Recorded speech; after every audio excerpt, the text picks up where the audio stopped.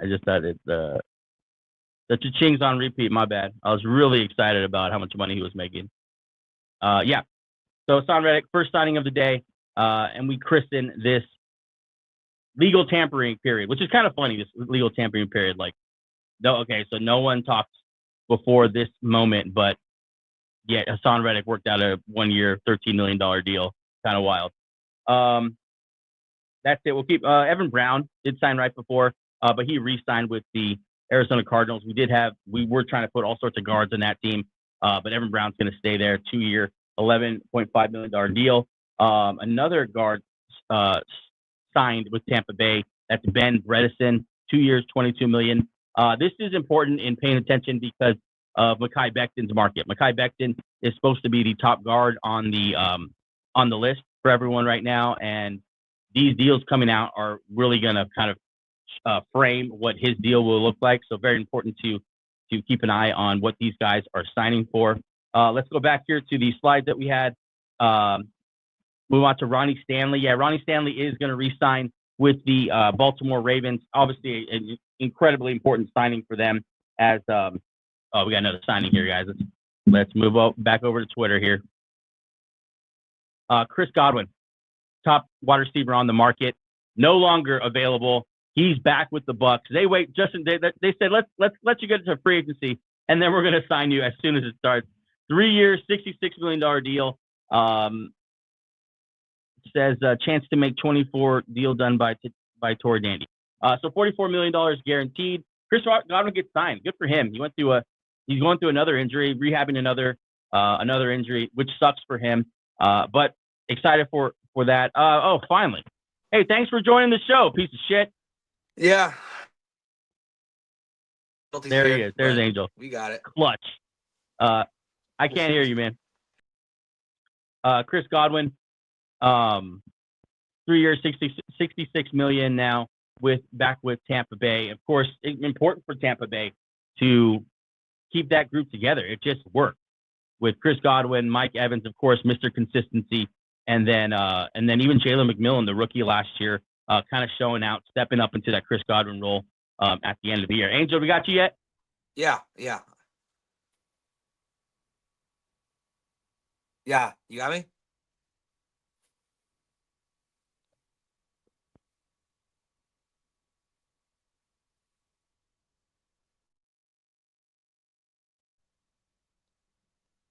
You got me on here? Hello? Hey, I got you. You hear me? There we go. Yeah. Goodness gracious. Yeah, we got it. All right, Angel's in. Angel, Chris Godwin, back to the Tampa Bay Buccaneers. No one's moving. Everyone's staying exactly where they were last year. Yeah. Yeah. You missed it as well. Hassan Reddick to the Bucs as well. So the Bucs coming out the gate here strong with Hassan Reddick. They signed Brian Bredesen right before free agency drop. Now Chris Godwin. Bucs are in it to win it. And we talked about this, man. We talked about this division could be won in free agency because they're so close. If you really start to pop off here, you can separate yourself pretty quickly. Yeah. When we're doing our team breakdown, it's very winnable. I mean, Chris Godwin and Mike Evans have been a staple of the Buccaneers team for the last decade, so it feels like it's right. But a couple of teams here, some of these teams who need a wideout and didn't jump at Chris Godwin when they could have. I'm not sure how open he was, but come on, man. Like Packers, it kind of seems like maybe he was never actually that available. Packers and Patriots just sitting on their money here. Patriots really needed them. I think we have another deal here. Let me pull it up. Nope, that's not it. There it is. The Chiefs, this is an important one, are signing 49ers offensive tackle Jalen Moore to a 2-year, $30 million deal. The Chiefs shoring up that tackle spot, which obviously we saw in the Super Bowl is a real problem. They had a guard playing tackle in Joe Thuney. He played so bad they shipped him out of town. Yeah. He now plays for the Bears. And they signed Jalen Moore, who right before I heard a lot about this guy. Like, a lot of people were excited about Jalen Moore and Dan Moore, the Moore brothers. and what they might do in the free agency market. And the Chiefs signed him up pretty quickly. Yeah. Yeah, there was rumors last night that Jalen Moore and then obviously the other Moore are going to get a Yeah. lot of attention. And 2 year, 30 million. I'm not sure how good he is, but I mean the Chiefs seem to be always signing these tackles that like are kind of okay. So it's another tackle that's just okay. Yeah. Um, yeah, they're the Chiefs are in a total rebuild of their left side of their offensive line. So this is a nice start. I mean, maybe in like in the draft, get like a guard, but it's gonna be hard to replace Tooney's production.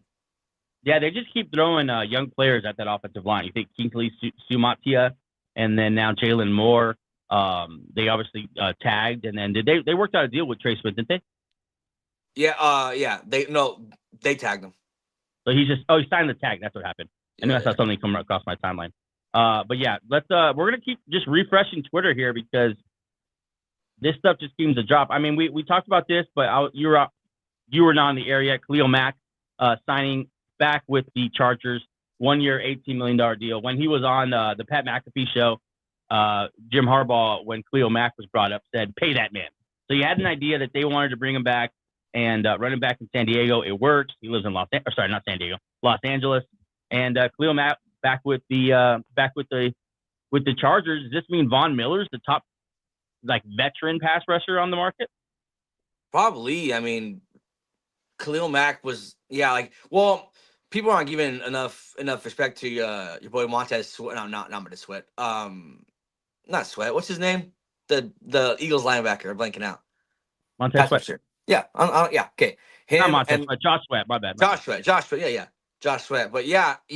I guess he's the most trustworthy. Is Khalil Mack.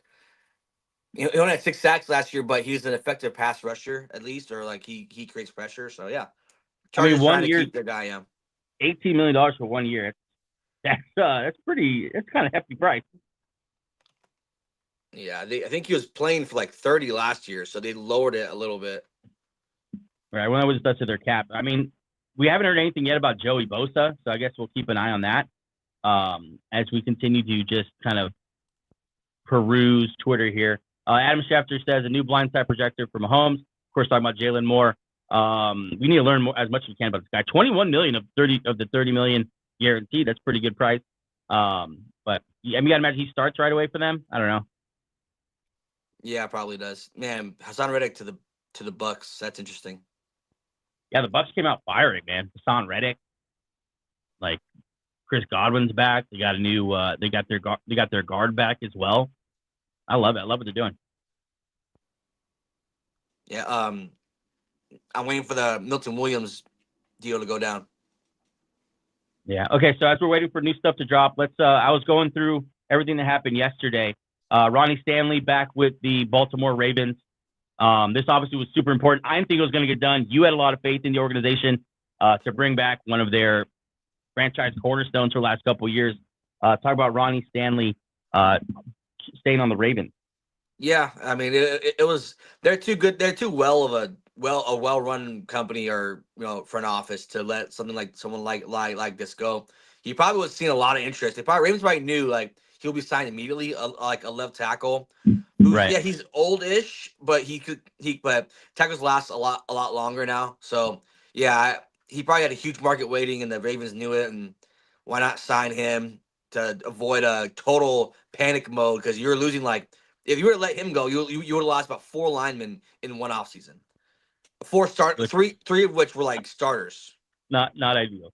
Not ideal. No. Let's move on here to the other things that happened yesterday.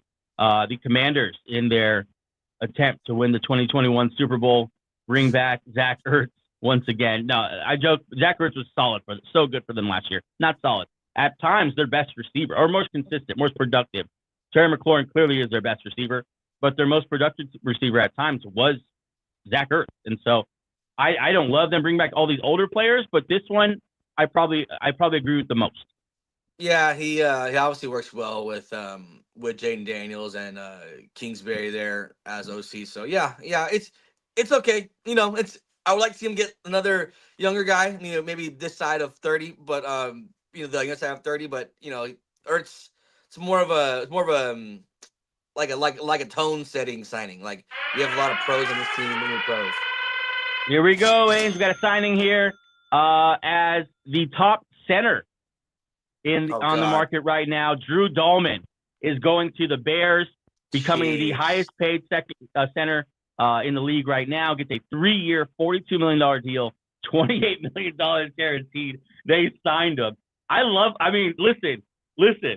My boy came in and said, listen, a grown-up organization builds in the trenches. Yeah. Okay, a grown-up organization builds some offensive Wow. linemen, and Ben Johnson's bringing the big boys to Chicago. Drew Dahlman now, the best center by far available on the market, is now a Chicago Bear. I love what they're doing.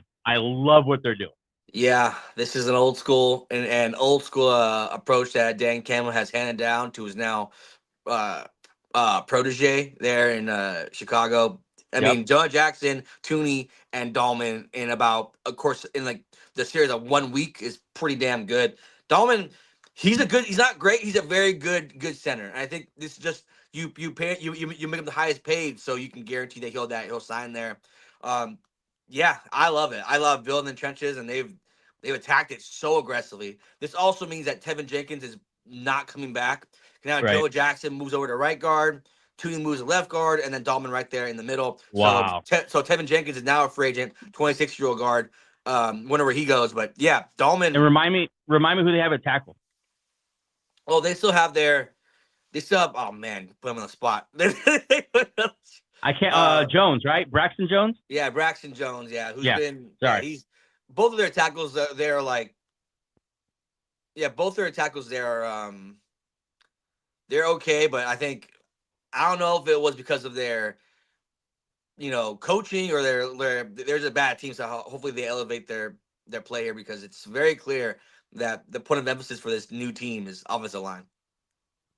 Yeah. If you're joining us right now, we are going live for as long as we have to. We're just going to be perusing Twitter and hanging out and enjoying free agency together. Angel, I know you jumped on late, but happy free agency day. It is a beautiful day. If you're an NFL fan, it is one of the best days of the year to just refresh Twitter over and over again and see all these players that we've heard so much about in the last couple of months now finally signed with teams. Let's go back to some of these signings from yesterday. Your boy, Ainge, he's a free agent. Is he going to play Denver? Vaughn would be nice. Yeah, he was okay last year. He's not a starting. He's a rotational pass rusher now, which is very valuable to like a lot of teams. I imagine his market's pretty good if he's willing to take obviously less. Yeah, my dream scenario. I'm a Bronco fan. My dream scenario: come home to Denver. You don't even need to start here because we already have that covered. Just come back here, finish your career out in Denver. We love you, buddy. His Instagram picture is still a Denver Bronco. Demaryius Thomas. So he's always loved Denver. I think this year when they played Denver, he just posted Denver posts all week. He still loves Denver, so that'd be great. But I mean, Eagles, Packers, a lot of contenders should be all over Von Miller as a rotational pass rusher. Yeah, it seems like he kind of re-upped his stock again after kind of taking a dip there after getting in some legal trouble and then just not playing very well on the field. Yeah. I guess I'll play the siren and the cha-ching here. We do have another signing, and we have a quarterback signing. So that's not quarterback, a wide receiver signing. So that's always fun. The Miami Dolphins bring back Braxton Berrios, 1 year, $2 million deal.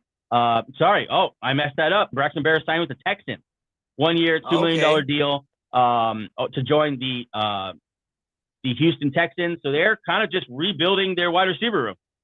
So Berrios and Christian Kirk, a couple slot guys. They clearly want they're just trying to find that slot. I think honestly, it's a good competition between Braxton Berrios and Christian Kirk for that slot role. Berrios is a very underrated slot wideout, and Kirk, you don't know, he's been hurt for a couple years now. Last year, obviously collarbone, and the year prior he was kind of banged up. So interested to see this is just an open competition between the two wideouts. Because Kirk could be outside a little bit too, but they're both primarily slot wideouts.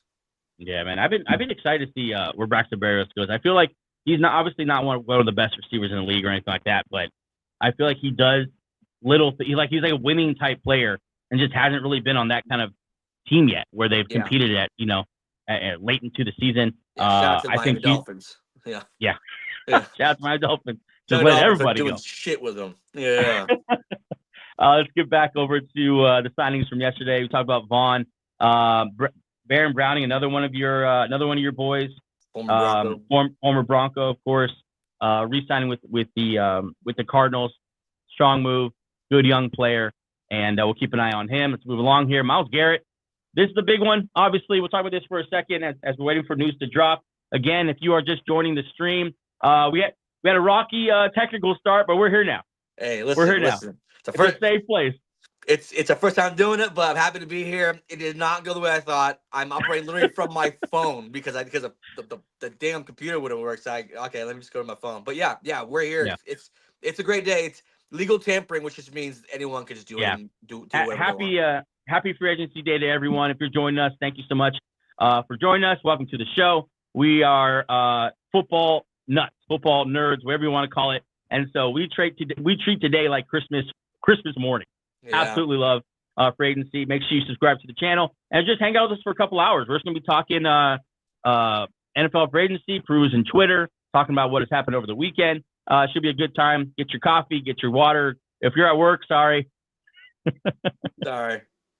Let's talk about Myles Garrett, though. Myles Garrett, the highest paid non-quarterback in NFL history now. We talked about it, and you had it on your what they should do this offseason. It's re-sign Myles Garrett. Time heals all wounds, but money heals all wounds in the NFL. Money's he was an activist till they showed him the money. No, I mean it is what it is. I mean, how you gonna step away from $40 million per year for the rest of your career? So what sucks that he'll go down like a Joe Thomas, who's also on the Browns, like one of the greatest to ever do it, generational talent, but played for the Cleveland Browns. But good for him. Good for Browns fans for not totally going into a complete depression. Yeah. I'm disappointed because it's with the Browns. I wanted him to be with any other team with the Browns.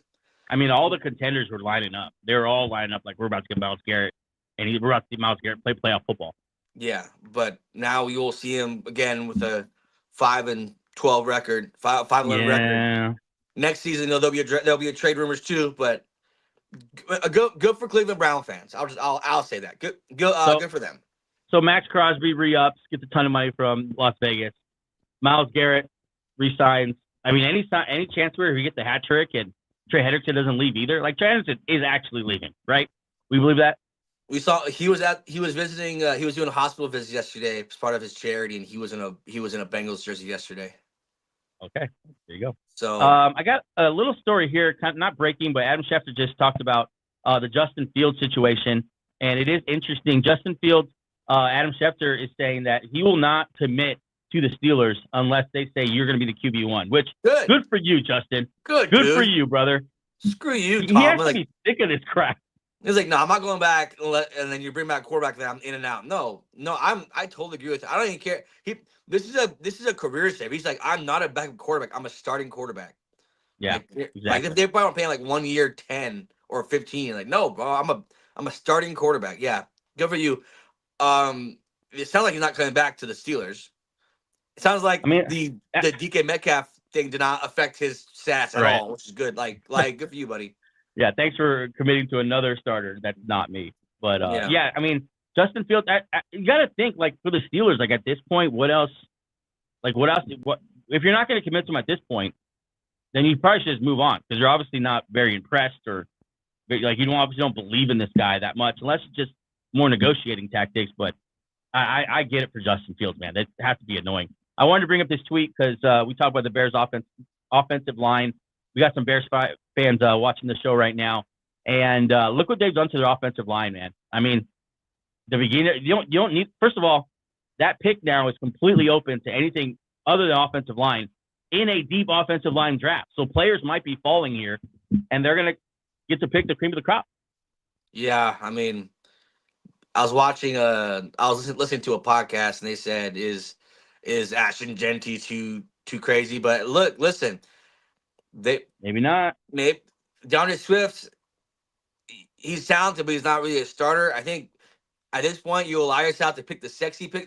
They still need a lot of help, defensive end, uh, interior pass rush. They also need help there. But at running back, all you have a couple backs there, but if you can get Genty and just try to recreate what the Lions had there, yeah, I love what the Bears did. And that pick, that pick is so open now, and I love it. And also allows them to trade back. Say Right. someone falls and they don't need anything, so they can trade back, collect more assets. So Right. yeah, say like Shador Sanders falls, and a team wants to go get up and get him. They go, hey, we'll trade back with you and get another haul of picks.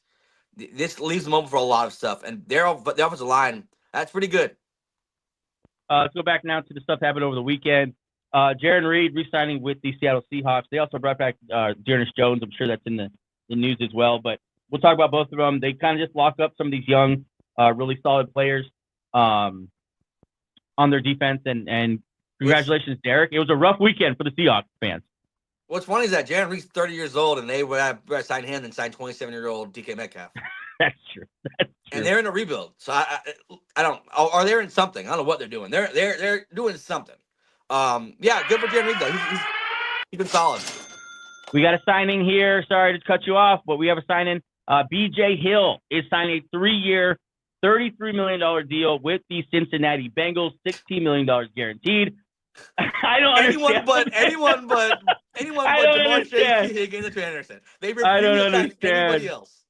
If you would have told me 2 years ago, like, hey, B.J. Hill is going to get re-signed before Jamar Chase or T. Higgins or Trey Hendrickson, I would have believed you, but it's the Bengals, so here we are. I mean, look, he played his best ball there. Obviously, that the defensive coordinator who helped him become a star defensive tackle is now gone. So that's good, great planning for the Cincinnati Bengals. They're interesting because like you want to say that they're just stupid, which they might be just stupid, but who knows? Oh, yeah, I don't know. I mean, that being said, it's a good player. It's a solid signing. It's good money, honestly, and yeah, we'll see. Their defense is going to be different this year because obviously Lou Amarillo is gone. They shipped him out of town as well. B.J. Hill staying in Cincy. Yeah, good for him. Good signing. That defense was bad last year, so why not? This kind of money is great news for Milton Williams. Milton Williams still out there. That's a real big fish. That's still like he's one of the guys who didn't get re-signed by his original team. So that's kind of exciting. All right, let's go back to these over the weekend stuff. Nick Bolton, the top linebacker after Zach Vaughn, or that's kind of whoever you like, but the top linebacker on the market that was left after the Bond sighting is going back to Kansas City. And sorry, I'm going to interrupt myself here with a new signing here as we have a Washington Commanders signing. You ready? Yeah. The Washington Commanders are going to be signing defensive tackle Javon Kinlaw.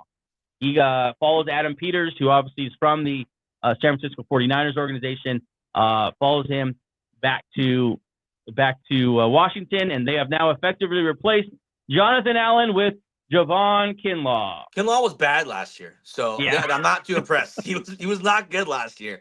This is more depth, I guess. Last year, he is not a starting defensive tackle. Last year, he kind of had to be, so it was on him.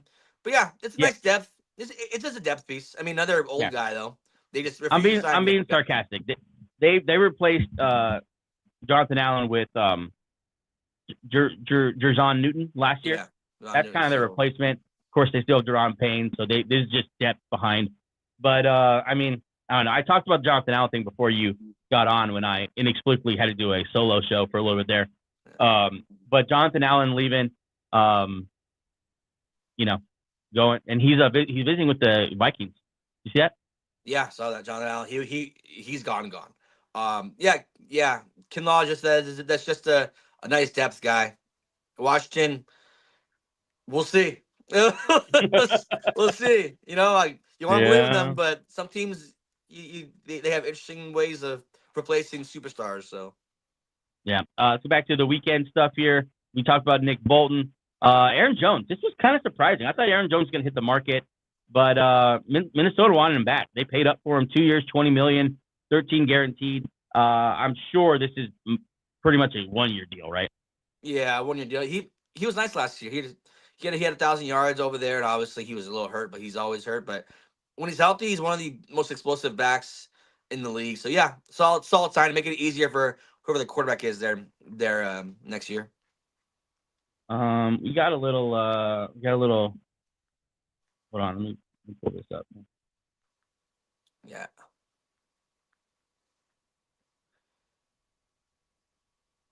So this Justin Fields situation is really interesting to watch. Just this whole quarterback situation in Pittsburgh. Steelers is Adam Schefter.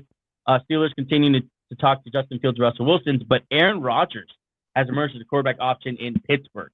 So it was only a matter of time before Aaron Rodgers is going to be eventually linked to every quarterback opening in the NFL, and those are starting to dwindle. Pittsburgh now with those two great receivers, it now becomes very, very interesting who they're going to bring at quarterback because, you know, the first thing you think of when you have that kind of wide receiver core is, well, who's throwing them the ball? Like, is this going to be able to be, like, maximized into one of those tandems that's, like, the best in the NFL? I mean, if you had your pick of the litter here for a Steelers Super Bowl run, Justin Fields, Aaron Rodgers, or Russell Wilson, who you bringing? I guess Aaron, but they refuse to. Yeah. Aaron's fine. He's fine. This is the same scenario that Aaron had last year. Two stud wideouts, shaky offensive line, and a good defense. But this time it's with the Pittsburgh Steelers, who are a lot more organized. They're like a pro team. They're not the Jets. So yeah. Pittsburgh with Aaron Rodgers would be very, very interesting. It just seems like they hate Fields, but they want Fields on their team. Like they want to sign Fields, but like, hey, come here, but you're not gonna play. Why would I sign? So why would I come there? It's kind of like that guy who, like, he doesn't really like this girl, but he doesn't want anyone else to date her. Yeah, it's more of like a pity kind of like, you know what, we like you. Yeah, like we'll sign you, but we don't love you. Fields, get out of there, man. We got a new signing here, and it's a running back as Elijah Mitchell. Elijah Mitchell is now there it is. Elijah Mitchell is now a Kansas City Chief. So this probably means that Kareem Hunt's career is now officially over. R.I.P. to Kareem Hunt. Right. Yeah, Mitchell. I like Mitchell a lot. In our fix each team in 5 moves series, I had Elijah Mitchell going to the Browns because he's a solid running back. Last year hurt obviously, but this is a nice backup behind Pacheco, but maybe even getting a good timeshare because he's not a bad running back. Oh man, I mean, he was actually really good. Like, not just like, I think he's better than Kareem Hunt when healthy. Like, younger, explosive. Like, I really, really like Elijah Mitchell.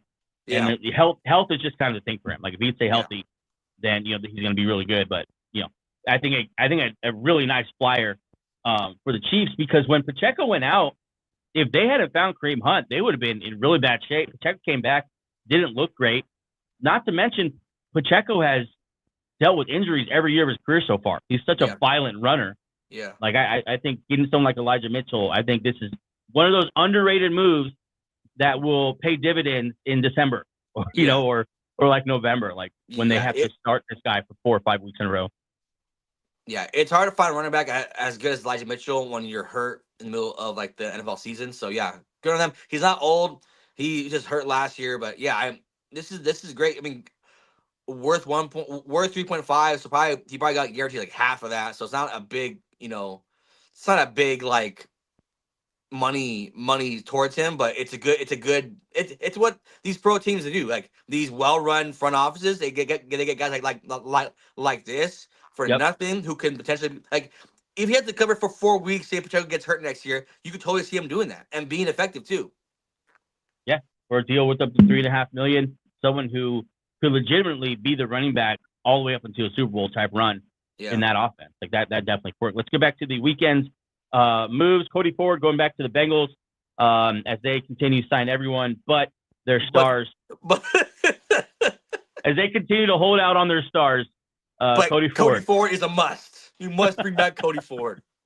Let's move on. Ernest Jones, you talked about this going back. Jaron Reed going back as well.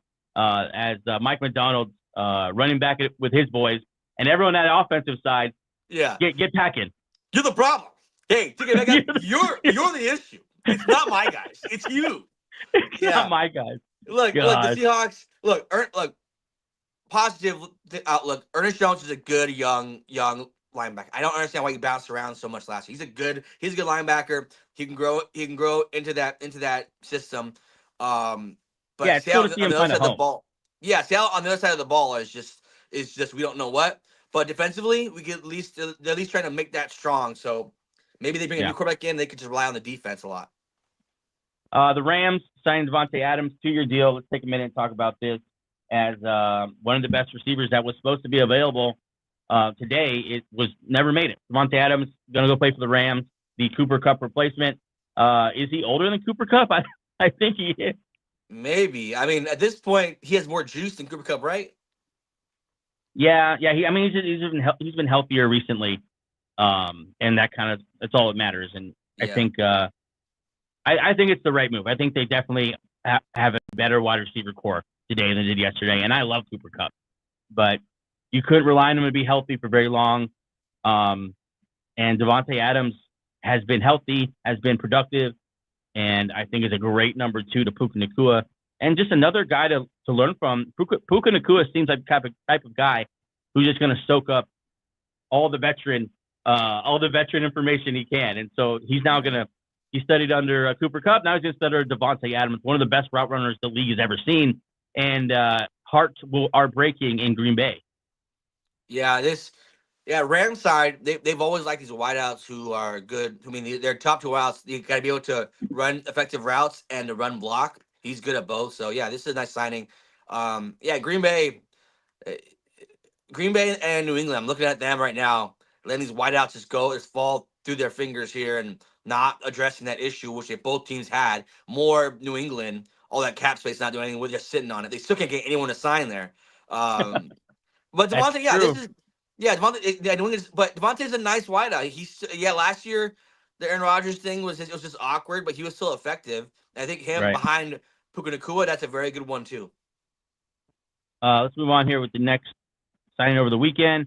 Harold Landry to the Patriots. Talk about this one. I know we both like this one. Landry's a Vrabel guy, effective pass rusher. A couple years of injury, but when he was with Vrabel, that's when he really, really shined. So this is great. This is a great signing. Vrabel bring over one of his guys. Vrabel's actually doing some stuff. He traded defensive tackle earlier. I forgot his name, but he's just getting his guys in there. Chow. He traded them to New Orleans. That's a big cap number that they saved there just to move on to Landry. Landry's good. I like Landry a lot. I kind of wanted Denver to get him. They're also going to be switching up scheme here. So they got to find guys who are going to fit Mike Vrabel and I forgot the defensive coordinator, but their scheme as opposed to what was happening there before, wherever the hell was happening there before. I don't even know what their scheme was, but they're bringing in Harold Landry. I wanted to switch over right now and look at the top free agents still available. This is CBSSports.com. Sam Darnold listed as the top available free agent. He's still out there and flirting with. We've heard the Raiders. We've heard the Seahawks. Not the Raiders. Sorry. We've heard the Seahawks. We've heard the Steelers, and maybe even back home to the Vikings. Sam Darnold's still out there, and we'll see. Yeah. Also highlighted DJ Reed, Javon Holland, still out there. Big secondary pieces, young, could be total difference makers there. But Sam Darnold. Raiders, right? A lot of teams should be out there. The Seattle Seahawks have been interested in him, obviously. The Raiders. I brought this up on our Seattle Seahawks show. I thought I'd pick Sam Darnold over Geno Smith. So if they were to trade Sam Darnold for Geno, I wouldn't have been mad there. Yeah. T. Higgins, of course, was franchise tagged, and we'll see how that. He's in purgatory. Yeah. He doesn't get a new deal. He's not going to happen. How he's sad. Josh Sweat is kind of the next guy I expect to drop here. I think Sam Darnold's going to take a minute, but we'll see. I think we could see Josh Sweat here at any second, literally. Trey Smith signed the franchise tag. I think he's not going anywhere. They'll try to figure out a long-term deal. Ronnie Stanley back to the Ravens, and then Milton Williams. So really, my little baby boys are out here just looking for a new home. Yeah, Milton Williams probably getting so many offers right now. Milton Williams, 25 Yeah. years old. He's just sitting up 25 with a years old. cigar, like. I would like to see New England go out and get him, Vrabel there. Defensive-minded head coach. Milton Williams is going to get in the bag. So is Josh Sweat. Very, very. This is why we left free agency. Oh, here we go. I got one for you here. The Jacksonville Jaguars are going to make Jordan Lewis the highest paid nickel cornerback in the league, coming over from the Dallas Cowboys. Jordan Lewis going to the Jaguars to build up that secondary that was awful. So now they have talk about who they have in the secondary there in Jacksonville. With the addition obviously of Jordan they Lewis. signed. Yeah, they signed Tyson Campbell last year, so he's locked up. Kind of had an okay year last year, but him and That's Jordan what I was Lewis, thinking of. Yeah. Yeah, Jordan Lewis now nickel corner. They let go of Darby, so they still have another corner spot to fill out. Cisco is still a free agent, so we'll see if they bring him back. But this new GM, the little baby lamb over there, just doing his own. He's trying to Marcus Terry. He's peeing on the wall here. He's like, this is my team now. I'm gonna sign whoever the hell I want. I'll make Jordan Lewis a high-paid nickel corner in the league, which he shouldn't be, but good for him. Like, I mean, Jordan Lewis, safe, a good safe defensive back here. Like, you can't really go wrong with it. He's not gonna hurt you. Yeah. I'll loop in this one, not a huge move, but we are talking a lot about what the New England Patriots are doing. They're bringing out Robert Spillane, that's former good. Raider. Yeah, so they're going to sign Robert Spillane there to the Patriots. I'll give that a ching. That deserves its respect.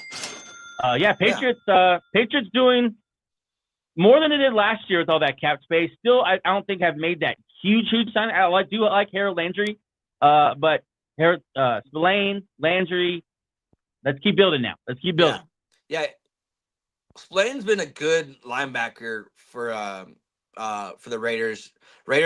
I don't know why they didn't sign him back, but yeah, he's a tackling machine, effective linebacker. Him next to Bentley is pretty nice, and then obviously Landry. Yeah, there's kind of every Vrabel team has always been tough in their front seven, and Spillane's just a nice tough guy. So yeah, I love this a lot. This it's such a Vrabel signing, like just a tough linebacker. Yeah. Yeah, and so they're building out that front seven. Would love to see Milton Williams go here. That's my dream scenario for him. Just build that front seven. Yeah. Let's. I just went live on Instagram to kind of pull some people over, but let's go back to the stuff that happened over the weekend. We talked about Harold Landry, Jamie Sherwood, someone who a lot of people thought was gonna hit the free agency market here after playing in New York. He's going to sign back with the Jets. And the middle linebackers just dried up yesterday. Yeah, Sherwood's a nice young linebacker. So many teams probably were in on him. This is funny how yesterday was a big day for signings because the teams probably finally got word back like these guys have a huge market. These linebackers have there's a big market. I heard that the Falcons were big on Sherwood, so avoiding him going anywhere else. Yeah, he's nice. And CJ Mosley's only getting older. He's 34 years old now, so. Let's look with the eye to the future here with the Sherwood signing. Got paid too. Another signing here. The Rams bringing back Jimmy G. 1-year deal. So a quarterback room stays intact. Jimmy G. There were some rumors about Jimmy G. Sorry. Oh. Okay, I'm not wrong here. That's supposed to be a QB, right? There's not a cornerback named Jimmy Garoppolo? No. Ian just got too excited. Ian. We don't want to talk about Jimmy G too much. Just wanted to put it up there. Jamin Sherwood, we talk about him. Josh Allen is having the greatest year besides not winning the Super Bowl. Other than that, he's having the greatest year any man has ever had. Yeah. MVP, engaged to Haley Steinfeld, and now $30 million contract. Yeah, pretty damn good year for the kid in Buffalo.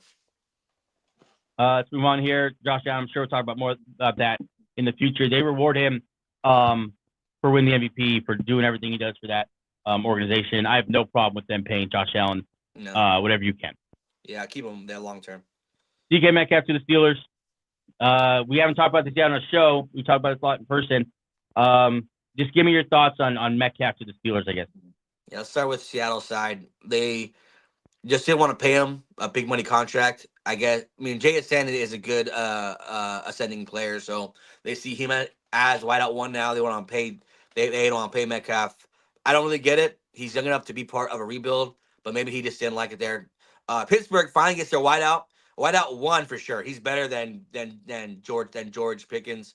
Um, my thing is like the Steelers get these wideouts, but they still don't have a quarterback. So and they're the most run heavy team in the league. So I don't know what they're interesting because they don't have a quarterback yet, but they traded for a wideout. It's just interesting. Pittsburgh's interesting.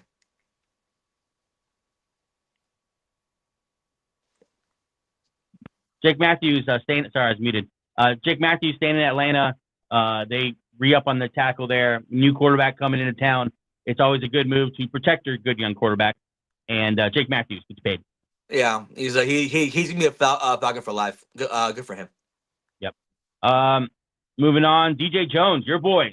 Tell us about DJ Jones. Yeah, I had him going a lot. He's a good defensive tackle. Like he's not great, but he's solid. So I had him going a lot of different spots. Obviously, as a Bronco fan, I wanted him to stay home, which he did, for a lower number than what he was last year. So yeah, I love this signing. It's Sean Payne loves to have depth there at the defensive line. So yeah, this is great. Let's move on here from DJ Jones. I saw this was surprising to me. Grady Jarrett released. I know they need some cap. Yeah. I think they got like 16 million in cap relief from releasing Grady Jarrett. He's been you've seen the tweet. Been there 10 seasons through all of it. Yeah. And now he's a pretty good name to watch. Like these people who miss out on Milton Williams and Jonathan Allen, Grady Jarrett's not a bad name to bring in. Yeah, and I'm wondering if they're actually going to replace Grady Jarrett with a Milton Williams, like just get younger there. That's a nice spot. They need pass rush there. They need a lot of things there. So yeah, Grady Jarrett been underrated his entire career because he played for a lot of bad teams. But yeah, he'll get signed pretty quick. I would love Grady Jarrett on a lot of teams. He could play the 4-3, 3-4. He's a very, very versatile lineman, older but still pretty effective. Yeah, they got to be cutting him to bring in somebody else, or they have a big name in mind. I think Milton Williams is going to be announced to the Falcons now that it's kind of lining up to where they missed out on a lot of guys. Milton Williams still out there. That's the name we're kind of just waiting on, Milton Williams. Yeah. Well, DJ Reed, yeah. This is something you called that or at least that they should do. The Panthers I think he's the highest paid cornerback in the league or close to it. 4 years, $100 million deal for J.C. Horn, of course, in that draft with Patrick Surtain. And they both worked out. He hasn't worked out like Patrick Surtain, but J.C. Horn's still a very, very good cornerback. Dealt with some injuries. Now he's healthy and gets paid, and good for him. Yeah, once upon a time, he was picked before Patrick Surtain and Micah Parsons. It took him a while to get going, but he's a very, very good. Like he turned into a star cornerback. So deserving there. I guess they didn't like Brian Burns enough, but they liked J.C. Horn. Carolina, another interesting place for teams here. Yeah, but J.C. Horn, yeah, he's a great young corner. Do not let him walk. Let's go back over to our top available free agents at the moment. Sam Darnold, we talked about. T. Higgins out there. Still keeping an eye on the boys from Philly, Josh Sweat and Milton Williams. You got to imagine they are getting monster numbers thrown their way at the moment.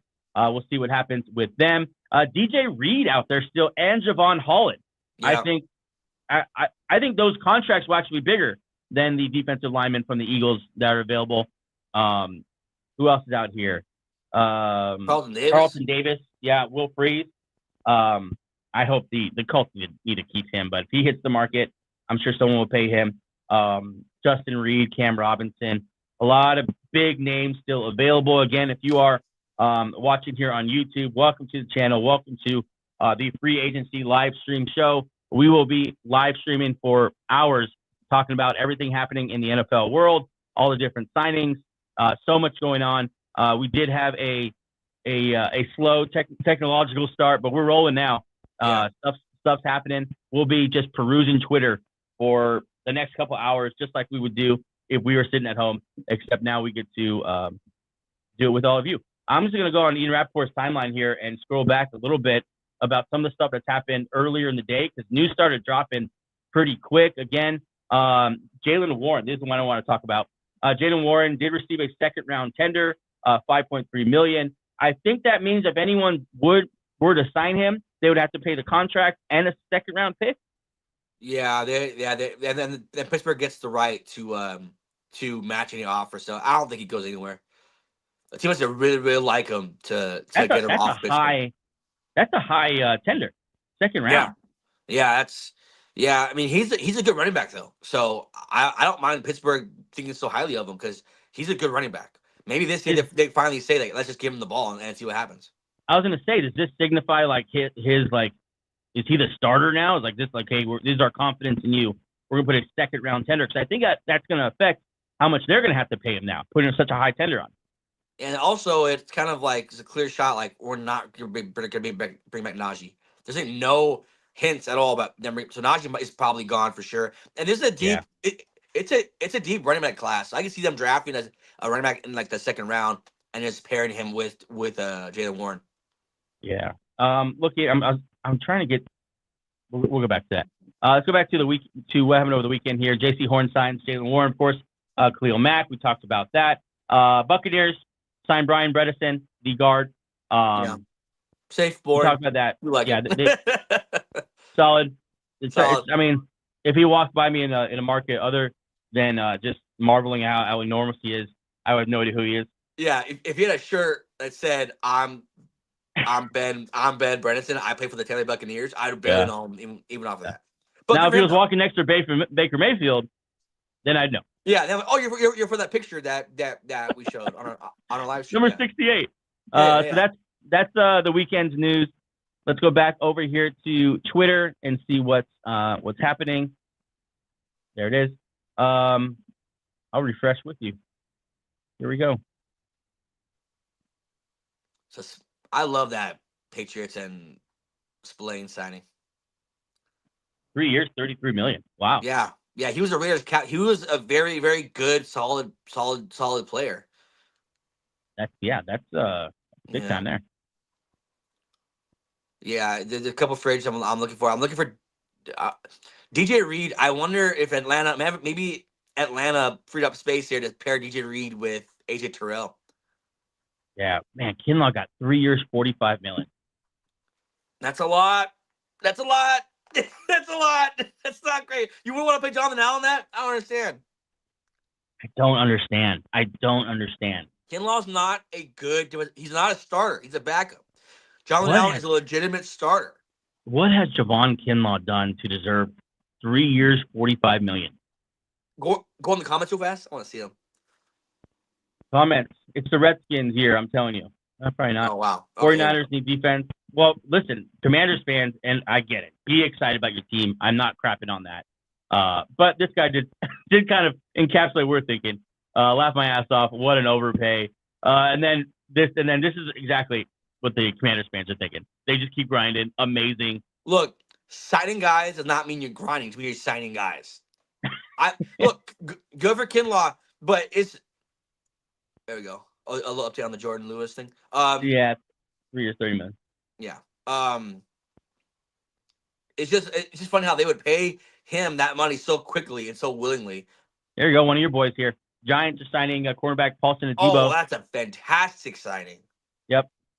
Yeah, that's massive. That's something that I don't know if a lot of people talk about, but Paulson Adebo they were so bad at cornerback last year.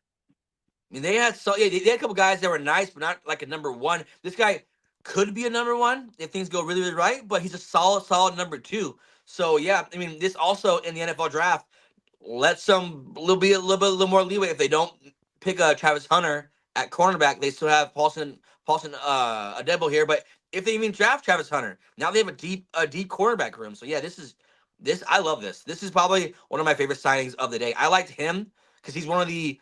I would like to see the guaranteed number here because he's 25, I think, young, Man, that's fantastic. And now the Saints total rebuild, not bringing him back. Last year, Kool-Aid, McKinstry got signed there, so they're kind of rebooting their cornerback room there. I have an exciting development here for you. This is a Broncos thing. That's why I took you off the screen. Wanted to pull it up. I think you're going to be excited about this one. The Denver Broncos are working to land safety Talanoa Hufanga for Yes! source. Just 25 years old. Yeah! Obviously can play all over the field. It hasn't been done yet. This is not announcing a deal.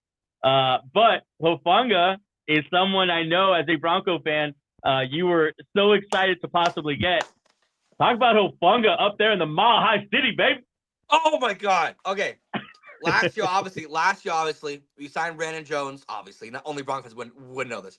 Brandon Jones, Brandon Jones signed last year, played fantastic for us, but we could not get that strong safety position filled at all. PJ Locke, a lot of guys in there couldn't fill that spot for an aggressive defense that allows our DBs to just kind of do everything. They obviously our Van Joseph puts a lot of pressure on his defensive backs, a lot of island stuff, but Hufanga here in the box safety, can be a versatile playmaker. Had a bad year last year. He had to play with a broken hand year before that, was out for the entire year. So little injuries here. I would want to see what the guaranteed number is here. But a position of need, 25 years old. I love it. Honestly, for any team. He was one of him and a couple other guys, one of my low-key budget signings here that could blow up into like a nice signing here. So Hufanga to the Broncos. James Palmer, of course he reported it. But either way, Hufanga here to the Broncos will be fantastic. I am literally about to punch my screen. I'm so excited. Yeah, I need to be into that one. Yeah, Hufanga, man, he's just 25 years old. Like, what a great. I wouldn't even be mad if they gave him like a real contract. I don't care about the injuries. He's so young. Like he has so much potential to be like an all-pro type player for that defense. Once upon a time when he 23 years old, he was one of those guys, and then a couple years of injuries. So yeah, Broncos taking a swing. Look, they were in the playoffs last year. You have to start improving. You have a rookie quarterback, so you're allowed to pay guys because you're not paying a quarterback $50 million per year. So you have all this cap space. So yeah, I'm all for this. This is the moves that like the Washington Commanders should have made. Like young guys who could evolve into stars. Instead they signed Kinlaw. So whatever. But Hufanga here, I'm salivating, man. I love this. We got a question. Sorry, go ahead. Javon Holland didn't get signed, or no Holland signing. Hufanga signed prior to that. So that's. I thought you were breaking something right there. There we go. I like this one. Derek Barnett back to the Texans. Obviously, he'll be able to headhunt there for another year. One of the dirtiest players in the league. Love that for them. Players in the league. But him and Al Shazier, just concussions being handed out like morning coffee. Just everyone gets one. Like more coffee again. Yeah. Let's see what else they may have dropped here. Oh, Dan Moore. Here we go. Titans are going to be signing Dan Moore. Okay, so last year, J.C. Latham.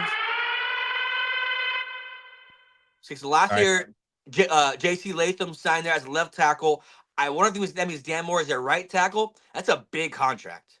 That's a bit for a pretty average tackle. Sorry, but I mean they're seeing an area that where they can improve. Dan Moore, iffy up and down all around with the Pittsburgh Steelers last year and first his like entire career. So Dan Moore, nice. It's not great. It's nice. I don't like the money though. The money's a lot. That's a lot of money for him. Yeah, it does seem like a lot.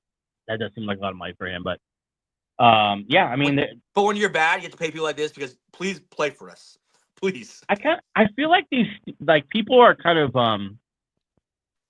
interested in these Steelers, specifically offensive players, because the offense was so like bottlenecked and so congested.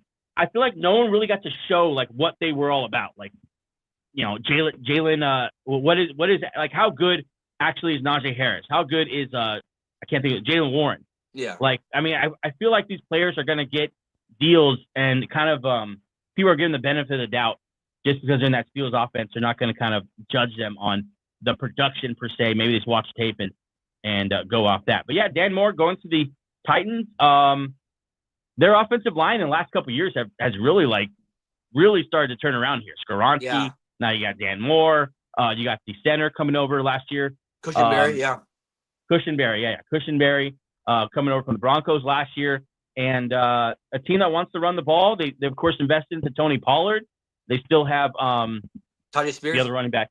Yeah, Tajay Spears. And so run the ball. You're going to bring a young quarterback there. I think probably Cam Ward.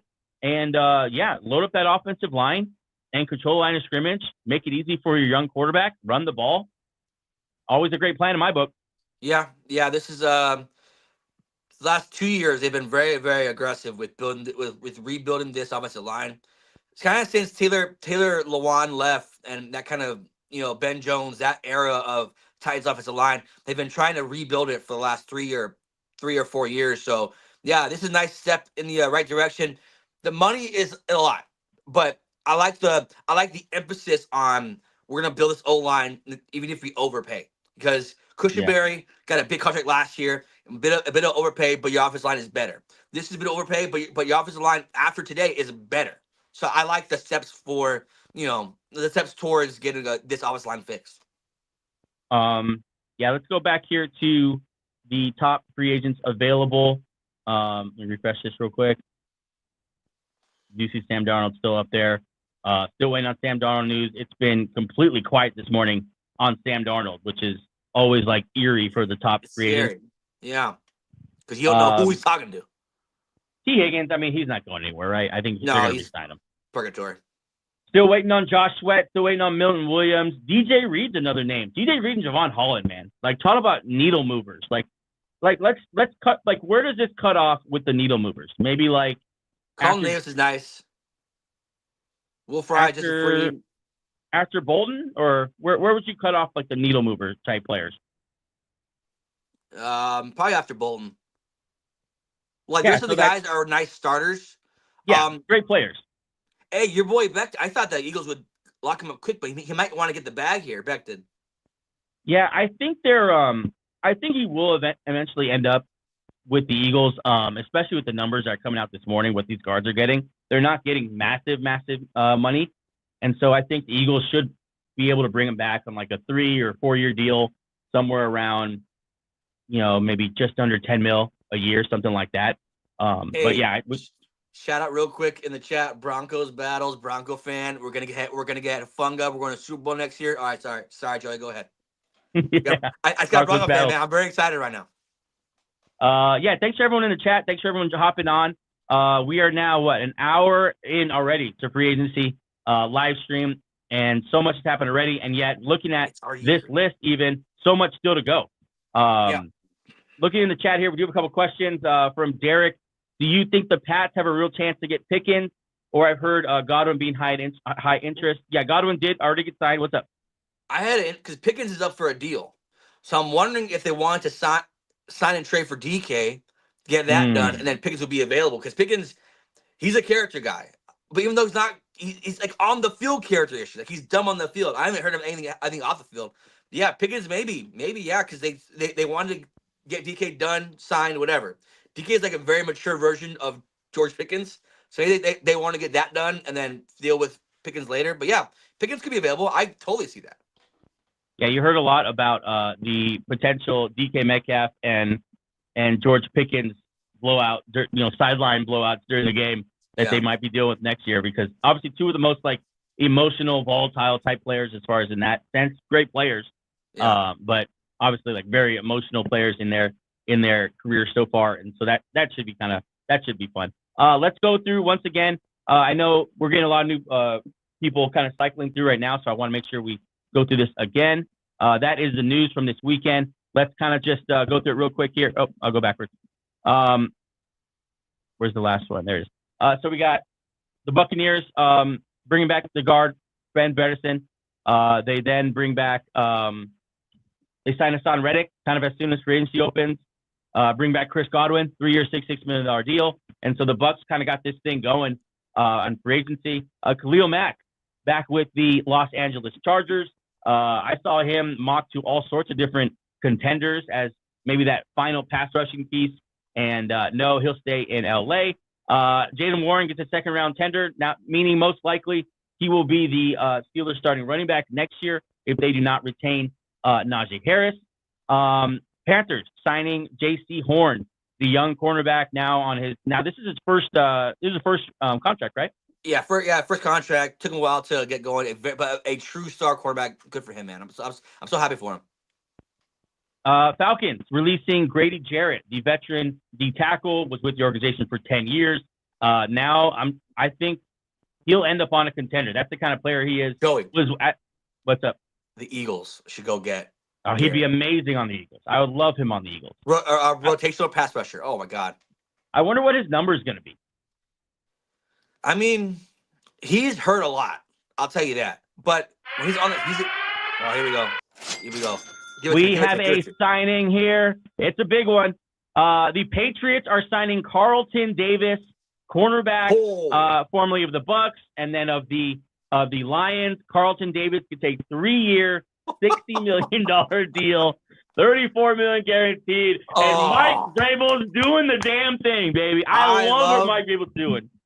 Not a single offensive signing. Him and Christian Gonzalez.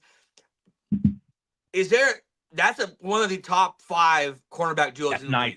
That's a great one too. Vrabel saying, "I'm gonna be good on defense. I'm tired of these guys being literally last year they were called soft. Like this whole defense was called soft. Now they're getting these by their own coach, by the way. Oh God, this is such a good signing. Shout out to Derek in the chat. This is such a great signing. This is such a mature signing too. Like, let's make our strength stronger. Let's get 2 good solid corners there. You have Jack Jones, not Jack Jones, Marcus Jones, nickel corner right there. You have Duggar. You have that backfield is so deep now. I love this. This is such a great signing. And Joey, is there another signing here? Hold on. Let me pull it up here. See what else. I'll refresh this live. I got Dan Moore, Paulson Adebo. No, there was someone in the chat. Oh, right there. Yep, we do.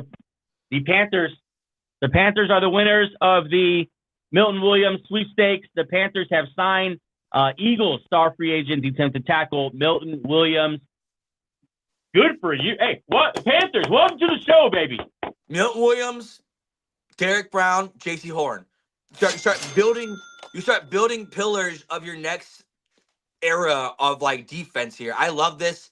A step in the right direction here. I love that. That's amazing for the Carolina Panthers. This is going to be a monster deal. I can't wait to see the numbers on it. But Milton Williams for the Panthers. That's a grown-up move, baby. That's a grown-up move. Yeah. This is a nice response to the bounce back year they had last year. Hey, let's build on it now. Let's start going back. Shout out to Ari Meroff for doing this. I feel like he's the only big-time newsbreaker who does this. Yeah. But he gives us a nice little recap here of what has happened this morning. We're going to talk about Milton Williams in a second when that money comes through.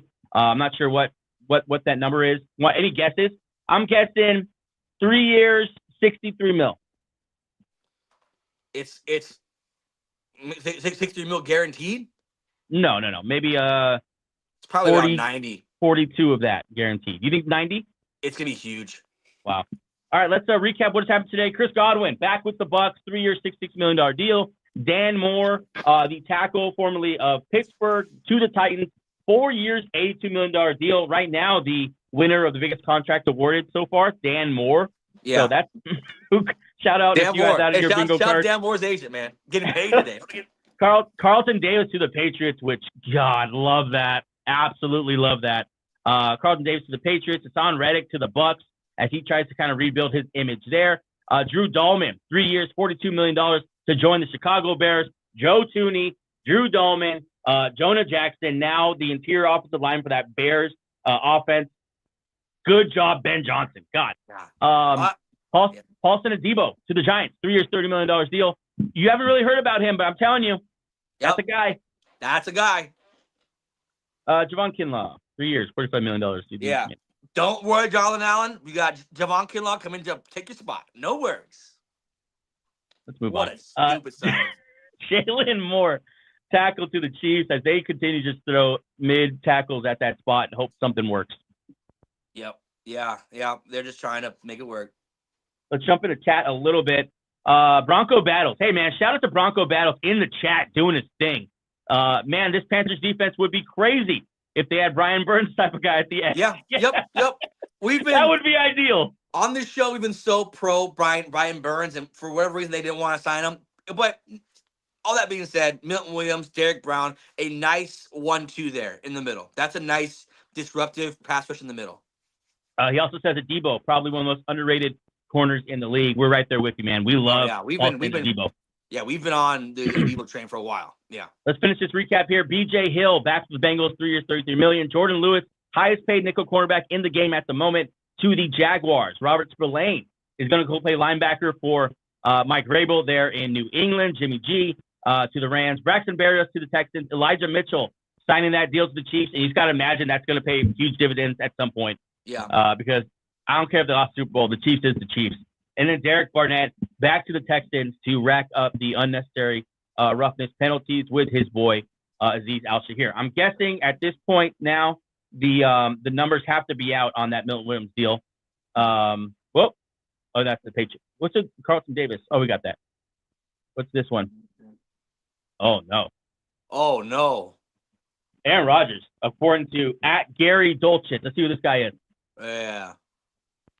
I don't know. Well, 63,000 followers. He's reporting that Aaron Rodgers is getting close to signing a deal with the Pittsburgh Steelers. Good God. Pittsburgh Steelers. This is pretty close to what the Jets had last year.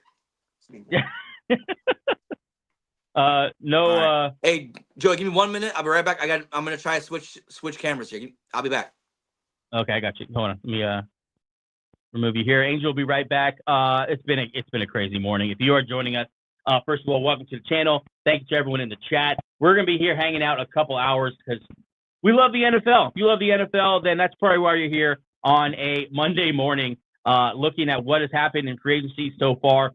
So much has happened. We're talking about it all. The most recent thing is what we're seeing here. Aaron Rodgers getting close to signing a deal with the Pittsburgh Steelers. Good God. If you were to go to Pittsburgh and join up there with Mike Tomlin, and now DK Metcalf, and George Pickens, and Jalen Warren, and Pat Freiermuth, and TJ Watt, what a media circus is going to ascend upon the city of Pittsburgh if Aaron Rodgers is their new quarterback of the future. Hey, check. Are you in? Angel's in. Yep, I got you. I can hear you. Spoke too soon. Angel's not in. Aaron Rodgers, if he would sign with the Steelers, though, realistically, I think I would call them the favorites of that division because you still got Lamar Jackson there and Baltimore doing their thing.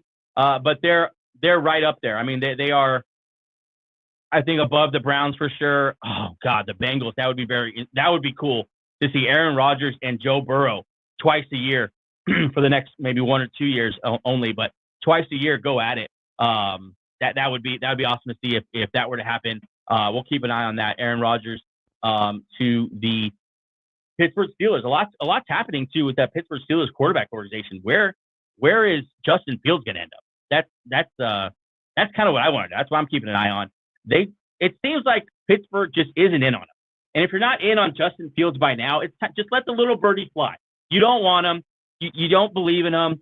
Obviously, you're now flirting with Aaron Rodgers. You brought in Russell Wilson last year. Just let Justin Fields go, and we'll see. Let's get back in the chat here. Broncos battles, bringing it, of course. Steelers becoming the new quarterback retirement home. Yeah, probably. Broncos battles. DM us on Instagram your information, bro. Hop on the show. We got to get you on a mic here. Yeah, Brown and Bell. Let's keep refreshing here. Angel's once again figuring out his mic situation, and so I'm here all alone. Thanks a lot, Angel, for that. Let's see what else has been happening. Giants signed Paulson Adebo. Yeah, I mean, we talked about it. If you don't know about Paulson Adebo at this point, you're about to find out. The guy's a good player. He's just been stuck on the Saints, who haven't been playing very good football as an organization lately. Paulson Debo to the Giants, I think, is a monster move. But really, all that matters for the Giants this offseason is the quarterback position. Sam Darnold still up there on top of the free agency list as the top available here according to CBSSports.com. We haven't heard anything. We haven't heard anything about Sam Darnold, where he's going to land. I don't know. Josh Sweat, now one half of that duo from the Eagles, still available. We saw Milton Williams just signed. We're still waiting on those numbers from the Carolina Panthers. Shout out to the Carolina Panthers joining the party. But Josh Sweat still out there, the top pass rusher available. Listen, I mean, Max Crosby's not going anywhere. Myles Garrett isn't going anywhere. We still do think Trey Hendrickson's going to get signed, but we'll have to kind of wait and see. Josh Sweat, the top guy out there right now. DJ Reed and Javon Holland. So excited, really interested to see where these guys end up. They're massive names, needle shifter type guys, needle mover type guys in the secondary. I'll throw some guesses out there for you. DJ Reed, I think. Who could use a DJ Reed? He's obviously not going to go back to the Jets because I think he kind of expressed on his way out that he's kind of done with that whole Jets organization and how they roll. DJ Reed, a lot of people can use him. I like him too. I'll throw a team out there. I like him to the San Francisco 49ers. I think they can use. I know they have Diamador Lenore and one other guy, but losing Travarius Ward, I think they could bring in a CB1 type. DJ Reed would be really, really good there. And just a guy who you'll sign for a good contract. Like, he's going to make a lot of money, but he can still end up being a bargain. DJ Reed's a really good player and could still end up outplaying whatever contract he's going to sign today. I love DJ Reed. Javon Holland, I don't know why Miami just didn't throw every bit of cap space they had with him. He's such a good player. They drafted him. They developed him. And we'll see. Yeah, DJ Reed could go to the Vikings. That's a good call, actually. Vikings would be really good. They patched it up last year with Stephon Gilmore. Now replacing that with DJ Reed, I think, would be a super solid quality signing for them. That'd be really good. Carlton Davis, we saw him sign already. Will Freeze, the young guard, missed all last year with injury. We'll see. Broncos battles with Byron Jones out on the market as well. Minnesota has capped bringing in. Yeah, Minnesota needs to replenish some secondary help here. I know Cam Bynum's still a free agent. Obviously, I talked about Stephon Gilmore. They're going to have to go get someone here. Justin Reed's also out there, the safety from Kansas City. Kansas City's going to have to make a couple more moves as well. They're losing some guys. Mekhi Becton, as an Eagle fan, of course, very interesting to see what happens with Mekhi Becton. But we'll see. Let's go back to Twitter and hit refresh and see what has happened just in the last couple of minutes. We know about Brian Bredesen. Obviously, I see your Broncos battles. Byron Murphy. I was sitting there thinking, like, who the hell is Byron Jones? Yeah, Byron Murphy. Yeah, Byron Murphy's still out there as well. You should probably re-sign Byron Murphy. I'd re-sign Byron Murphy over DJ Reed. Let me know if you agree with that. But Dan Moore leaving the Steelers to the Titans. So far, the biggest deal reported today goes to Dan Moore, tackle formerly of the Steelers, newly to the Tennessee Titans. Robert Spillane going to go play linebacker for Mike Vrabel. You got to just trust Mike Vrabel. If he wants to go get a guy, I just trust that he knows what he's doing. I'm waiting on this Milton Williams numbers. I don't know. I wonder what they paid him. My guess was 3 years, $63 million, but we'll see. I mean, I think he got massive money no matter what. Patriots also bring in Carlton Davis. Love that. Him and Christian Gonzalez now forming one of the better cornerback duos in the league. Chris Godwin back to the Tampa Bay Buccaneers. We know he has a great relationship, obviously, with Mike Evans and with Baker Mayfield. It sucked to see him go down last year. Awesome to see him get paid this year. 3 years, $66 million deal, and he'll go back to Tampa Bay and reform that great wide receiver duo they have. Now with Jalen McMillan also in the fold, they have a solid three there at wide receiver. Chris Godwin, one of my favorite players in the NFL. I just love how he goes about his business. I love the type of player he is. Tough. He blocks. He's a complete receiver. Really, really love Chris Godwin. And the free agency market for wide receivers is really dried up. Like, T. Higgins is not out there anymore. Obviously, DK Metcalf now a Steeler. Chris Godwin was kind of the top guy there now moving forward, and he's off the market. So if you're looking for a wide receiver, I guess you now shift as far as like a wide receiver one. I guess you now shift to you shift to the draft. Someone just put in the chat. I want to verify this that the Milton Williams deal, I guess, is not completely done. Well, here we go. Yeah, Michael Silver and Diana Rossini reporting Milton Williams is close to signing with the Panthers, but he has other options available. So a little premature there on Michael Silver reporting it, but it looks like it's probably going to happen. But you got to imagine there's a lot of people going for Milton Williams. So maybe this deal gets really close to being done, and someone, excuse me, someone pops up and re-ups their deal and tries to bring Milton Williams into the fold. A lot of people are excited about him. As an Eagle fan, I guess I'll give you a little bit about Milton Williams. We drafted him, I think, in the 3rd round. He's been playing behind great players. That's kind of been the biggest. That's probably the reason why his breakout is so late. We always knew he was good. Like, literally from his rookie year, we knew Milton Williams could play ball. But Fletcher Cox was there. I say that right. Fletcher Cox was there. Of course, Jalen Carter was drafted. They had a lot of good players there playing in front of him for a long time. And the way the Eagles play defense, they cycle through these D tackles. So, he didn't get to play a lot. And just as to illustrate that, he played 49%, less than half of the snaps last year for the Philadelphia Eagles. So you got to be interested in what he could become. If you're the optimist, you're thinking up his snaps, up the amount of time he's on the field, and we're going to get massive numbers from Milton Williams. If you're the pessimist, you're thinking, can he sustain the same rate of success with more snaps, being on the field longer? We saw this almost exact situation play out for the Eagles a couple years ago with Javon Hargrave, and now we'll see how Milton Williams works as that appears to be a situation that's still up in the air. Bill Williams not completely signed yet. Let's Angel, you good?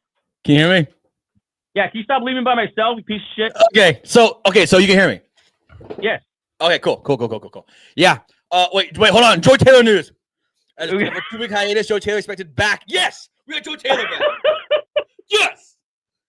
All right in the world. All right, hold on. Let me hit the siren here. Yep, after a 2-week hiatus, Joy Taylor is expected to be back on FS1 show Speak this afternoon. Fox Sports has declined to comment on why she was absent. Yeah, so, there's a God, and he hears us. Speculate wildly on that. I love that this is in my NFL feed right now. Shout out to Dov Kleiman for just being one of the worst human beings on the internet. Yeah, I'm sure glad she's back. Who knows what? Who knows what she had to do to get a job back? But we're not going to ask questions. Angel, you missed this. So I'm seeing all sorts of conflicting reports, but Dan Rossini just retweeted another tweet saying that the Milton Williams deal is close. I can't have this on the screen while talking about sports.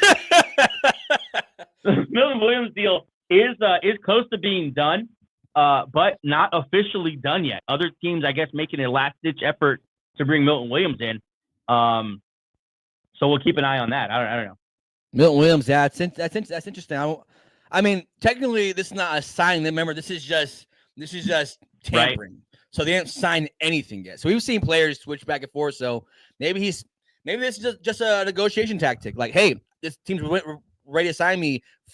Philly, like, try to match it. Our own Derek Vu in the chat. Incredible talent. Speaking of Joy Taylor, great pickup. Love to see it. Shout out Derek Vu, man. He needs a win. He's a Seattle Seahawks fan. Was a big fan of Geno Smith. He's gone. DK Metcalf, now a Steeler, and I think all the Seahawks had to show for it after a day or two was like a second and a third round pick. So shout out to Derek for hanging in there as a Seahawks fan with a lot going against him so far. Let's move back to the top free agents available list. I'm going to refresh it because a lot has happened already. Joy Taylor not on this list, but has been signed back to Fox Sports. Shout out to that show, by the way, Speak. One of their producers, a friend of the show, Big Smitty. He's been on the show before. Sam Darnold still available. T. Higgins, of course, has been tagged. He's probably going to stay put. Still waiting on Josh Sweat. Ronnie Stanley getting that 3-year, $60 million deal. Milton Williams, that deal is kind of mysterious at this point. We're not sure what happened or if anything happened or if that was kind of a fugazi report.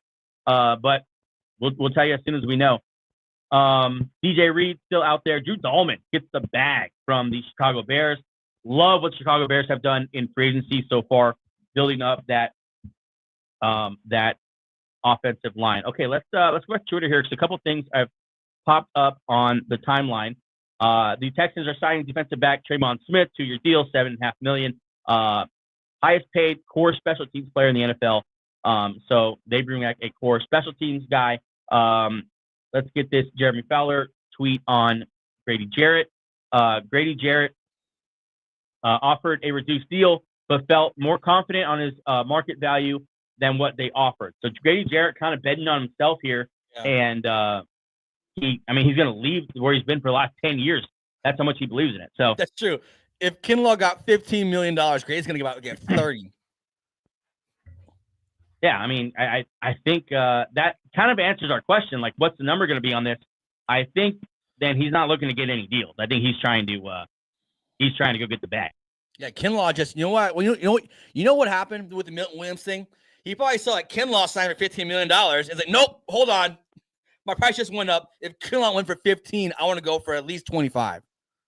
Right? I mean, it's a reaction-based business signing guys. Oh God. We got a signing here. Morgan Moses has signed with the New England Patriots to play tackle, 3-year, $24 million deal.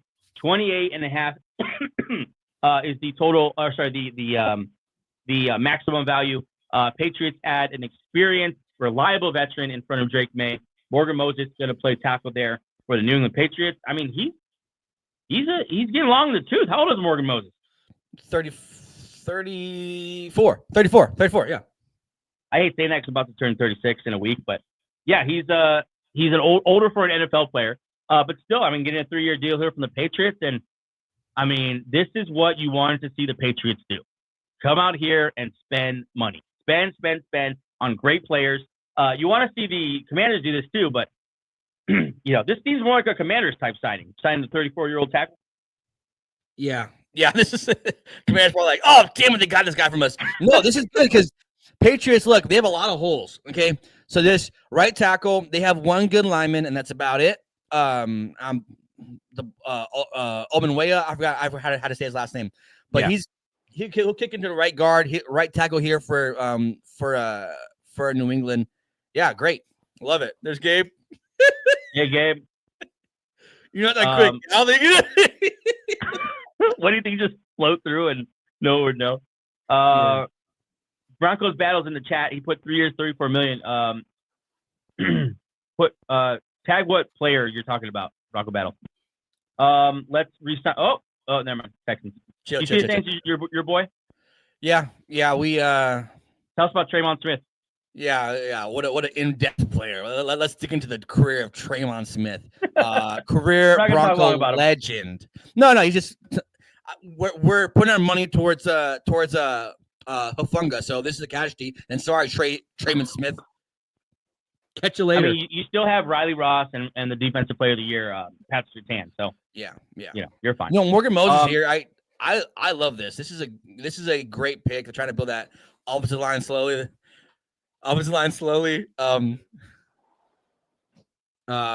Yeah, I mean, and then this also in the NFL draft. Now you could plug in Campbell there at left tackle, and you've built your bookend tackles. Right, and another thing too to think about is you look at the uniform he's wearing. Now here we are once again. The Jets have problem with tackles again. Like Morgan Moses was the solve for that problem, and I know it wasn't a long-term solve, but still, he was solid for them. And now once again they have a hole here at tackle, and you got to imagine they have a plan, but another opportunity there for maybe a draft pick, something like that. Yeah, Morgan Moses here. That's a great signing. 3-year, $24 million, 11 guaranteed. Yeah, fantastic locker room guy. Obviously, Vrabel likes those veterans who aren't really or with the drama. Good day to be a New England Patriot fan. So steps in like the right direction. Do you have any reservation about him getting a 3-year deal and being 34 years old? Maybe the second year's all fugazi. It could just be window painting. Like, we'll give you a 3-year deal, but maybe the second year is like you can get off it probably. The last year's probably not guaranteed at all. Like the last year of that deal. Yeah. Let's look back here at the top free agents available. Let me refresh this. It's CBSSports.com. Shout out to them. Sam Darnold, excuse me, still available. Nothing yet. And I need to get some water. Can you go through this? Yeah, Sam Darnold's still available here. Josh Sweat, the edge rusher. Curious to see if he's waiting for a big deal. Patriots still out there. Could use another pass rusher, obviously. Milton Williams, TBD, literally TBD. I thought Carolina would have it wrapped up, but what's happening there?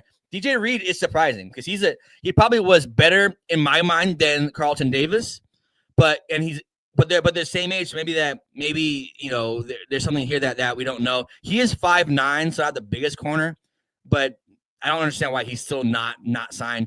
Javon Holland, free safety there, not signed either. Javon Holland, I expect him to get the bag.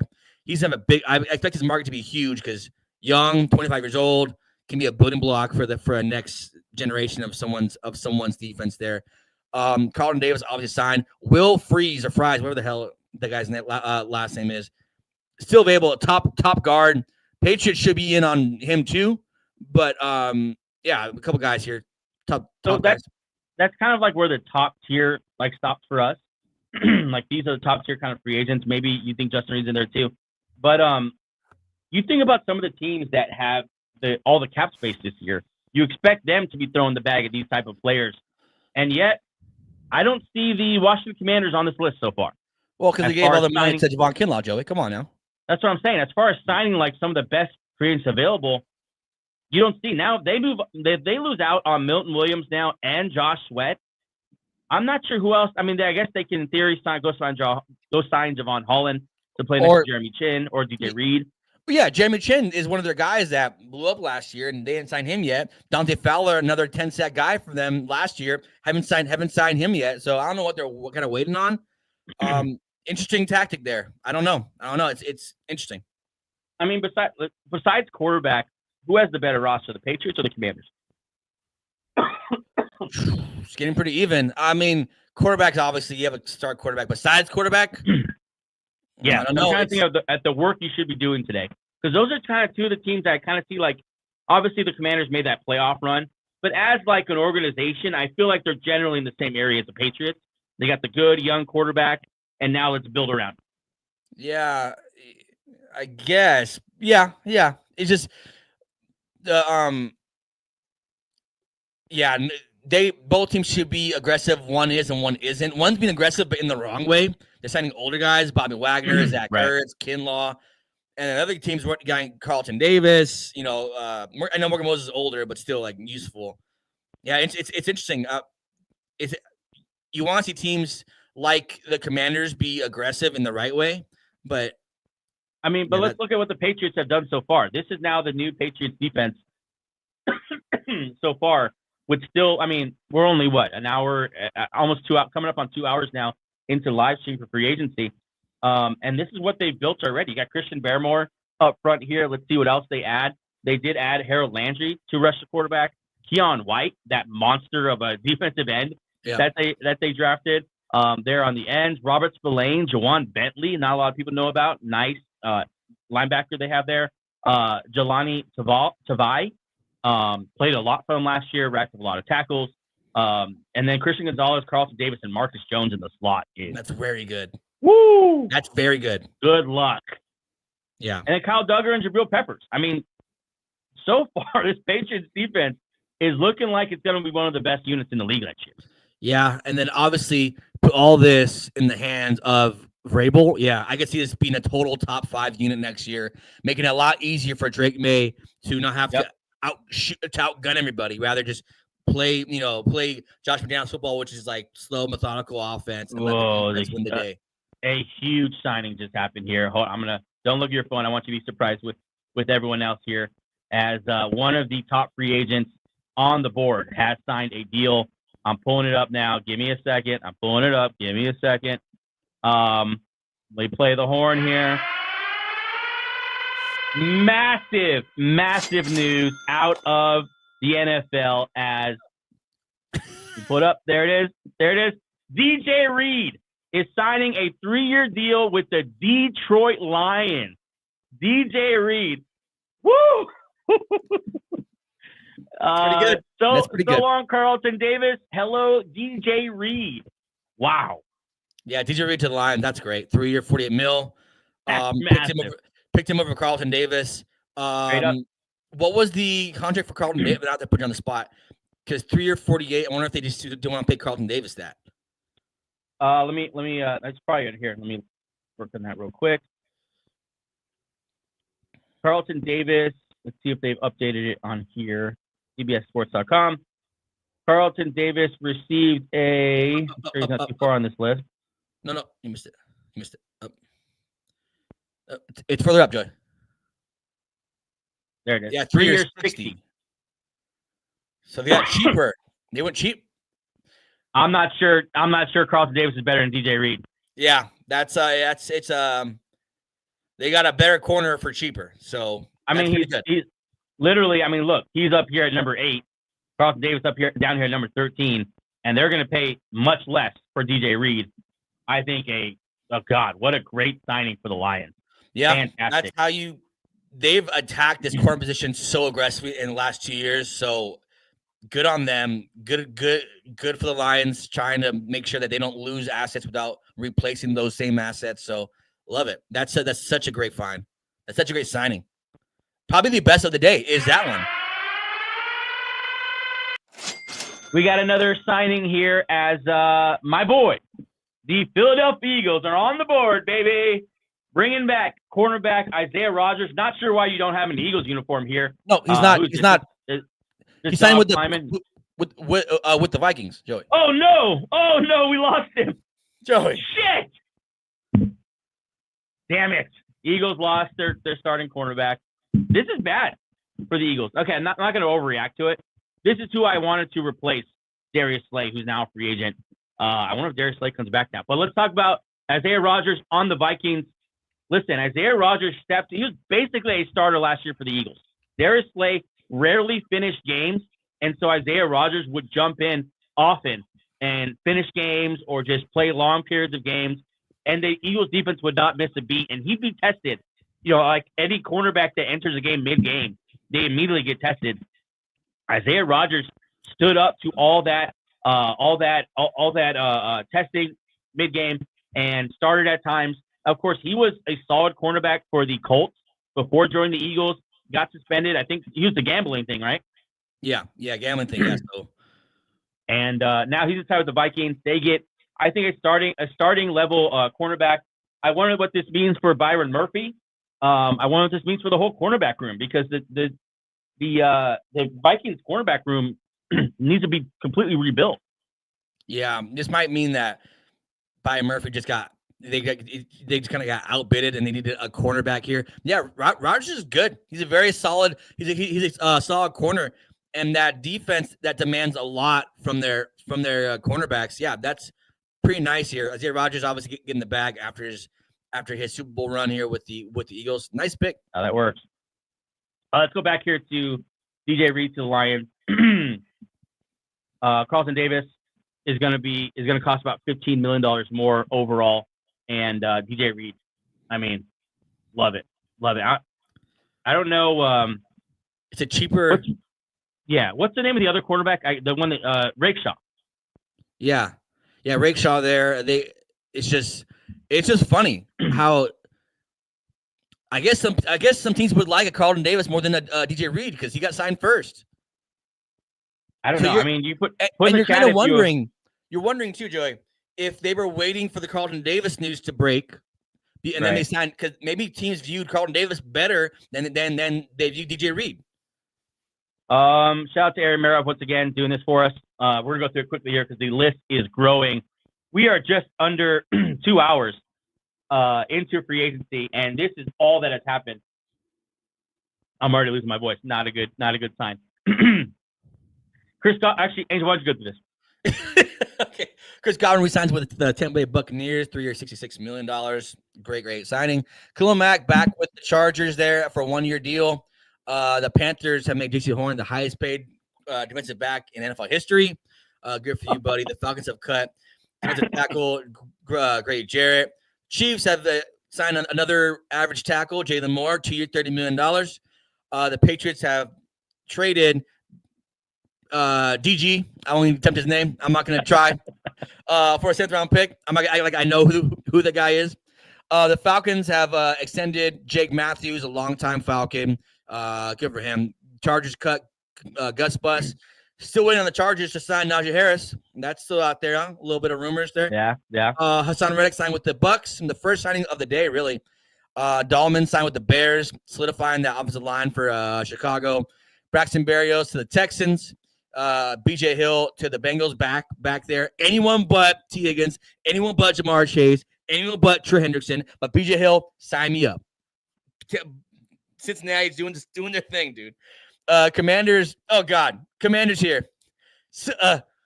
Securing defensive cornerstone Javon Kinlaw, 3-year, $45 million. Just making sure he's not leaving the building. He's staying with us. Joey, we can't hear you, Big Cat. Patriots signing linebacker Robert Spillane. I was saying we have no Commanders following the show anymore. We've been clouding them all morning. No, Commanders. Okay, no. Texans are re-signing headhunter Derek Barnett, 1 year, $5 million. Literally a headhunter. Literally headhunter. Jaguars signed nickel cornerback Jordan Lewis, 3 year, $30 million. Jimmy G back with the Rams. Titans and left tackle Dan Moore agreed to a 4-year deal. With J.C. Latham, there's draft pick last year, number 8 overall. They're kind of trying to find their bookend tackles there. Giants have signed Paulson Adebo. Probably our favorite underrated signing of like the whole day. Yep. Yeah, it's a great. Let me pause you there real quick. So Paulson Adebo, I forgot his contract, but I think it was 15 mil, 2 years, 15, something like that. I think you'll get similar play out of Paulson Adebo that Carlton Davis will give the Patriots. Now, I still love Carlton Davis and the Patriots because of in totality what they've built there. But Paul, that kind of gives you some reference of like how much we love this signing. Is that we think like it's a massive value and a great player. Carlton Davis there, 3 years, $60 million deal.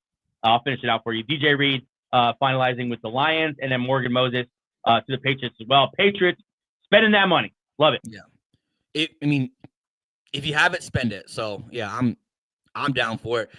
Man, yeah, Adebo 3 years, $30 million. Adebo. I really do think that the league has kind of valued Carlton Davis over a DJ Reed. That's what I think happened. Yeah. Let me get to the chat here as we have kind of a lull in the in the news right now. You guys, first of all, thank you for joining the show. If you're new to the channel, please like, subscribe. We are an NFL show, the Bench Podcast. The team goes 10 deep or so. All sorts of guys here. We'd have I'm in the studio right now. Today we're remote, just because it's easier to bring up all this information remotely. But yeah, we do 3 shows a week all year long, no matter what. We talk fantasy. It's if you're an NFL nerd, NFL nut like us, this is a show for you. Like, subscribe. We will be live here talking free agency for the next. I mean, we're already 2 hours in. That's wild. We're already 2 hours in, and so much has happened. We just recapped everything. But welcome to the channel. I want to highlight some of the comments so far. DA popping in. The Professor David Adams. DA, what's up, DA? Killing it, guys. 100%. Hey, thanks, DA. Thanks for watching. DA, text me if you want to hop in, brother. Gabe. Right where we want them. Right where we want them. Right where we want them. Basically, Gabe's a Packers fan, and notoriously they do nothing in the free agency. At least they are not day one free agency people, and so we're not surprised. Well, last year they put out a lot of money, so maybe they can't do it this year. You know, he says Bears making moves, Lions making moves, Vikings making moves. Goot is scouting a DL day one pick no one has heard of. The plight of Packer fans. Shout out to Broncos Battles. The guy has been in the chat doing his thing. Like we said here, Minnesota needs to go re-sign Byron Murphy. I do think that'd be solid. But Byron Murphy and Isaiah Rogers combo is something I can definitely get behind for sure. Let me see anything else here on Twitter. No, nothing really, just some speculation. Other comments here. I don't know how to pronounce this. Zizzy, 94. Don't like the Geno return, but otherwise I like the process. We'll see what happens there. So obviously a Seahawks fan there didn't love what they got back for Geno, but is actually a fan of them moving on. He actually likes the way the things are going for the Seahawks. I mean, I think for the Seahawks it's going pretty good. You landed you locked up your new middle linebacker you added last year. Jaron Reed's coming back. He's now 30. That's actually surprising to me. I thought he was a lot younger than that. But yeah, going through some other ones. Our own Derek Vu, he's in there. Of course, he was commenting on the Joy Taylor news. If you missed it, Joy Taylor back on Fox. Yeah, Joy Taylor, he says her triumphant return. We won't ask how she got her job back, which assumes she negotiated a new deal. Don't ask. Also, someone check on Drewski. Let's move on here. Drewski in the news for all the wrong reasons. We're still waiting on this Milton Williams deal. I think shout out to Zizzy 94 making us aware that this thing hasn't been announced as far as the numbers so far. So maybe Carolina is getting outbid here late in the process. That would be a bummer for Panthers fans to think you have him, and then lose out. So we'll see. Big news, and that's what Broncos Battles is referring to here, is that Aaron Rodgers now linked to the Steelers as a real possibility there as they attempt to get anyone other than Justin Fields to play quarterback and yet not let Justin Fields go play for anyone else. Keeping an eye, man, on this quarterback situation. You got Darnold out there still. You got Justin Fields, Aaron Rodgers. I mean, a lot going on still in the quarterback free agency list. We'll see what happens there. Refreshing Twitter, as I think the initial wave has probably just passed, right?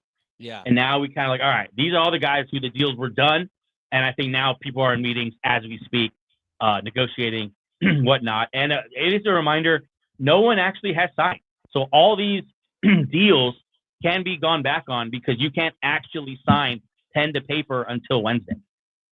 Yeah, and like the deals, like the Hafunga deal still being worked on. But yeah, remember all right. This all is subject to these millionaires changing their mind at any second. So like, yeah, it's happened before. So I know it's exciting, but let's make sure that we're cognizant that this is just a tampering period. They could sign Wednesday on the dotted line, then it's done. But right now it's just it's tampering. It's everyone agreeing to deals, but so far, what a great day of football. And no football has been snapped, but what a great day of football. Yeah. Let's check in on the top players available still. Sam Darnold, Josh Sweat, Milton Williams, hasn't been announced yet. DJ Reed did just sign with the Lions. Javon Holland, not really a name we've heard yet being linked to anyone. That's a huge guy just kind of lurking out there, probably behind. I think he's a better player than Sam Darnold or Josh Sweat. I think he's a better player than like Hafunga, and Hafunga's already been linked to one team. So I'm interested to see. Maybe the league isn't as high as us as we are in Holland. I mean, we'll see where he slots in here. We're seeing some of the deals right under him. Around anywhere from 3 years, $66 million, 4 year, $80 million. So you got to imagine I think he'll end up well above that when it's all said and done. Another comment here from Broncos Battles. I could see the Vikings drafting a CB day one. Benjamin Morrison is a guy very high on, and I think he'd be a great fit. So yeah, that definitely could just say, you know what, I'm going to punt on Byron Murphy. I'm going to punt on Stephon Gilmore, and we're going to go with young guy. What's up? No, real quick, Broncos Battles has my favorite Bronco of all time as their picture, Demaryius Thomas. He's literally in the studio behind me whenever I'm like in person. So shout out to that guy. Yeah. the news is kind of slowed down here. Let's talk about some of the things I guess that have been done. We'll keep an eye on on Twitter for you. DJ Reed's the Lions, one of the massive ones. I'm looking for real Harry quick. Maroff real quick. Let's pull up the top 10 NFL draft picks and see if that's affected by any of these things real quick. That's a good idea. Yeah, because Patriots obviously have been aggressive. They picked number 4, but they've been aggressive at cornerback, at linebacker, at lineman. The Giants have picked a corner. Top corner in this draft, Travis Hunter, is sitting there. So we're kind of seeing here. Okay, we're on NFL.com looking at the draft order now, and so far how free agency has affected the draft order. Tennessee Titans, of course, picking number 1 up there. They don't need a tackle. Let's go ahead and cross that one off the list. Yep. They gave a monster deal to Dan Moore, 4 years, $82 million. They're gonna pick Cam. They should pick Cam Ward. Please don't mess this up. Yeah. Cam Ward is the best quarterback in the draft. Yeah, that's just it. He is. Yeah. I wonder if Will Levis is gonna. They keep him on the roster, right? I think Will Levis wants to start somewhere. I think he's gonna go somewhere where he can be like you're competing for the starter job. I guess honestly, what if he goes to the Colts? Got it. God help the Colts. Cleveland Browns haven't really. Obviously, they brought back Myles Garrett, so that was the number 1 thing on their list. Edge off the list. Yeah. But so many other things on the list still. Yeah. I mean, they're going to draft Shedeur Sanders, quarterback, right? They're not tackle, wide receiver, running back. Yeah. And that's just because they only put in 5 here. That you could probably put a solid 20 positions on this list. Yeah. The Giants. I mean, you're still looking at quarterback until you answer that question. Yeah, cornerback, but quarterback. You can mark off cornerback now. They have a nice deep room there at cornerback. You don't have to overpay. Safety, obviously, tackle, quarterback. So yeah, Giants have a lot of needs, but they filled a good one with a nice young player. So like it. The New England Patriots, man, love what they've done so far. You can cross tackle off the board. They went and signed Morgan Moses. Wide receiver is still a huge one there for them. Yeah, that's one thing that's disappointing me about this Patriots signings, that no wide receivers, not even like an Amari Cooper has gone there. So like, curious to see how maybe there's a deal here that hasn't been announced yet as far as trade, because they're not attacking that position at all, like wide receiver or even pass catcher. Oh, I guess they re-signed Hooper, so that you look at their biggest needs here: tackle addressed, Morgan Moses; wide receiver, we're waiting on it still. Edge, you signed Harold Landry. Cornerback, you signed Carlton Davis. Inside linebacker, you signed Robert Spillane. They've kind of addressed most of their needs here in free agency. So maybe wide receiver is something they look at here at number 4. There's a pretty good wide receiver cornerback hybrid that played for Colorado that might be a good fit here at number 4, Travis Hunter. Maybe Travis Hunter. Maybe they're looking for maybe looking to draft for wide receiver. And now it's a more natural fit. Like, he's not needed on cornerback, really. I mean, he's a very good cornerback, but they have 2 good cornerbacks now. So now he just be a wideout and be in packages on defense when we need to cover guys. Kind of fitting it perfectly here for Travis Hunter.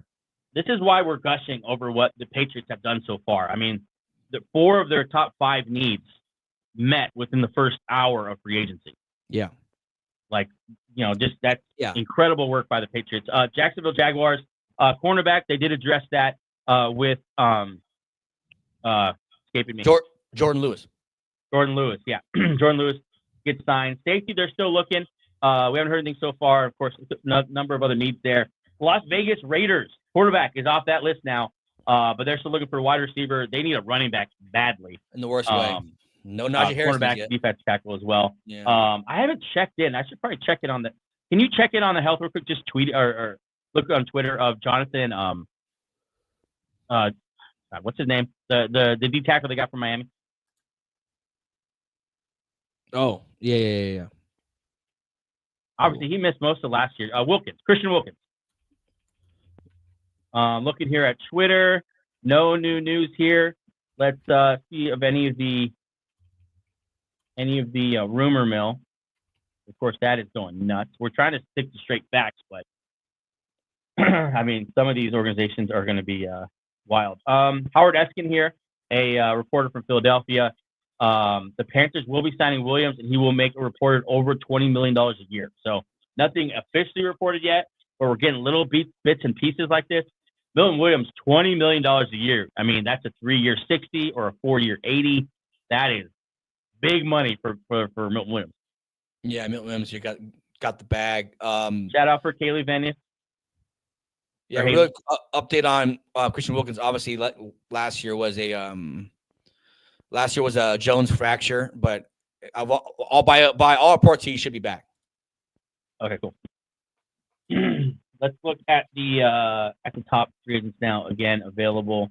But let's get past. We keep refreshing these top 10. Let's get past here and look at maybe the second tier. Haven't heard anything about Will Freeze and Mekhi Becton, two of the better guards available. They could end up a number of different places, including back with their old teams. I think if the Colts and Eagles could re-sign both of those guys, obviously more massive move for the Colts because their O-line needs a little more help, but still be a really good move for the Eagles as well. Justin Reed, safety out of KC. Do you think maybe he goes back to Kansas City? Yeah, I mean, if they're finding money for all the other guys. I don't understand why. I mean, the cap is such a fake number. I don't know where they got all this money from, but maybe he goes back, or maybe he's trying to negotiate. But he'll get a nice deal though, for sure. He'll get a nice deal somewhere. Yeah. Travarius Ward, we haven't heard much about him. I think he'll be one of the bargain signings this year. Of course, went through a terrible tragedy in his own personal life with his daughter passing away last year, and you can really pretty much directly link his poor play on the field to that.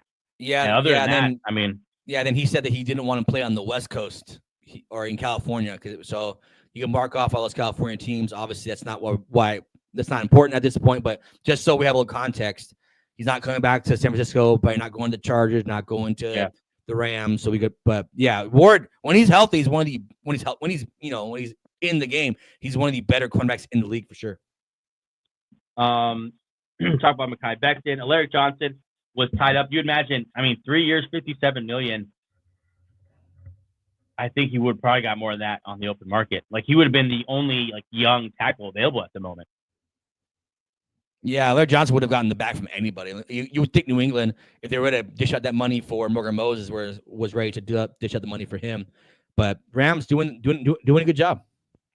Khalil Mack signed a 1-year, $18 million deal, which, God, that's a massive number for 1 year for that old of a guy who's going to play part-time. But, that the market is what the market is. And you want to bring back, a top pass rusher on the market, you're going to pay big money for him. Byron Murphy's still out there. A couple other names that jump out to me. Josh Myers, not a great center's draft and not a great center's market in free agency. So I'm interested to see what happens to Josh Myers. One of my favorite players right here is James Daniels, guard formerly of the Pittsburgh Steelers. I want to see what happens, where he ends up. I think one of the better guards available at the moment. Let's check back in on the Twitter universe and see what's going on.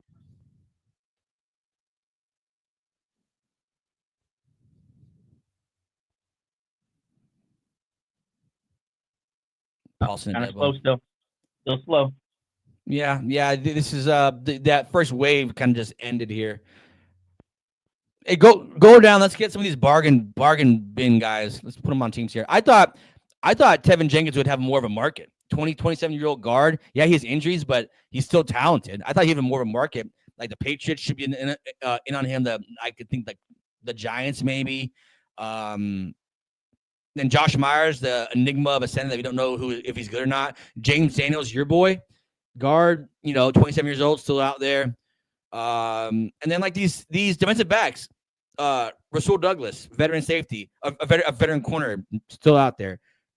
Cameron Byron, who's a young safety, he's still out there too. So very interested to see what these guys are like, what they're waiting for, or if their market has just dried up. Because Greg Greenlaw is an interesting name to me. Because of all the middle linebackers that signed right before free agency started. I wonder if he is going to get a bigger number than originally anticipated because just of supply and demand. Yeah, and then Kevin Zettler, veteran offensive guard. I thought he'd be signed quick. He's a nice guard, but I guess not. Maybe he's going back to to Detroit if his market isn't that big. I mean, he fit in there Right. well. Yeah. Rico Dowdle, another diamond in the rough down here. 1,000-yard back last year. Very, very solid back. You know, the Cowboys said that they're good. They're going to be selectively aggressive. So maybe he's one of he fits that criteria. If not, you know, nice back. Ryan Kelly, another center who I thought we signed quickly too. Kelly's still out there. Look all the way down here is Dan Moore, number 42 on CBS Sports' list of free agents signing that 4-year, $82 million deal. The more I see that deal, the more I'm kind of like, whoa, that's a lot of money for Dan Moore. Yeah, maybe an overpay, but they're trying to fix the offensive line. They'll throw money at it. They don't care if it's bad money. They'll just throw money at it. I don't like the number, but I like the aggressiveness. Look at the other deals that are kind of in his area, like 3 years 22, 3 years 33, 2 years 20, and maybe Brian Bredesen's the best like comp because they, you know, both offensive linemen, although tackles admittedly are worth much more than guards. 3 years 22, so just not even close to that 4 years 82 that Dan Moore got. Yeah, Chase Young too. I wonder where Chase Young ends up. Yeah, Chase Young here. And then as you go down, Asante Samuel Jr. still out there. Not the greatest tackler, but a good cover corner. Very curious to see where that guy goes. He's because when he's healthy and on, he's one of the better cover corners in the league. Shout out to in the chat, Dolores Umbridge. Horns up, go Rams. Do the Rams side Dre Greenlaw today. Ooh, divisional opponent moving over to the Rams. I'm sure Niner fans would hate that. Yeah, Greenlaw, another guy, like if he goes to the right team and if he's healthy, he can be one of the best linebackers in the league. Obviously, I think Spates is now their best middle linebacker or inside linebacker. So yeah, him next to Spates would be nice. Yeah, Amari Cooper's still down there. I mean, not a lot of wide receivers available. Amari Cooper has to be a lot more attractive than he was a couple of maybe an hour ago. And then Justin Fields there, still sitting there. Man. The NFL's ugly stepsister that no one likes. Yeah, not great. Yeah, yeah. I got a tweet here that I think is pretty interesting for us. He's not signed anywhere. It's not a signing retweet, but running back Najee Harris has begun to say goodbye to a lot of his teammates yesterday. So it appears that Najee Harris at least believes that he's going to be moving on. That's probably his agent poking around the market, although wasn't tampering period yet. Maybe not. Yeah, I don't know. It's all conjecture. We do have a signing though, Joey. All right, let me refresh here. We'll all get it together. Whoa, that's not it. Good old Sharon. I'm not seeing it yet, but hold on, I'll pull it up. Let's pull us full screen. Angel, favorite places for Najee Harris? Chargers. I like Chargers a lot. A team that no one talked about, New England, that did not have a good running game last year. And they gave money to that backfield too. So New England, a nice spot for him too. He fit a lot of plays. He's a reliable back. He's like a power back who's never missed a game. That's very hard to find a power back who can like remain healthy. I mean, almost every team. My Broncos, I would love him just because last year we had next to no running attack for rookie quarterback Bo Nix. So yeah, there's a strong possibility he ends up in the AFC West one way or another, whether that's for the Broncos, Raiders, Chargers. I mean, before they signed Elijah Mitchell, I thought he might even end up on the Chiefs. That would have been crazy. I don't know where you're seeing this signing. I'm refreshing Twitter on my phone and on my computer. I'm not seeing anything. You want to go ahead and? Yeah, it's a Jordan Schultz reporting. Okay, let me go to the Panthers are expected to sign Raiders star safety Trayvon Moehrig, 3-year deal, $51 million. So the safety market now starting to heat up with Moehrig off the market. Moehrig before Javon Holland. 3 years, 51. Javon Holland has to be salivating. 3 years, 51 for Moehrig. Javon Holland's gonna get so much money. To be fair, Moehrig is a good safety. But he's no Javon Holland, right? I mean, he's no Holland. But he's still a pretty good safety.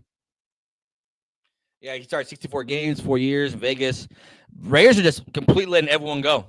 They're not like playing more like they're doing a reset of that entire defense. Besides, obviously, Christian Wilkins and Max Crosby. So Right. we'll see. And then Nate Hobbs still out there, cornerback that we both like. Still, still a free agent, solid corner. They might let everyone go and just completely rebuild that entire defense under the Pete Carroll mold. Let me. I'm gonna hop on my Twitter real quick and make sure that Jordan Schultz is on this thing. Yeah, Jordan Schultz here. Busy day for these for Ian Rappaport, Jordan Schultz. It's like they're like Super Bowl. God, Jordan Schultz is on my list. Idiot. Yeah, Schultz here on fire. But yeah, Morrig here to the Panthers with Morrig, Milton Williams, J.C. Horn. They're starting to build a defense there that's kind of going to get a little bit scary here because you finally the Brian Burns saga is done. Like they traded him for whatever reason. He's done. Let's move on. Now they've put that money towards Milton Williams and Morrig. So yeah, good on them.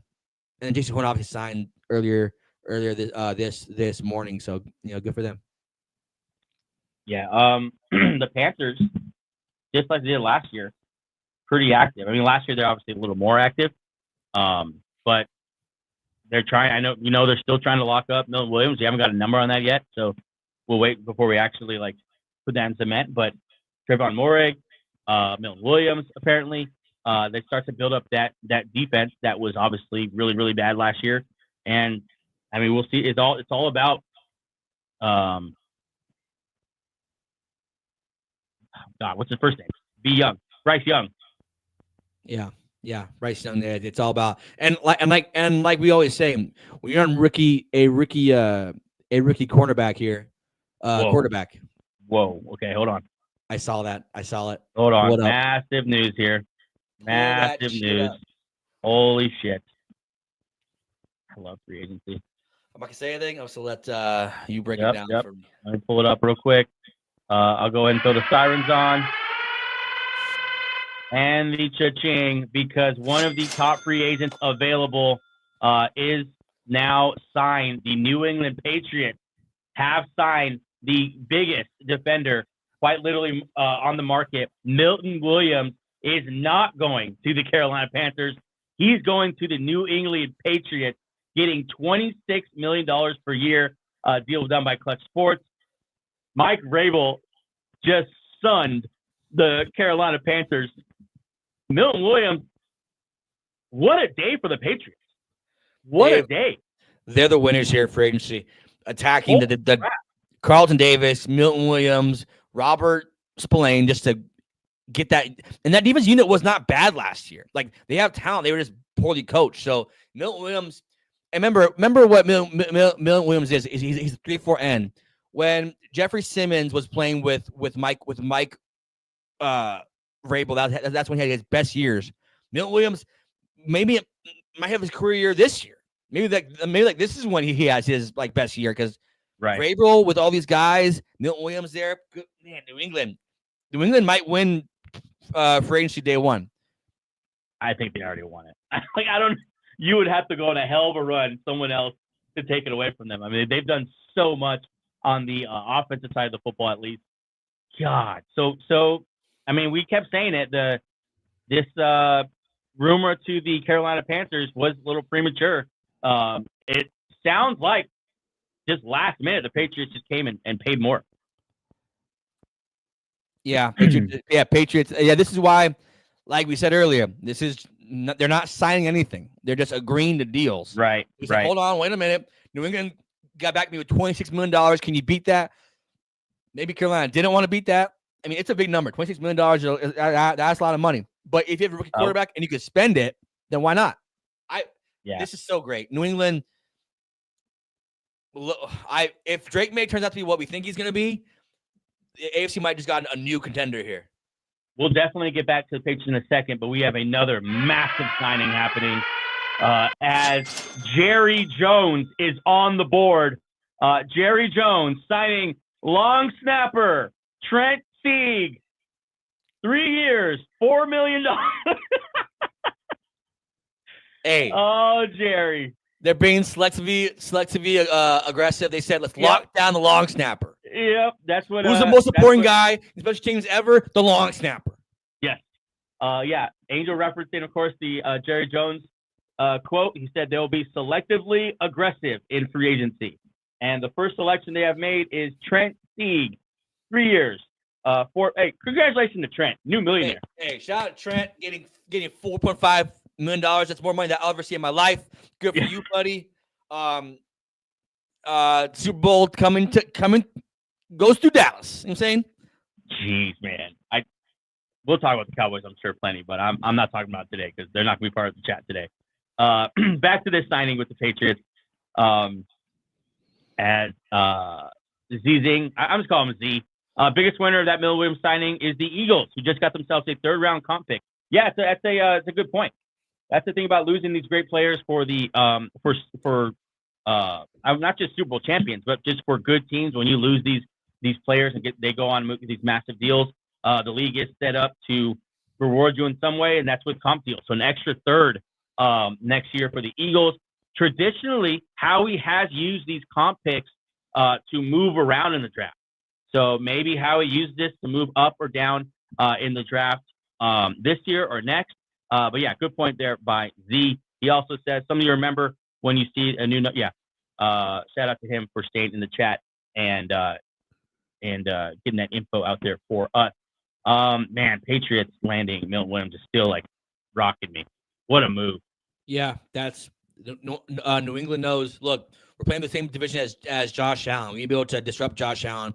Let's get our front. Let's get our front seven just as solid as possible. Remember, Vrabel's always had tough fucking defenses, tough front. Like he's always had those guys. So you trust Vrabel. Like some teams, like maybe the Panthers, you don't trust them as much as you would a New England Patriots because they're not led by a defensive-minded head coach like Vrabel. So here's what their depth chart defensively looked like before today started. Angel, Christian Gonzalez, and Alex Austin used to be the other starting quarterback. It's now Carlton Davis here. I think they're still probably looking for a safety to go along with Kyle Duggar. Jonathan Jones, the other quarterback there. Jones, Carlton Davis, and Christian Gonzalez. That's one. I like to see the rest of the best trios in the league, but that has to be up there. Yeah, that's one of the best ones. I mean, Christian Gonzalez in his own right is a top 5 corner, plus Carlton Davis, plus Jonathan Jones. I think he's a free agent, but this whole secondary here, man, they have a second. I'm forgetting their name. The name of the other safety. That's why he was out last year. Oh yeah. The longtime guy. Yeah, Jabril Peppers. Yeah, Jabril Peppers. So he's back there. So that's why they're not aggressive at safety, but they're upgrading every part of this defense. Not to mention, they still have the number 4 overall pick. They still have Drake May on a rookie contract. I mean, this would lean towards Campbell, right? Tackle out of LSU, like kind of send in like we're just gonna tackle here. And now we have our bookend tackles. We already Jets corner in the free agency. So you got to pair these things together. What they pick in the draft and what their needs are. Yeah, I mean, trying to think what the chances are Travis Hunter would fall to them. Do you think Travis Hunter falls past the Giants? I guess that's it. I don't think the Titans take him. I don't think the Browns got to take the quarterback, right? Browns are moving on, yeah. So really, if the Giants are going to take him, and that's if the Giants sign a quarterback. Yeah, Giants have been aggressive as far as wanting. They're ready to give Stafford $100 million. So they're not afraid of getting a veteran quarterback. So yeah, but New England here, Campbell just fall on their lap. You have to pick in Drake May. You pick his left tackle. So that's not bad.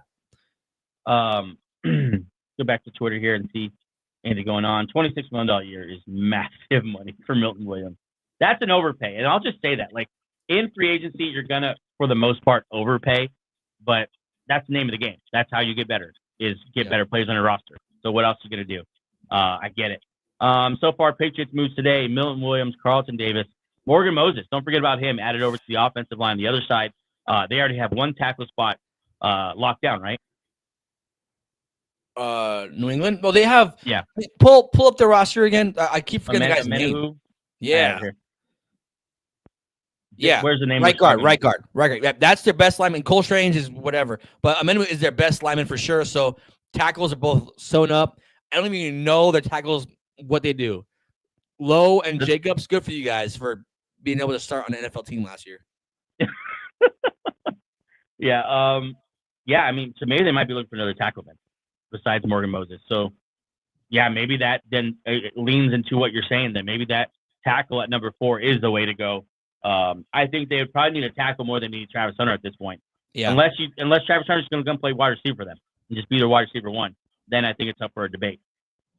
Yeah, and Travis Hunter here, if you put him on this defense, you have so many cover corners. Oh yeah. That you can blitz the crap out of your front 7, and you have 3 cover corners on this roster. Let me get Twitter again real quick. I want to get a better top. Here we go. We got a new signing here. The Rams have signed the lineman Puna Ford, 3-year deal, $30 million. Pretty good. Ford had a nice year last year with the Chargers. This does mean that Bobby Brown, their nose tackle, probably won't come back. He was kind of hinting that. So Ford's better than Bobby Brown. So nice. They're keeping that front 7 like a area of like strength for them. Dolores, where are you at in the chat? Rams bringing in a big nose tackle to play with that great young defensive line they're already building there in Los Angeles. I mean, D-line for the Rams is set. Yeah, it's stacked and it's set and it's deep. And now they need an inside linebacker, and then they're pretty much set. I mean, yeah, the Rams effectively are going through, like, this is what happens when you can draft well. You're able to pay a Ford whatever you want because you don't have, a big deals on that defensive side. Right.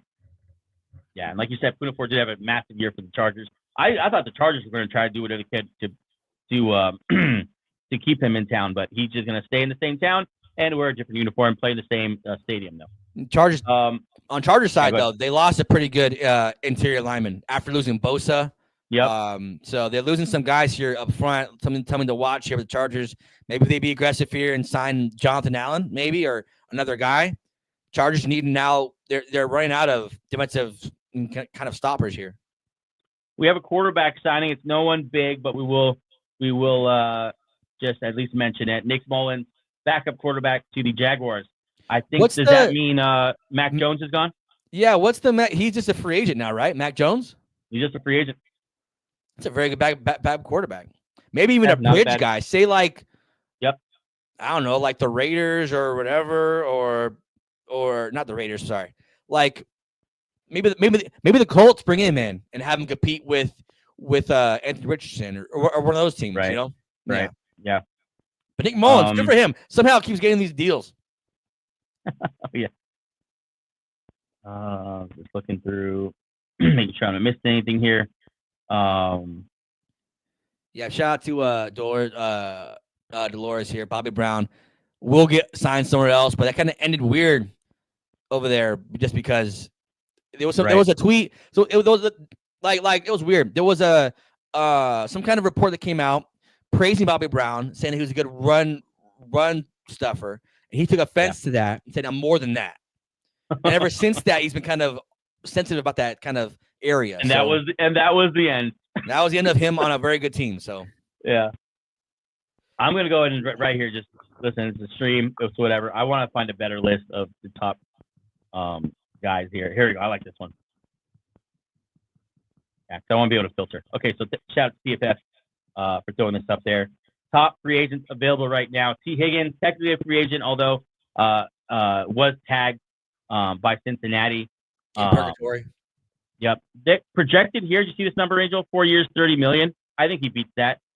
Well, DK just signed for 33, so I think he matches it or goes even higher than that. Right. Trey Smith tagged. He'll be signed long term for sure. Javon Holland's still out there. Jeremy Fowler did just tweet. I can't find the tweet right now, but I'll just say it did just tweet that the Commanders very interested in Javon Holland. So that makes sense. That would be massive. That's the kind of guy you should throw your money at. Yeah. Chris Godwin back to Tampa Bay, of course. Leo Mack. Any positions specifically you want to take a look at? Let's take a look at edge rusher here, because edge rusher is a more is deeper than like people think. Pause. Because Josh Sweat's still out there, right? And look, Josh Sweat's still out there. He was projected to be like the best pass rusher, but he's not even signed yet. Reddick was right off the market. Right off the market. Khalil Mack obviously signed yesterday. Browning signed yesterday. So I'm wondering if people aren't as high on Sweat as like we are. Holy shit! Okay, hold on. We got a massive signing here. Let me clear the deck here of the comment and bring up the Twitter sphere, because holy shit, Angel, I'm excited for you to see this. The Seattle Seahawks have signed their new quarterback, Sam Darnold, 3 years, nearly $100 million. They replaced Geno Smith with Sam Darnold. You were talking about this scenario. Shout out to the Seattle Seahawks fans. There is a plan in place, and it looks like this was it. Sam Darnold, the new quarterback of the Seattle Seahawks. Let's real quick. Let's talk Minnesota Vikings side. Is it JJ McCarthy time? Yeah, probably. They'll probably sign Daniel Jones to a light deal here, give me the backup, but JJ McCarthy probably would be the week 1 starter. You had a feeling something was lurking here. It was too quiet, and Sam Darnold to the Seahawks. Yeah, Seattle. With no receivers left. Except you would love this. You would love this if they had DK Metcalf and Tyler Lockett. Like, oh, they have weapons for him too. That's why he thrived. We had weapons last year. Now, look, JSN is a very good wide receiver. Like that's the one true weapon that they have for sure. Obviously, Kenneth Walker, another solid guy, but besides that, it gets pretty shallow as far as pass catchers. Like I think Jake Bobo is a number 2 wideout at this point. No offense, still trying to prove that he's not but he's no offense passable. And then you have the backfield's probably the strongest unit now of skill players. Let me go ahead. You keep talking about this. I'm gonna send on our show. I would take Derek a link. I said I would take Sam Darnold over a Geno Smith. You guys push back on that. I'm like, well, he's younger. The deal isn't as heavy, and it's the same type of player. It's a player who's a first round draft pick and kind of failed, but to bounce back. Sam Darnold's not old. I like this deal a lot. I like it a lot because I think he's the same tier of quarterback as Geno Smith, just 6 years younger. I think it's a great way to put it. I think it's exactly the same tier, near almost identical story as Geno Smith. Yeah, like he started with the Jets, then went to obscurity in the backup. Everyone kind of just like, oh yeah, Sam Darnold. I remember when he was picked in the first round, and then reemerges with the Vikings, just like Geno Smith reemerged with the Seattle Seahawks. Now he lands a big deal with the Seahawks, and this seems like it was just the plan. They wanted to get younger, 6 years younger, like you said, and with a quarterback that could pretty much do the same thing. I wonder, just receiver, they just totally stripped it down. I wish they would have left someone. Yeah, this is where I would see like one of my darlings, a Darius Slayton, go be a solid number 2. Come one of these wild, maybe Amari Cooper now follows here. Get one more weapon in free agency. That way in the draft, you're not so needy. Even though this is a pretty deep wideout draft class, maybe another Ohio State wide receiver joins them there. I forgot his name, but maybe maybe a wideout joins there in the draft. But Amari Cooper's still out there, Darius Slayton's still out there. A lot of wideouts out there still that could help this team. Like maybe Elijah Moore, he's a slot. But either way, like I love this signing. I'm on board with this replacement of Geno Smith. I think Sam Darnold's better than him. Okay, interesting thing here brought up by Adam Schefter. Shout out Shefty. Shout out to all these guys, man. Garofalo, Shefty, Rappaport, Schultz. Sam Darnold reunited with Clint Kubiak, new OC from the Seahawks, who he had worked with the 49ers. So there when he was a backup in San Francisco, worked with Clint Kubiak, and Kubiak remembers that, believes in what he saw in all those practices and summers, and now he says Sam Darnold's the guy I want to work with. Yeah, and they go get him. So they get so basically you get rid of Geno Smith and replace him with a 3rd round pick and Sam Darnold. I like it. I'm telling you. Yep. I was on board with this. That's a great way to put it. I love this. You traded Geno Smith for Sam Darnold and a 3rd. And with And a third, you can pick up wide receiver. I tell you what, 3 years, 110 million. It's sounding like Geno Smith's going to get a similar number. Yeah, I'm on board with this. I like this a lot. Same tier of quarterback. Could be great, but probably is about to be around average. Yeah, look, Seattle, we're dogging them a little bit. I don't like the DK Metcalf trade, but I like this trade a lot. This trade off. Yeah. Man, this is so funny too, because in the Seahawks prediction show we did last week with Derek, we talked about would you rather have Sam Darnold or Geno Smith, and I think you're the only one who said you'd rather have Sam Darnold. Yep. Maybe I was wrong. Maybe I'm starting to rethink. I think this is an upgrade. He's 27 years old. He's the same tier of quarterback. Look, Geno Smith has moments where he's like, this is probably a top 10 quarterback. But he's also one of the reasons why they didn't have a strong fit or strong, finish. I don't know. Sam Darnold, I like Sam Darnold a lot. I think give him some credit last year for what he did. Right.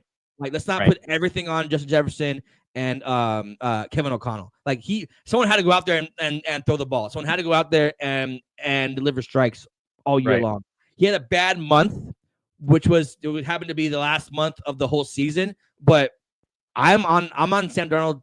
I'm on Team Sam Darnold here. I think he'll have similar numbers to Geno Smith will this year with the Raiders. I think they'll have similar numbers, but for a lot less, or maybe close to the money, but 6 years younger. Yeah, I mean, you're talking into this. I mean, I think this is exactly. God, what a great move! What a great move by the Seattle Seahawks to that third round pick too. Just kind of another like sweetener. You got younger, you got a third, so you're gonna get another young player as well with Sam Darnold, and then you're gonna get him for the same, if not cheaper, than what Geno Smith's gonna go for.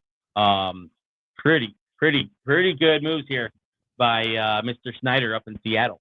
Yeah, like it up there. I like what they're doing. It's just look. This is what happens when you have a new head coach and a quarterback that's not his. You're like, I want to get my quarterback in here. He signed himself to Sam Darnold and to Kubiak to help make sure that this wasn't just a 1-year fluke. Yeah, I love it. Right. How do you feel about this tweet here?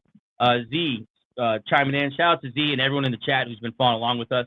We're coming up on 2.5 hours, just past 2.5 hours now of this live stream. Free agency day. Happy free agency day, everyone. Z chimes in. I like DK trade too. How often do you guys in their third contract continue to ascend? You traded DK for a second and $120 million that you didn't have to spend on DK. How do you feel with that tweet? Look, sometimes, I understand like you save the money and you got a second, and that's great. But sometimes when you have a good player on your roster, you just keep him on your roster, especially if he's young, 27 years old. You could have paired him with Sam Darnold and JSN. That would have been your new trio, and I would have liked that. Yeah. I would have liked that a lot. But DK does come with his issues where he's kind of an emotional kind of guy, like on the field, costs you a little bit in like penalties and fines, and also he's that big money. Maybe this team wants to put their money on defense and make it work on offense. You just signed a quarterback for a big money deal. So, yeah, I mean, I don't like it, but I get the mindset. I'm not going to be on board with trading DK Metcalf. Like, I think the Steelers got better yesterday, and the Seahawks got worse yesterday, but they got better today. So, it's just they won today but lost yesterday.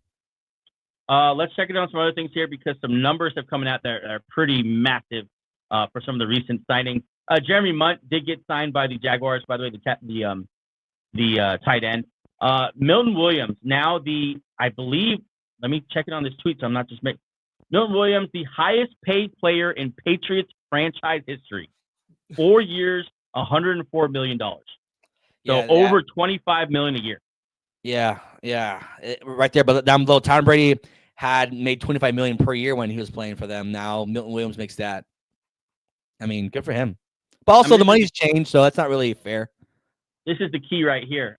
Patriots beat out the Cardinals and the Panthers, who were all bidding on his services. We heard the Panthers rumor earlier in the show, and it looks like they just beat him out. They just outbid everyone else. We have a new signing there. Why don't you update that Twitter feed there? Not Eric Murray, is it? No. It's actually as it's actually one of your boys. Yeah, let me look for this real quick. Yeah. I mean, you do have anything on Jeremy Munt? Jerry Munt. Hey, good for you, man. Got the bag. The Munt family. Shout out to the Munt family. That's the Munt family, wealth. man. Hey, Dinner on man, Jeremy. That's more money than I'll ever see in my life. So I'm not gonna dog him for again the bag. Yeah. Angel did reference. We do have a new signing. Long-time Eagle, known around the locker room as Big Play Slay, Darius Slay, signing with the Pittsburgh Steelers. It seems like a Mike Tomlin guy. That's a Mike Tomlin guy if I've ever seen one. To mentor their young quarterback there, Joey Porter Jr. Darius Slay leaving the Eagles. Eagles today have lost Darius Slay and Isaiah Rodgers. So interesting to see what they do at cornerback. They have the guy from Georgia, Keely Ringo, still in the fold. Haven't really trusted him to start yet. So we'll see what the Eagles do in free agency. But talk about Darius Slay on the Steelers. Yeah, Darius Slay. Last year they had Dante Jackson or Jackson. What's his name? They had a corner there who's now gone. Slay's an upgrade for sure. He's not what he used to be, but he's still he's still like an upgrade. Yeah, Slay next to Joey Porter Jr. That's a pretty nice. That's a pretty nice duo. Let me trying to get the money on him. It's probably a 1-year deal then. All right, guys, joining the show right now, and let me go and pull this up. Joining the show to talk about his beloved Seattle Seahawks, Mr. Derek Booth. Derek, what's up, guys? Derek, listen. Derek, I'm so sorry. They got 6 years younger with the same amount. I'm telling you, this is gonna be. They're gonna have similar numbers next year for 6 years of age and a third-round pick. I love it. It probably makes sense. It's just not inspiring for the future. He's 27 years old. He is your future. Okay. He's the future of Seattle football. Let's be fair though, Angel. Yeah, there is a point to you did get better than Geno Smith, but did you get good enough to actually compete? We got rid of a quarterback that's bad against pressure and got a quarterback that's bad against pressure. That's worse against pressure. Yeah, that's true. But I think Sam Darnold's ceiling's much higher than Geno Smith's ceiling. Like Geno Smith, like the numbers side by side like last year, Sam Darnold had pretty good numbers, but Sam Darnold also doesn't have DK Metcalf anymore, Tyler Lockett anymore. So it's interesting. You guys talk about this for a second. I gotta hop off for a second. We gotta shore up the offensive line. That's the biggest thing. If you don't get the offensive line, it's a wrap. But this doesn't preclude us from getting Jackson Dart still, I think. I think we could still, if we can get him in the second or third round, I think we should still do that. Yeah, Jackson Dart's flying up these draft for us. That'd be I interesting if you can go there. But I'm looking at now wideouts here with you guys' first round pick because lost DK, lost Tyler Lockett back to back. I think Sam Darnold here with another wideout might do good for him because he needs weapons around him for sure. Like that's where he thrived the most last year was with Justin Jefferson, Hawkinson, all those guys over there. Yeah, man. Well, we'll see how it goes. Give me some emotion, man. Give me some excitement. You had a quarterback today. You guys got a quarterback. Honestly, I wanted Russell Wilson back. Just for the vibes. You pick Russell Wilson over Sam Darnold? I mean, Russell Wilson at $5 million. I was like, I think for the money, for the value. Okay. Yeah, okay. For the value. I was like, hey, for the vibes, the value, Hey, man, I would have rather spend that money for Drew Dahlman, but we'll see how it goes. It's not a bad move. I don't know who I even wanted at this point. Listen, Z's been on point here, but I don't know if I understand this one. Darnold was playing. Okay, gotcha. With a much better offensive attack. Yeah, he really downgraded in weapons here going to the Seahawks, and along that line, Derek, talk about the loss of DK Metcalf. Yeah, man. Hey guys, sorry I gotta go, but just wanted to come in and say hi. Thank you for everything. Yep, see that. See you, bro. Angel, I got a little tweet. I got a little from Kim Alexis. Big fan of Angel. Holy crap! Yeah, what's Whoa! up? What's up? What's up, guys? What's up, Kim? I got a good fan base. Kim, I'm not available. I'm married, so suck on that. That's why she chose me. Yeah. That's why she chose you. You can see my ring underneath the. Yeah. Shout out to Kim. Thanks for joining the show. Yeah, we'll take what we get. Let's go back to Twitter here. We'll take what we can get. Whoa, Drewski. Whoa. There we go.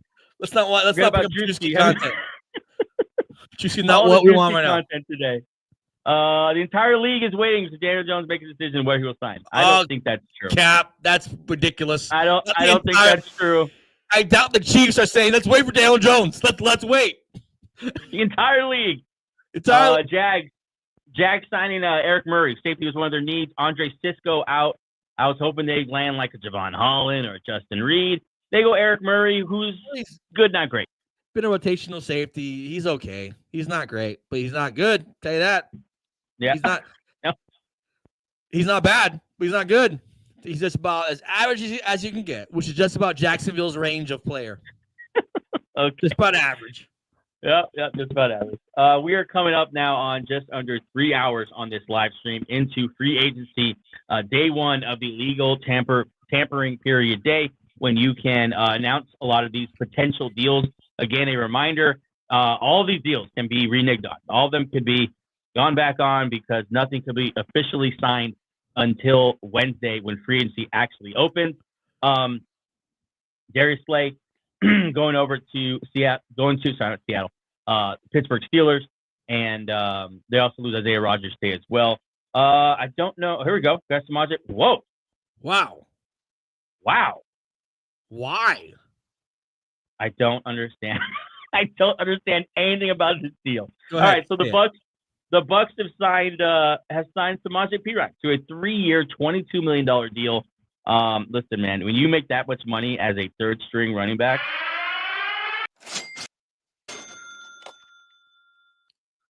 okay, so the Bucks have Joey. Go to the story.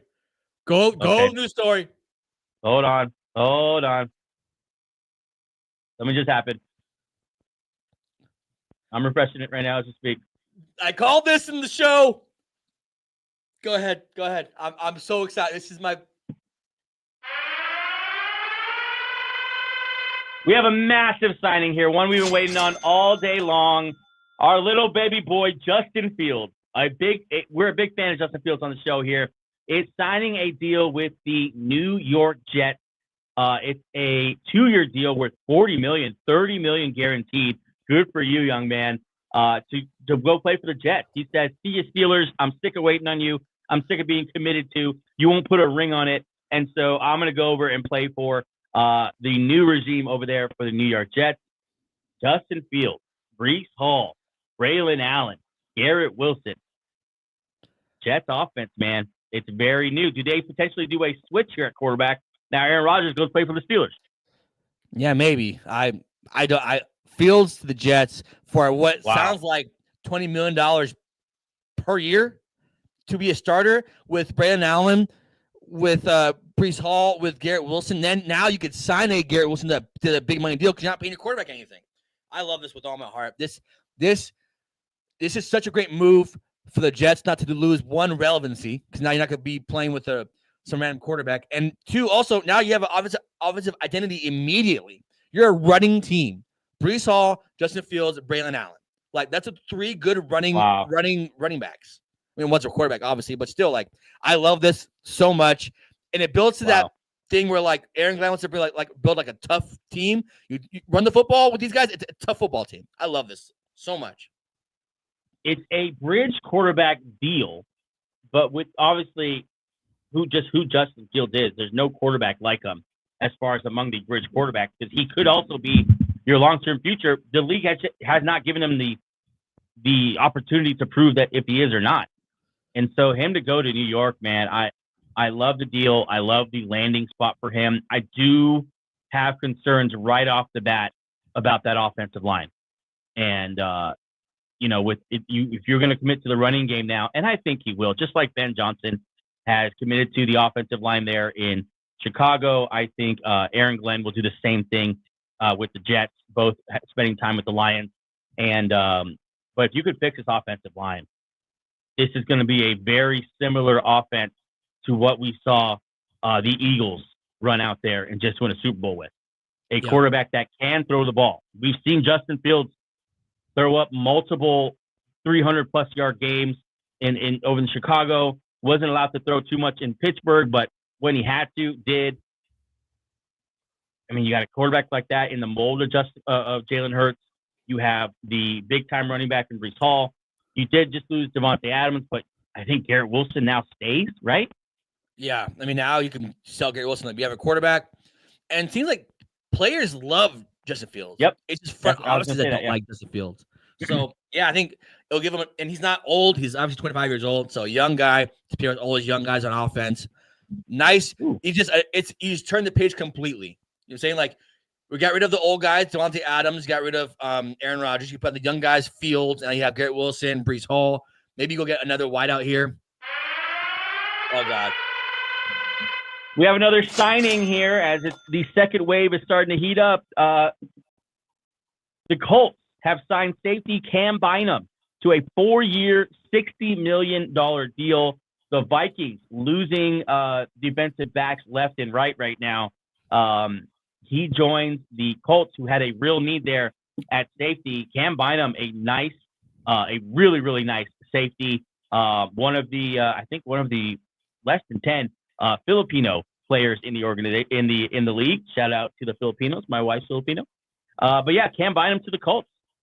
Yeah, Bynum to the Colts means that Julian Blackmon, one of my free agent darlings, is now a free agent. He'll sign somewhere else. Yep. Bynum is probably better than Blackmon, but marginally.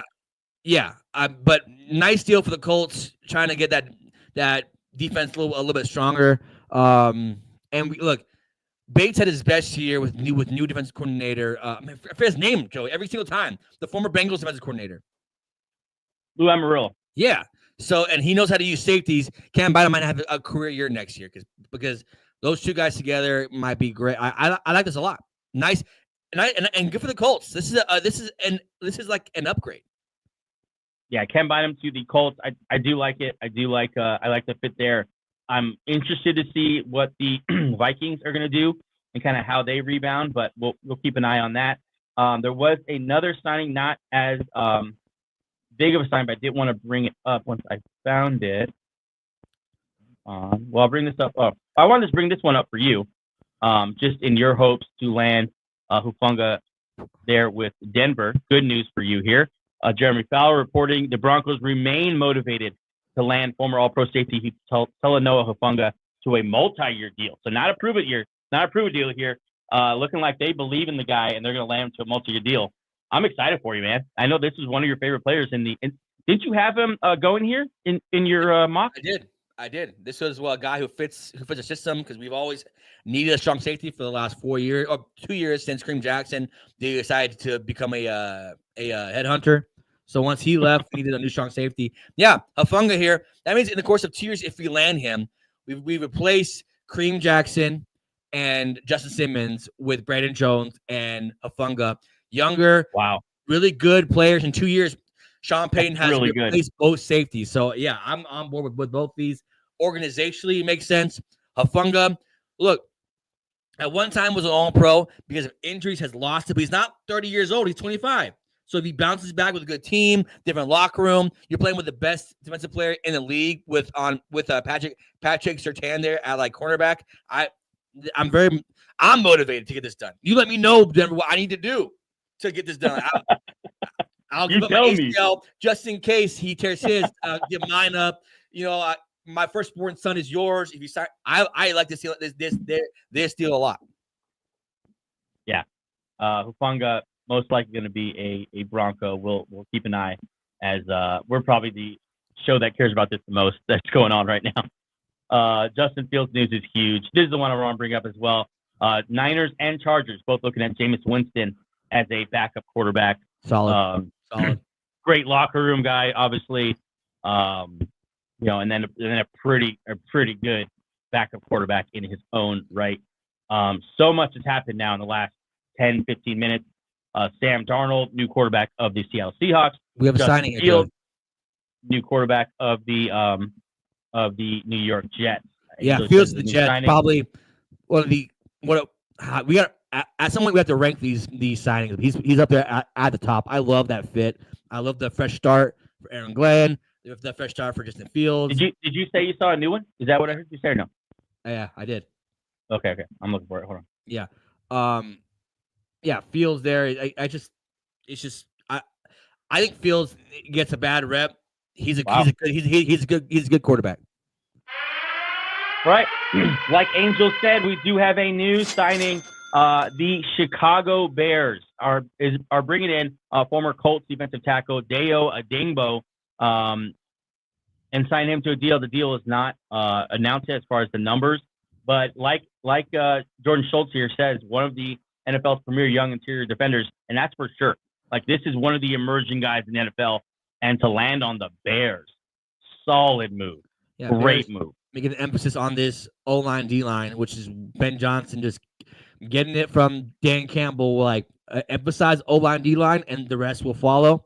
Yeah, great. Bears need someone besides Josh Sweat to give pass rush. Josh Sweat last year, Montez Sweat last year had 5 sacks and led this team in sacks. So you need to obviously upgrade that pass rush unit. So yeah, this is great. Good for the Bears, man. Like, they're doing great work. Doing great work, and it's like you believe it more than you believe when they got Keenan Allen and drafted Rome, like Adunze, because you're like, those are weapons, but linemen are much more easier to predict when they're already proven. Like, it's hard to say that all 3 of their interior linemen will fail and this guy will fail. Like, it's more trusted. So it is let me bring up there's details now on the deal. Let's bring that up.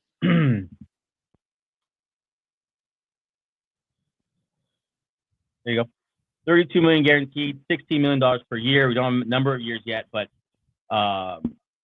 that's it. You got to imagine it's going to around the 60s or 50s total. Yeah, and pair him with Montez Sweat. It's nice. Yeah, that's a nice fit. Let's peruse Twitter a little bit here, see what else has dropped. I don't think anything else. We do need a recap here in a second, because a lot has happened in the last 20 minutes. There was like a 10-minute lull there, 20-minute lull, and then just a whole new wave came. No Javon Holland. We're still waiting. Yeah, let's check it on that list. We haven't really looked at that list lately. The free agency, top players left in free agency. Obviously, let's look at the unsigned. T. Higgins. Let me refresh this. I'm not sure. T. Higgins atop the list. Of course, waiting on him. Trey Smith, same thing. Tag. Javon Holland, like you just said, waiting on. That's by far the biggest name left. Yeah, but yeah, I'm curious to see. I mean, Cam Byron, Morig already signed, so people are picking them over Javon Holland. I wonder if his number's too big. I wonder if they. Yeah, maybe the number. I wonder if he wants too much. Teams are like, I'm not paying that much for you, buddy. Yeah. Chris Godwin back to the Bucs. He's not available anymore. Khalil Mack back to the Chargers. DJ Reed signs with the Lions. Amari Cooper out there still. You got to imagine the wide receiver market. I would love to see him with the Patriots. I love seeing him with the Jets. Teams that have kind of like need a wideout. Jets need a wideout too. Patriots need a wideout just in general. I like him. I know. I forgot what you had brought this up, but I like him to the Broncos. Oh yeah, a veteran. Well, this is your move. I'm not. Yeah. I like him to the Broncos. I think a veteran with Sean Payton, who obviously prefers veterans. He is older, as is Courtland Sutton. Is Sutton 30 yet? Sutton, yeah, he's nearing there. He's 30. Yeah, he's older. 2 older receivers, but not old receivers, to work with Bo Nix, who plays much older than he is. Yeah. Bo Nix needs another weapon here. Mark Cooper would be nice. He's just a pro wideout. He's not what he used to be, obviously. He's a good number 2 wideout at this point. Yeah. A good separator. So, yeah. Ronnie Stanley went back to the Ravens, of course. Sam Darnold signs with the Seattle Seahawks. This was about right? 2 years, 30? Did he get about 30 average? I think it was a little more, but yeah. 4 years, 100. Josh Sweat still out there. Josh Sweat. Yeah, your boy.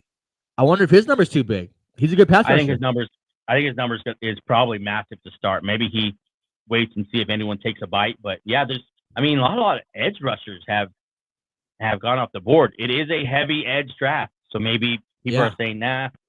Josh Sweat is a good pass rusher, but he's not ever going to be Trey Hendrickson, Micah Parsons, T.J. Watt, those guys, Myles Garrett. He's Nick not Bonito. that kind of Yeah, Nick Bonito. Yeah. for sure. Honestly, I think he's about Nick Bonito right now. Nick Bonito's only his second, third year. Chill. Bonito's much better than Josh Sweat. Yeah. Agree, disagree. I forgot about Stephon Diggs. Yeah. Stephon Diggs still out there. Yeah. We'll see if anyone wants to pay him coming off a ACL after having just a slow year anyway. I don't know. I don't know. I think people might wait on him to see what happens in the draft. Hassan Reddick signed with the Bucks pretty much right away.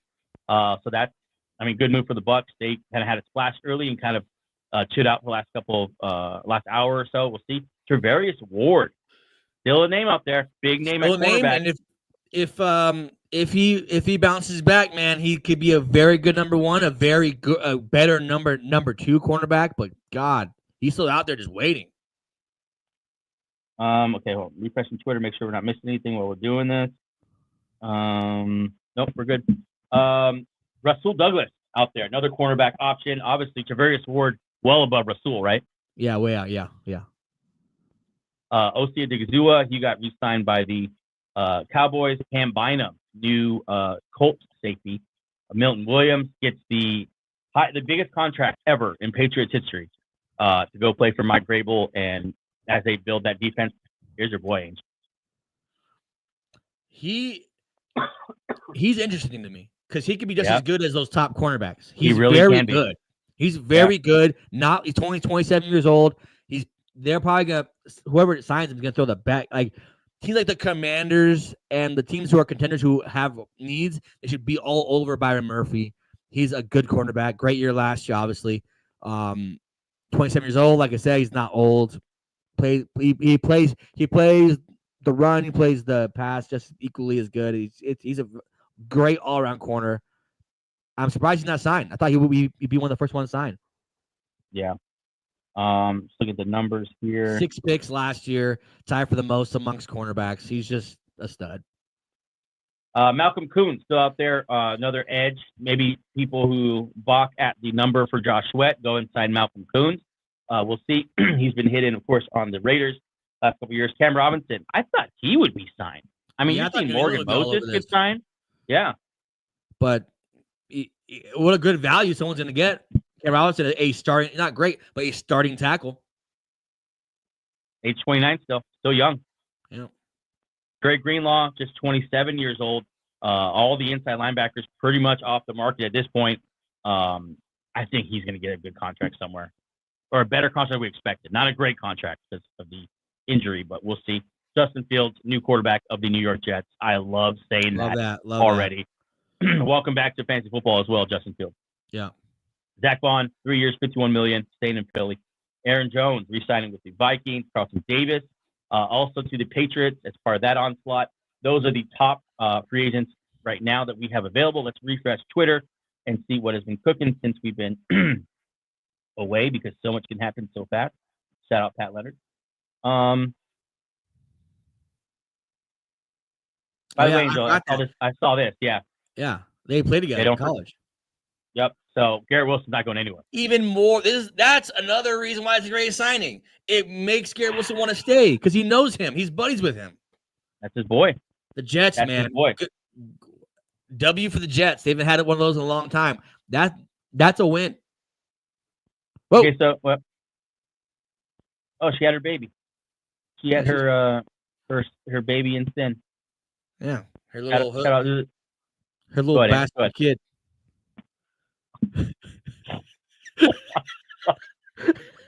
That's a child.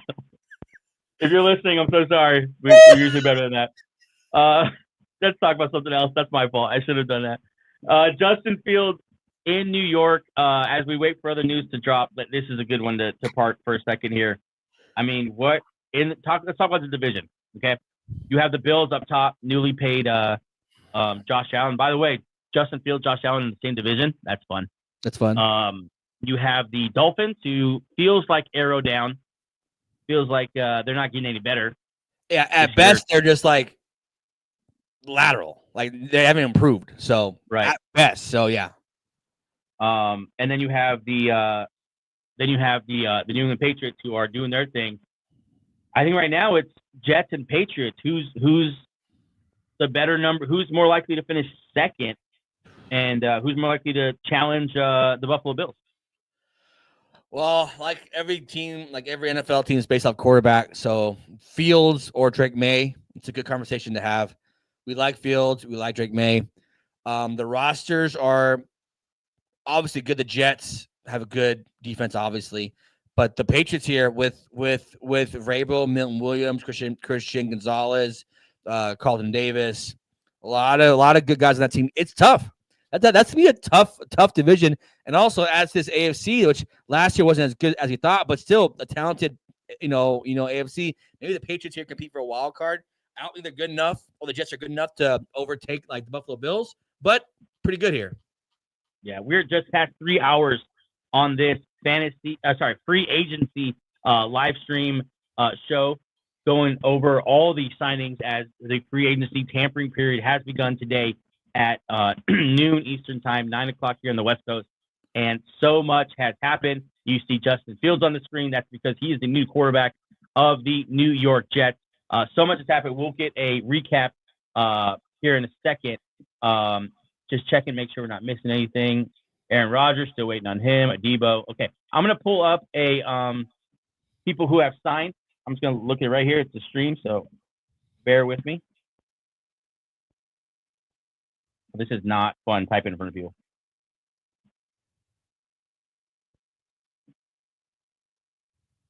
But I didn't see wrong. My bad.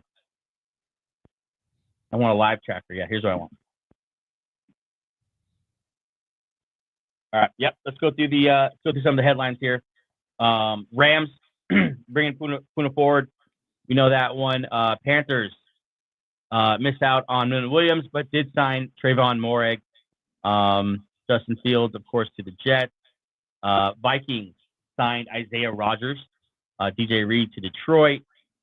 Patriots added Morgan Moses. Chiefs added Elijah Mitchell. I'm still thinking about that Bucks deal too. For Jesus, Swaji P. Ryan still getting the bag, man. Still 3 years, $30 million. Look, I don't know what he did. I don't know.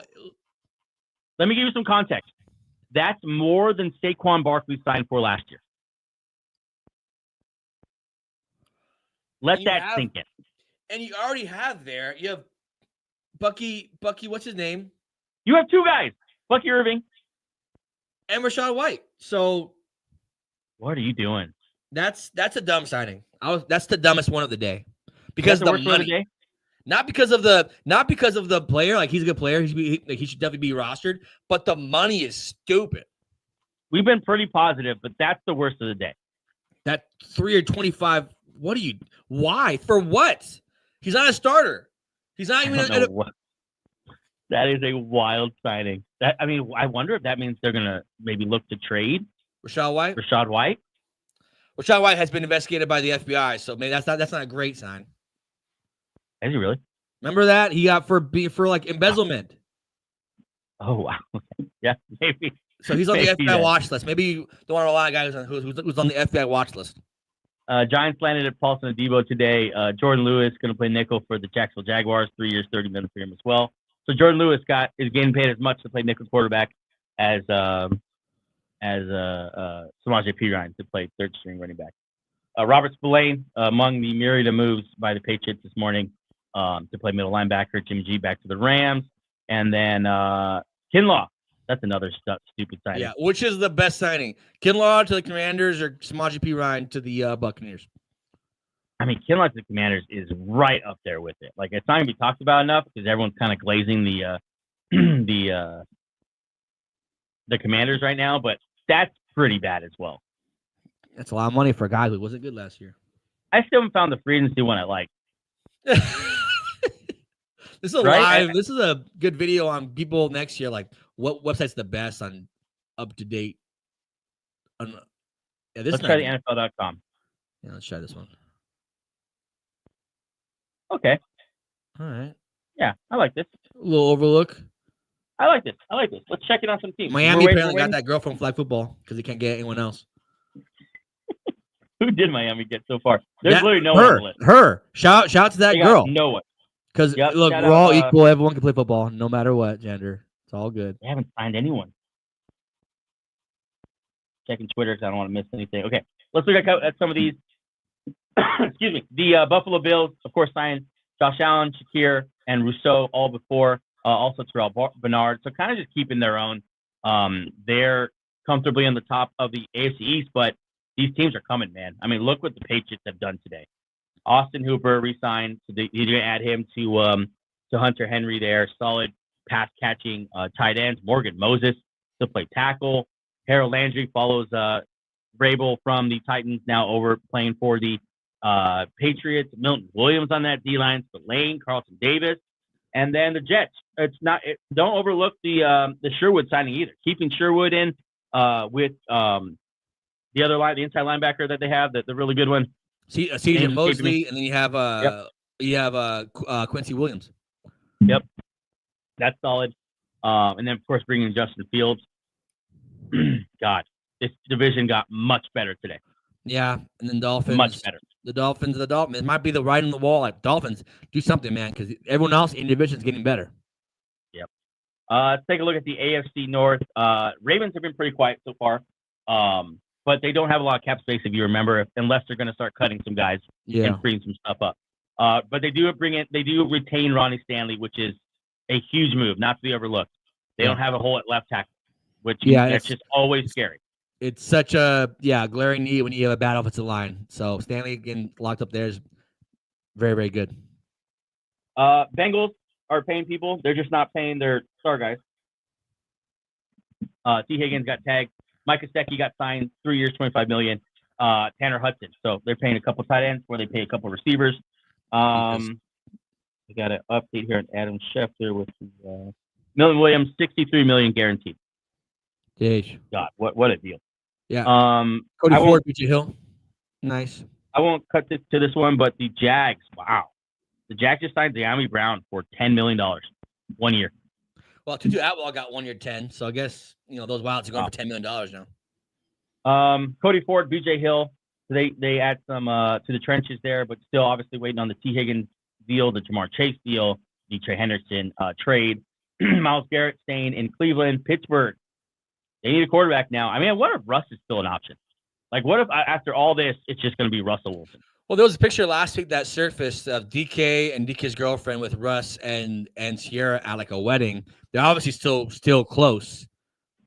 So yeah, Russ to Pittsburgh, maybe. All right, Ange, let me pull up a brand new deal here that just hit the fan. Don't look. I'll hit this siren. And the big money deal. Congratulations to Mile High Nation and Angel. The Broncos have finalized an agreement with former All-Pro safety of the 49ers, Talanoa Hufanga, now going to play in Denver. This deal has been teased all morning. Angel obviously is a Broncos fan, ecstatic about Hufanga joining a playoff team. Yep, playoff team that just got better. Look, Hufanga injured last year, injured year before, obviously, 24 years old, has played at an all-pro level. That's why you like about this. He hasn't been good for good. Yeah, he hasn't been good for like 6 games and he got hurt. He was good for a season or 2 seasons where he was an all-pro. So pairing him with Brandon Jones, Patrick, Surtain, Riley Moss, that secondary just got a whole lot better and a whole lot deeper because last year, PJ Locke wasn't great. Every other strong safety that they had wasn't great. Adding him to a team that led the league in sacks means that they put a lot of pressure on their defensive backs. I love this a lot. What? Oh, Angel. We got. Samaje Perine did not sign a deal with the Bucs. 3 years, 30. That was, I guess, either a mistype or a fake account. Samaje Perine just signed with the Bengals, going back to the Bengals, for $3 million. Okay. $3.9 million. That's good. That's what you should. And also, a little side note, that means they've been very vocal about Brown. Chase Brown not carrying the whole workload that like he did last year. P right now is a third down back. I like that. Anyone but really got Higgins, Jamar Chase. Anyone but those guys. Ryan, come on back home. Yeah. Okay, I like this. I like this deal. I like this deal for Chase Brown. I like this for this offense. Samaje Perine can do a little bit of everything. He's a tough runner, good pass catcher, great pass protector. I think a great piece back there. You saw when Chase Brown went down last year, they tried to plug it with Khalil Herbert. That didn't work. So I think important signing here for the Cincinnati Bengals. What's the details to on the Hufanga? Update real quick. I want to see Hufanga. Here it is. It's a 3-year deal worth $45 million, $20 million guaranteed. And yeah, you gotta imagine that. Look, 2 years deal. Maybe the last year is a little fugazi. Only $20 million guaranteed means that $45 million is definitely a fugazi deal, like a fugazi money. That's not real money. That means it's probably which makes sense for an injured player. There's gonna be a lot of incentives, probably play time incentives, certainly accomplishment incentives, Pro Bowl, whatnot. Yeah, I mean, geez, what a great move. I love this for the Broncos. Yeah, I love it because just the disparity between the money and the guaranteed money is so deep, which means like it's probably a fancy 2-year deal or 1-year deal. Sorry, with the second year being like we can get out of it if we wanted to, and the third year being totally escapable. But if he blows up, it'll be like it'll be a bargain deal. And once again, all these safeties signed before Javon Holland. So curious to see why I don't. Javon Holland, look, he's a free safety, so he wouldn't sign with the Broncos, obviously. But he's still out there. A lot of teams need safeties, and he's not signed. But Hufanga here. What we need now is just us to sign Evan Ingram, and my day will be pretty good as a Bronco fan. I'm still waiting on a possible Dallas Goedert trade. Yeah, Dallas Goedert to the Broncos would be good. I mean, not the Broncos. Really. Be a great Bronco. So sorry, Juicy. A lot of Juicy content so far this morning. This is what we don't want. That's how you get. That's how you not get followers. 3-year, $45 million deal. It's a great deal. Here we go. Former Chargers wide receiver Josh Palmer is going to go sign a deal with the Buffalo Bills. I like it. 3 years, a $36 million deal. This is, I think, the Amari Cooper replacement. 18 guaranteed though, so that's not really a big deal. It's probably like a 1 or so 1 year and 2 years, not bad. Yeah, whenever you see it's such a disparity in guaranteed money and big money and the whole number, you know it's not guaranteed. So yeah, right. Palmer, yeah, I don't think they needed Palmer. I thought they were good with Coleman, with obviously all their guys there, but interesting place for him to land. This would mean Amari Cooper's not back, so Amari Cooper's free to go to another team. But I didn't hear anything about Amari Cooper coming back to the Bills. Yeah. I mean, I wonder if the Bills go get number 1 this year. Because last year they, Josh Palmer that's money. I'm not sure if they're. I think Shakir's their number 1, which is probably true because he's a very nice wideout. I mean, they did pay him. I don't know. That's interesting to see what they're gonna roll into another year with just kind of a cast of good receivers, but no really great receiver. Whoa! We got a big deal here. Go ahead and play the siren and the cha-ching as we finally have the deal we've been waiting for all morning. Josh Sweat and the Cardinals 4-year deal, $76 million deal, 41 guaranteed. So Josh Sweat follows a defensive coordinator that he once worked with, now the head coach of the Arizona Cardinals, Jonathan Gannon, and he's going to go rush the passer in Arizona, and they need a pass rusher really, really badly. I like it. I like it for Arizona. I thought he might get a little bit more money, but it's a good deal. Yeah, earlier today, obviously locking up Brandon Browning. Now you get Josh Sweat. So you're doing a position of need where you needed to attack it aggressively, which they have. Josh Sweat, very good pass rusher. I like it a lot. A team that needs to keep up with, or maybe they think this division, because we don't know what the Seahawks are. The Rams are the best one in this division by far, but look, take advantage. Why not? Like, it's not looking as strong as it once looked, the NFC West. So Josh Sweat, the Cardinals here, I like it a lot. The money's smaller than I thought. I thought he would get more, but good for him. Yeah, so the top pass rusher off the market now. We do have a couple comments we want to get to here. Derek Barksdale chiming in. I do like the Fields to New York deal for sure. We do too. Gino is better than Darnold. When Darnold faced pressure, he folded. Yep. I think. But still, Gino. Yeah. Darnold younger. You gotta factor that in. Darnold younger, and honestly, Darnold has just played like his ceiling has just been higher. Yeah. Say this is. I'll say week 13 last year. Say that this was presented as a trade for the Seahawks. We'll give you Sam Darnold. No, we'll give you God, what's his name? Geno Smith and a third for Sam Darnold. You would take that. Right. Like I yeah, sure. We got younger for the same. Sam Darnold just black eyed by that bad month, but the rest of the year he played good. So I'm not. I'm bigger on Sam Darnold than most people, but yeah, that's a nice talking point for the rest of the offseason, though, is Sam Darnold or Geno Smith. Yeah. Eagles are losing guys, though, Joey. Yeah. Let me bring up this tweet here that Adam Schefter tweeted out, and I'll pull it up here on the screen. The Eagles have lost so far in free agency 2 of their Super Bowl heroes. Milton Williams to the Patriots, Josh Sweat to the Cardinals. Obviously, that Eagles defensive line dominated the Super Bowl, dominated Patrick Mahomes, that offensive line, and they're getting paid for it. Milton Williams, Josh Sweat. Isaiah Rodgers. They do leave. What's that? Isaiah Rodgers too. Yeah. Yeah. So I guess we'll talk Eagles here and how that affects them. Milton Williams, you have a guy named, I don't know if you remember from the draft last year, his name's Moro Ojomo out of Texas. They drafted him last year in the 3rd round. He had a much better year than expected. His pressure rate was actually 1% higher than Milton Williams over the course of the year. And so it's always a gamble, though, when you give someone more snaps. Are they gonna be able to keep up that same rate of pressure? But I think that's probably their plan now. I imagine Howie Roseman always addresses defensive line in the draft, so they'll probably draft someone. As far as Josh Sweat, that's where we don't really have the depth. We have Jalix Hunt, who was our, I think, 2nd or 3rd round pick last year. You saw him flash in the Super Bowl. He had at least 1 sack in the Super Bowl against Joe Thuney. And so Jalix Hunt is probably their plan A. But they like to have a stock defensive line, so they still need to work on defensive line as well. But really, Isaiah Rodgers is probably the biggest loss today for the Eagles as far as we have no one to replace them.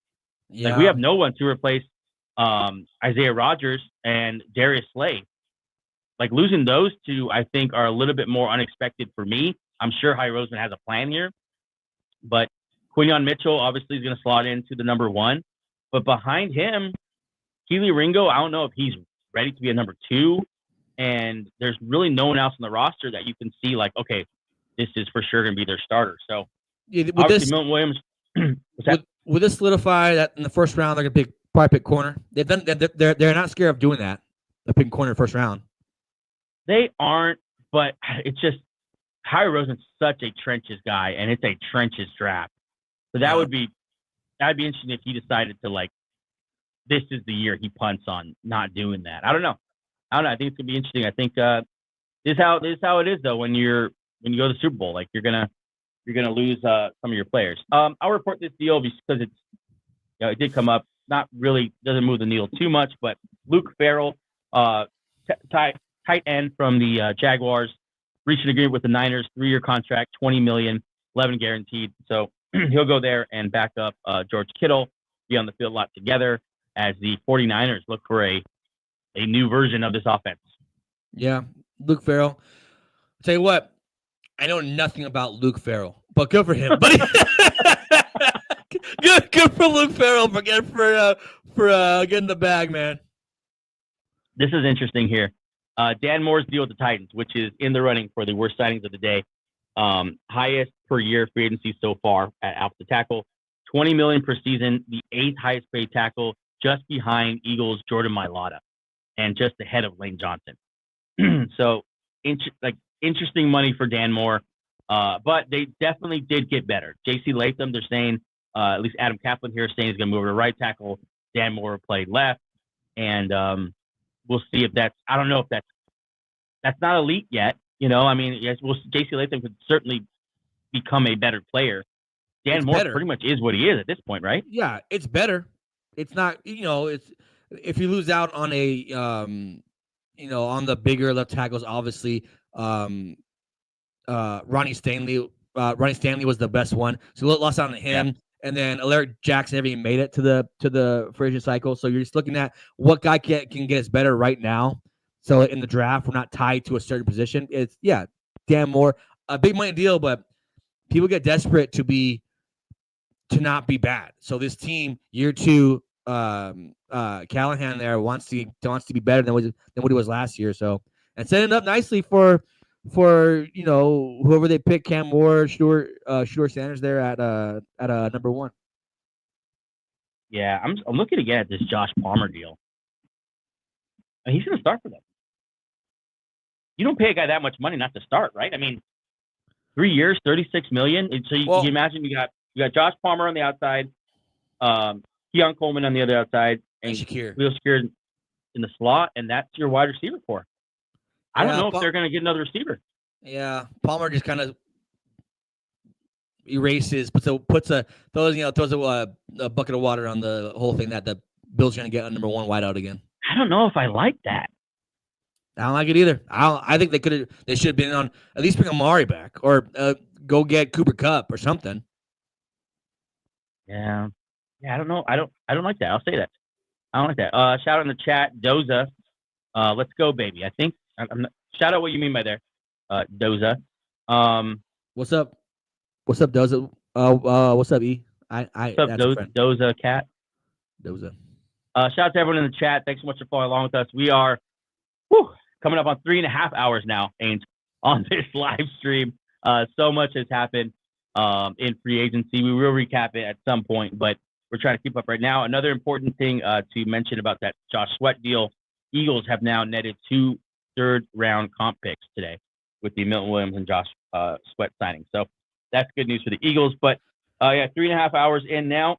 We're going to be on for probably another 30 minutes to an hour, something like that, as news is still dropping. I want to bring up this tweet because we talked a lot about the Arizona Cardinals pass rush.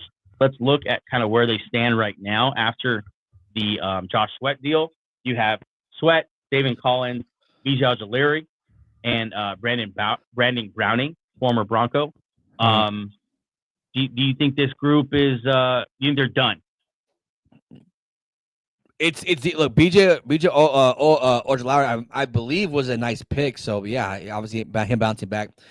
Zaven Collins hasn't been good ever, so he's just depth now. But yeah, you start Sweat and probably Browning / Ojulari, whoever beats it out in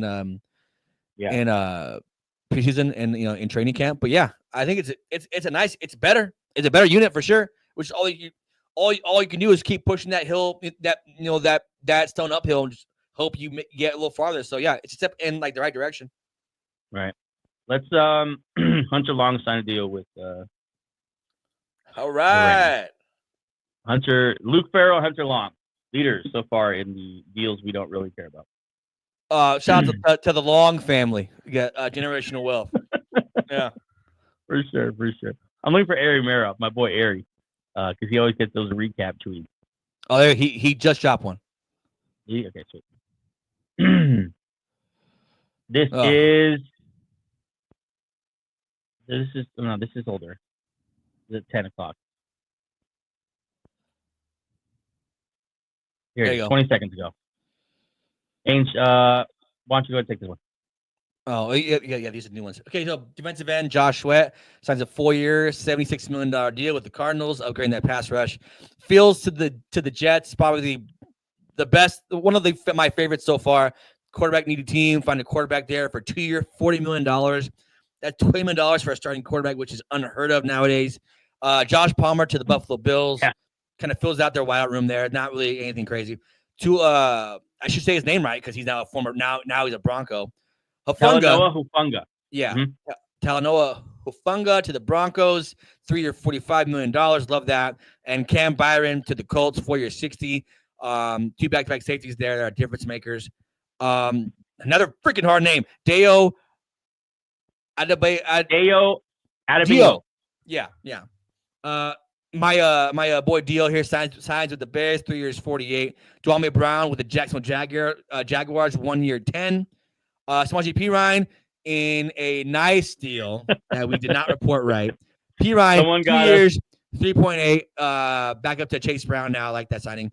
Safety Eric Murray to the Jaguars, 3 year, 22 and a half. And our boys, our tight ends have been waiting for all day. Tight end Luke Farrell to the 49ers and tight end Hunter Long to the Jags. The Farrell and Long family. Cheers to you guys. Generational wealth, buddy. Yeah, apparently Luke Farrell is much better than Hunter Long because look at that pay gap. Look at that pay gap. Just from the math, what we can deduce from the math here. Yeah. Let's bring Farrell in is a stud. RB, shout out our buddy RB, friend of the show. Bears making moves to get Genty. I believe that. I'm telling you, I believe that. Last year, imagine back-to-back years getting Rome and Ashton Genty. Like, you get young playmakers to pair with Caleb Williams.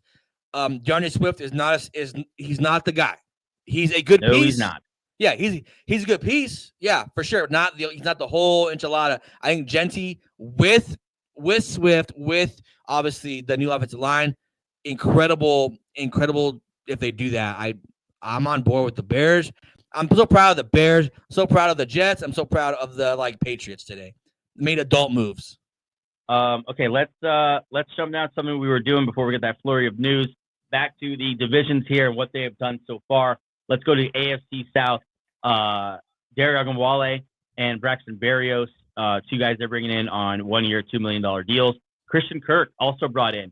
If he's healthy, that would be one of the most underrated signings trades of the offseason so far. Yeah. He's a very, very good receiver. Yep. Sheldon Rankins, 1 year deal. That's that. Big guy in the middle. I'll say that. Derek Barnett back as well. Tremon Smith, special teamer. Colts have been pretty quiet, but they did sign Cam Bynum. Of course, Chris Ballard did say they're going to bring competition in for Anthony Richardson. So you got to imagine a quarterback signing here would be a good one. I got a name for you that probably is available now. What about Mac Jones to the Colts? Is that a thing?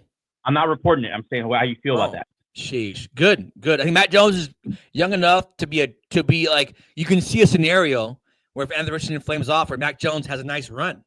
That's kind of guy you want to bring in, a guy who will legit challenge. Like, say you bring in like a Flacco, you're like, he's not gonna be the star. He's like be the starter or the long-term answer. You bring in a Mac Jones or like someone like that in that realm. Yeah, he can legitimately play quarterback for this team. So yeah, Mac Jones with Colts would be great. We have a signing here. Offensive lineman Jaguars have reached an agreement with former Ravens offensive lineman. Can play guard, can play tackle. Patrick McCarry. Love this. Yeah, this is great for the Jaguars. This is not a great situation for the Ravens. No, McCarry there. I'm guessing they lost Sheriff, so he'll play right guard for them. He can play right tackle for them if they need to. He's versatile lineman. These guys are now in this NFL. You need linemen who could kind of play everywhere. He's like the definition of that. Not a star, but a good starter. So yeah, I like this a lot. Where does this leave the Ravens offensive line? I know they did bring back Stanley. That's huge. Well, Ben Powers is currently in rehab, DUI arrest, so that's not great. McCarry's now gone. Yeah, you need some guard help for sure. Maybe you draft the guard. Rosengarter was really good. Yeah. So you got your tackles, you got your center, you got big questions at guard. That's basically where you're at. Which, if you were to pick on areas that are easy to fix, would be guard. Like not that they're easy to fix, but they're easier than getting bookend tackles. So yeah. You don't have a lot of money, so I'm guessing that's going to be done in the draft. The draft rather than free agency. Just making sure nothing's being missed here on Twitter. Nope. Let's go back to the AFC North then, if we can. We talked about the Colts. The Jaguars did just sign Patrick McCarry, so add him to this list. They bring in Nick Mullins to replace Mac Jones. I wonder if Mac Jones is going to get a starting opportunity somewhere as like a bridge type guy. Like, what if he goes to the Titans or the Browns? The Giants, yeah. Like the teams who are obviously, most likely going to going to draft a young quarterback and need someone to possibly start the season. We'll see. Jordan Lewis also there for the Jacksonville Jaguars, and Eric Murray. They add a couple to their secondary. The Titans gave Dan Moore 4 years, $82 million deal. That's the biggest deal given out to a tackle so far today. Still, 3.5 hours into free agency. So let's see how that ages. I don't know. We'll see. AFC West, let's do it. The Broncos, you can add Talanoa Hufanga to this list. They did re-sign Jarrett Stidham. Update this. This is really old. Yeah, they don't have DJ Jones even there. They updated now. Let's fly back down to the. Oh, I guess DJ Jones not finalized. Yes. Yeah, Hufanga though is finalized, and that's as finalized as it could be right now. And so good adding there. Obviously we're looking for a running back there as well, still, right? Yeah, some kind of running back move. Yeah, I'd love to get somebody because our running back room. Maybe you sign Javonte Williams back, but we need a running back in the worst way. I was going to ask you. So Javonte Williams is actually a free agent. Yeah, he's a free agent for sure, 100%. Okay. So check Twitter real quick, make sure we're good still before we move on. Makari getting good money. He's getting 3 years, $37 million, $20 million guaranteed. Yeah, solid guard. The Chiefs were actually low key active today. They signed Elijah Mitchell, Marquise Brown. They brought back Jalen Moore to play tackle for them. Trey Smith, of course, they tagged. They signed Nick Bolton. Did not let him get the free agency. Good move on them because they would have got outbid. Yeah. The Vegas Raiders. After Geno Smith, they haven't done anything, but they did bring in Kappa. He was pretty bad last year. He was probably the worst guard in football. But yeah, let's bring him back to your deal. He literally, we're not being sarcastic. He led the NFL in pressures allowed, sacks allowed, and one other terrible stat I don't remember. But they got on it with him, signed him 2 years. He's gonna get paid $11 million. Good for him. Good for one of the worst guards in football. Max Crosby, huge deal. Keep him in. Adam Butler, I don't know much about him, but Twitter seemed to be excited. 3-year contract there worth $16 million. The Chargers kept Cleo Mack out of free agency. Elijah Molden. They have a lot of questions at cornerback. I wonder if this deal 3 years, $18 million seems like he's at least gonna get a shot to start. Yeah, we got breaking news here, Joe. All right, let me let me pull it up. Yeah, it's massive. I love this a lot. I love it. Love it. It's a team that's been active all day, prioritizing one position or two positions of need. Yep, I got it up here. Yeah. Let me clean it up. Let me ring the bell. And hit the cha-ching. We have a new signing now, the Chicago Bears. Jumping on newly available defensive tackle, Grady Jarrett. He has found a new home, 3 years, $43 million, 28.5 fully guaranteed to go and play for the Chicago Bears. Chicago, if I'm not mistaken, just signed another tackle, didn't they? Yeah. Dio. Yeah. Well, he's more of an edge rusher guy. I think he could play inside. Yeah, he's edge rusher for sure. Yeah, so yeah, they're O-line, D-line, improving it. Let's do it. Yeah, Ben Johnson comes to town, and the only player that plays off the line of scrimmage is this linebacker that I have no idea who he is.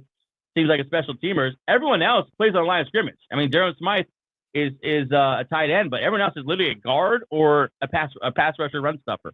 Yeah. You got Drew Dahlman, Joe Tooney, Jonah Jackson. I love that in the middle of that line. Yeah, and they're trying. It's just part of a mentality that you want to bring your team. We're going to take care of the trenches first and build up from there. Keenan Allen's a free agent. We don't care. Okay, we need to sign Grady Jarrett. We need to sign Jonah Jackson or trade for Jonah Jackson, Dahlman, Tooney. Let's get our O-line, D-line great.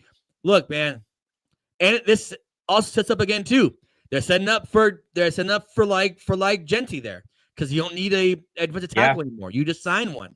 So 3 year, 43 mil, 28 guaranteed to a good pass rusher at the interior pass rush. Yeah, I love this. I love what the Bears are doing. Bears, Patriots, and Jets. Probably my most inspired teams so far in this free agency period. Grady Jarrett bet himself, and it looks like he won that bet pretty quickly. Yeah. Almost like 3 hours later. I mean, the Falcons. Oh, we got another signing here, but the Falcons, they struggled at D line. I'm surprised. Like losing Grady Jarrett. I mean, now you're just further in the hole. Yeah, now you're just trying to. Now you're digging yourself further out. Yeah. Now you're further into the hole of we can't rush the passer. Falcons letting Grady Jarrett go. Judon's gone. You haven't signed. You missed out on Sweat. You missed out on Milton Williams. Like who you're replacing these guys with? You're just gonna lose them. So it's All right. Falcons. Who knows, man? I got a signing for you here. As Gunter is on the board, the Green Bay Packers have signed former 49ers guard Aaron Banks.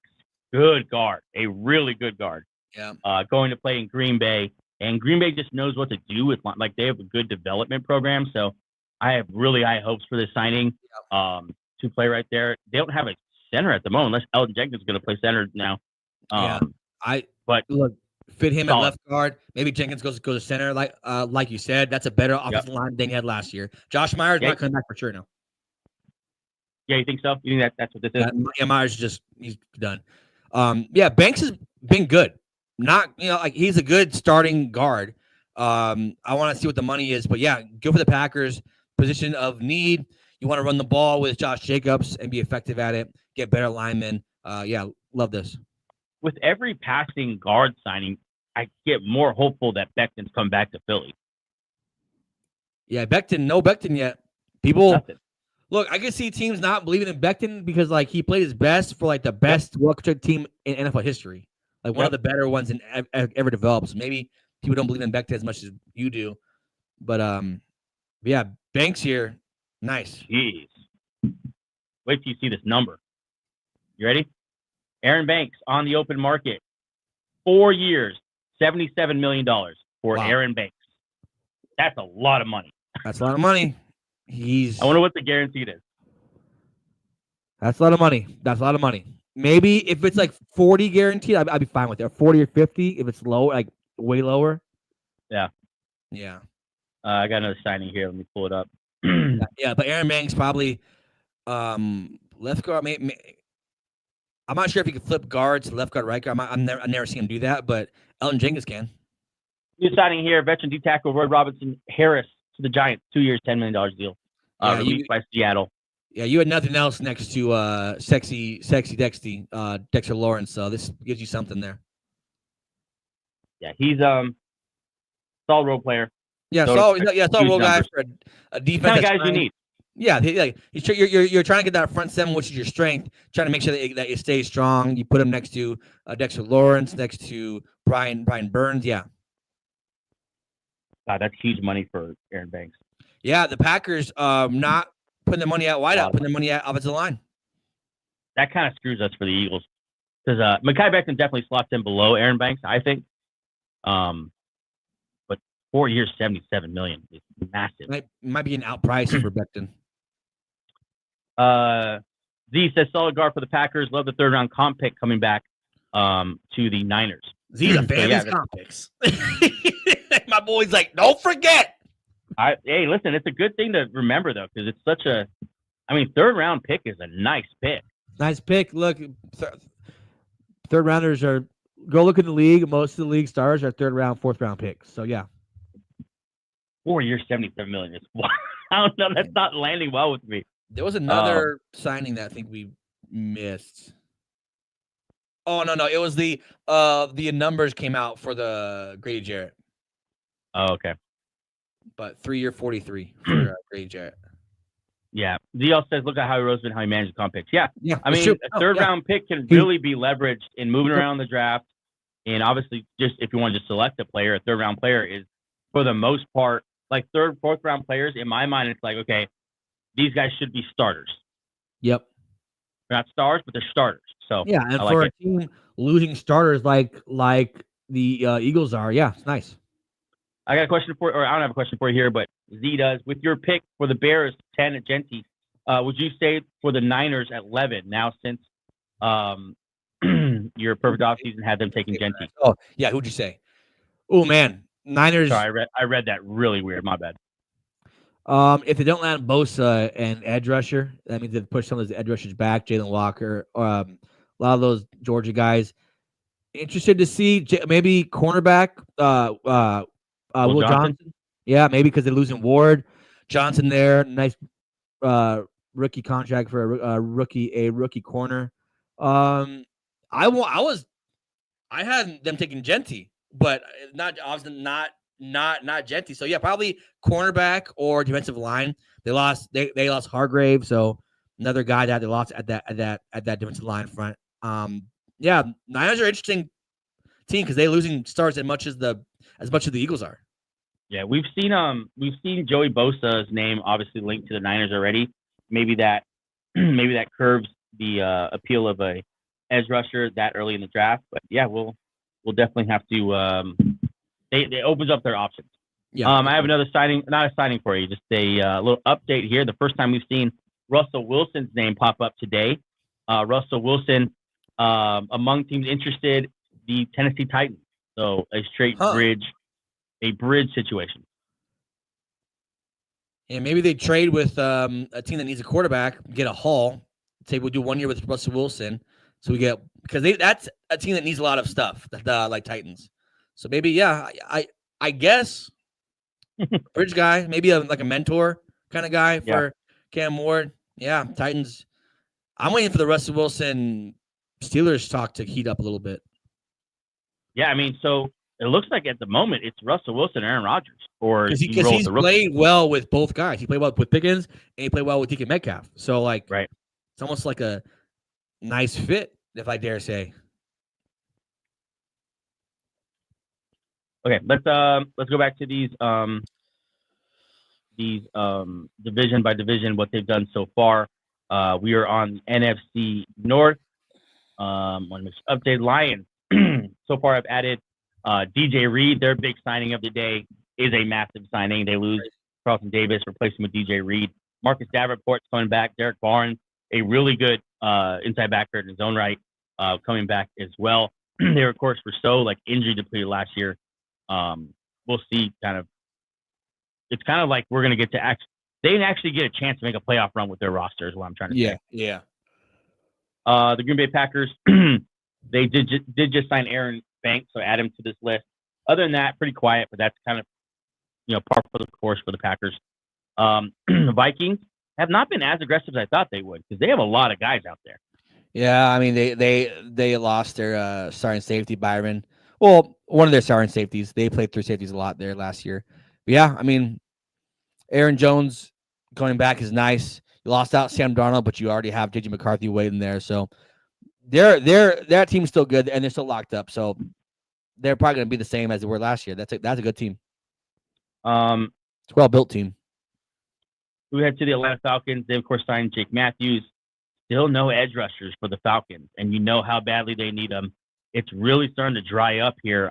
Maybe they go and swing a trade for Trey Hendrickson, but you're not going to compete for the division without a better pass rush next year. No, they're losing guys. So yeah, it's interesting how their strategy. Maybe in the draft they go heavy pass rush, but what you do now by not picking a pass rusher, so you really pigeonhole yourself for you in the whole league. You're gonna the Falcons will draft a pass rusher. So if you got to get ahead of them to get a pass rusher, teams will do that because now you've just kind of said to the whole league, we're picking an edge rusher, and that kind of makes your draft stock go down a little bit. Packers. Listen, Goot is starting to cook. Goot's starting to warm up. No, he's losing guys, Joe. Sorry. Oh, never mind. Goot's asleep at the wheel. He's asleep at the wheel. TJ Slayton going from the Packers to the Bengals. Bengals continue to pay people who aren't stars. Yeah, Bengals just continue to run anyone but anyone but Jamar. Anyone but the stars. I don't get it. Bengals, anyway. That guy's not even that good. Slayton's not that good. He's a backup. Yeah, it's rough. Let's take a look at what the Bears have done so far. I know one of your favorites in the trenches, as Aaron Meroff says. I mean, look at that. That's beautiful. That is an Eagle fan and a disciple of Howie Roseman. That's a beautiful thing to see right there. Yeah, it is. Interior line. How'd you feel about Caleb Williams' locker display next to Walter Payton over the weekend? Really? The Bears did that. I don't know that. Let's not put that on him. But yeah. But either way, Bears offseason so far: Tooney, John Jackson, Drew Dahlman, Greg Jarrett, and my boy Dio just really solidifying that offensive line, defensive line. This is how you make a look, man. It's a copycat league. The Eagles won because they had a better offensive line and defensive line than the Kansas City Chiefs. You win through the trenches right now. That's just it's everyone's trying to do what the Eagles are doing, and it makes sense. Look, like this is a clear indication that it makes sense for people. Right. Make sure I'm not missing anything here. So stuff's starting to slow down. We'll probably be on for another. I mean, we'll probably be off just after 1, but let's continue to recap. The Bucks kept Ben Benson and Chris Godwin in town and bringing Hassan Reddick. I think nice tweaking moves that kind of you're looking for them to make. Already have a good team. Let's tweak it and make the roster as good as we can. Arizona Cardinals had a huge need at pass rush, and they addressed it by re-signing Baron Browning, and then, of course, signing Josh Sweat, that 4-year, $41 million guaranteed deal. Evan Brown also kept. That's also a big deal for them as well. Because Will Hernandez, I think, is going to go. Kevin Beachup's back. I thought he would go somewhere and get a decent contract. Yeah. Nice spot. What do you think? What do you think of what the Rams have done? I like it. But obviously, Jimmy G back at quarterback. That's nice. Stafford bringing him back was a big deal. He's one of my favorite quarterbacks in the whole league. Has that dog mentality still has a lot of juice left. I like that. Alaric Jackson, signing him up, locking him up. A young, undrafted tackle. Gets a nice payday. Good for him. Devontae Adams to replace Cooper Kupp. Cooper Kupp still rostered by the Rams. Still employed by the LA Rams. So we'll see what happens there. Tutu Atwell, 1 year, 10 is a lot of money for Tutu Atwell, but they like him enough. So, and then Ford, Puna Ford, better upgrade over Bobby Brown. Like it a lot. Yeah, I really like the Puna Ford deal. Yeah, it's a win. This is a nice. This is a veteran team doing like Adams and Ford are better than Cooper Kupp and Bobby Brown. So that's why the Rams last year lost, of course, to the Eagles in the playoffs, the eventual champions, but they were the closest to knocking off the Eagles in the playoffs. And the Achilles heel for them, the both time they played the Eagles, was the run defense. And so you got to imagine, I wonder if that's why, like, hey, let's go get a guy. Let's go get someone who can help if we run into the Eagles again in the playoffs. Puna Ford is that guy. Yeah, they also hooked them. I'm also worth noting, though, in the playoff game that Brandon Fisk left early. So Brandon Fisk and Puna Ford, that'll work. Yeah. As we are nearing hour 4, and this is the perfect tweet to encapsulate that. We are now down to Chuma Edoga with the Jaguar signing there. Just refreshing here. Yeah, it's really starting to slow down. Let's look at some of these big names. Still out there, man. Yep, that's what I was about to bring up right now. Javon Holland. Let's look at top free agents available again. Okay, as I look this up, I have a question for you as I look this up. Where the hell are the Commanders? They're too busy signing Kinlaw and Zach Ertz and Bobby Wagner and guys who are good in 2019. No, they have so much money. Honestly, they're being safe with their money. They're getting, besides Kinlaw, been guys like we know they're good. Like we're not gonna. They're not taking swings at Hollins or Hufungas or guys like that. So I don't love it. I know their strategy is just we're going to sign veterans because we need veterans, but you don't need to go this hard at it. You can sign some young guys. I got breaking news here. That's not a signing. I finally found a website with easy top free agents available. List to there's PFF. Thank you, PFF. Top quarterbacks available: Aaron Rodgers, Russell Wilson. I mean, the only starters still available, right? And that's kind of the fringe guys. Mac Jones is an asterisk guy. I like to see what the league thinks about him. Right. Running back market. Quiet. It's quiet. Nothing's happening. Nothing. I wonder because the draft is so deep.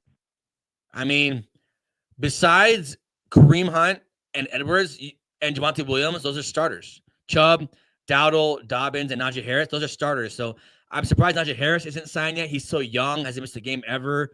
4,000-yard rushing years. I'm surprised he's there. Jacob Dobbins not back with the Chargers. Yeah.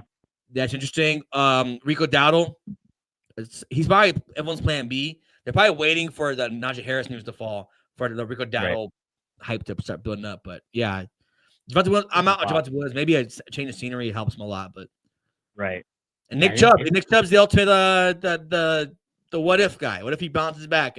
But probably not. Right. Man, that's interesting. After the year that the running backs had last year, where Saquon got signed right away, and and DeAndre Swift and Josh Jacobs, pretty quiet now. I also thought Najee Harris was going to be signed by now, but let's keep an eye on it. Wide receiver room also decently quiet. There's not a lot of huge names available, but pretty quiet as well. Amari Cooper, Stephon Diggs, DeAndre Hopkins. So that might be why they're kind of just older receivers available at this point. Yeah. Darius Slayton's my sweetheart. It's not signed yet. Elijah Moore's a nice guy, young. So if you don't want to go old, Elijah Moore. Yeah, it's a lot of veteran guys. These guys can wait, and they'll be available later on in the offseason, like post draft. These guys will be available. We're going to be on for a couple more minutes. We'll probably try to make it 4 hours here at 3 hours and 52 minutes on the stream. We're waiting for maybe just in case one of these bigger names guys who are still on the board do sign. We're thinking of Jawan Holland mostly now. At tight end, Juwan Johnson, that's someone you like with Denver possibly?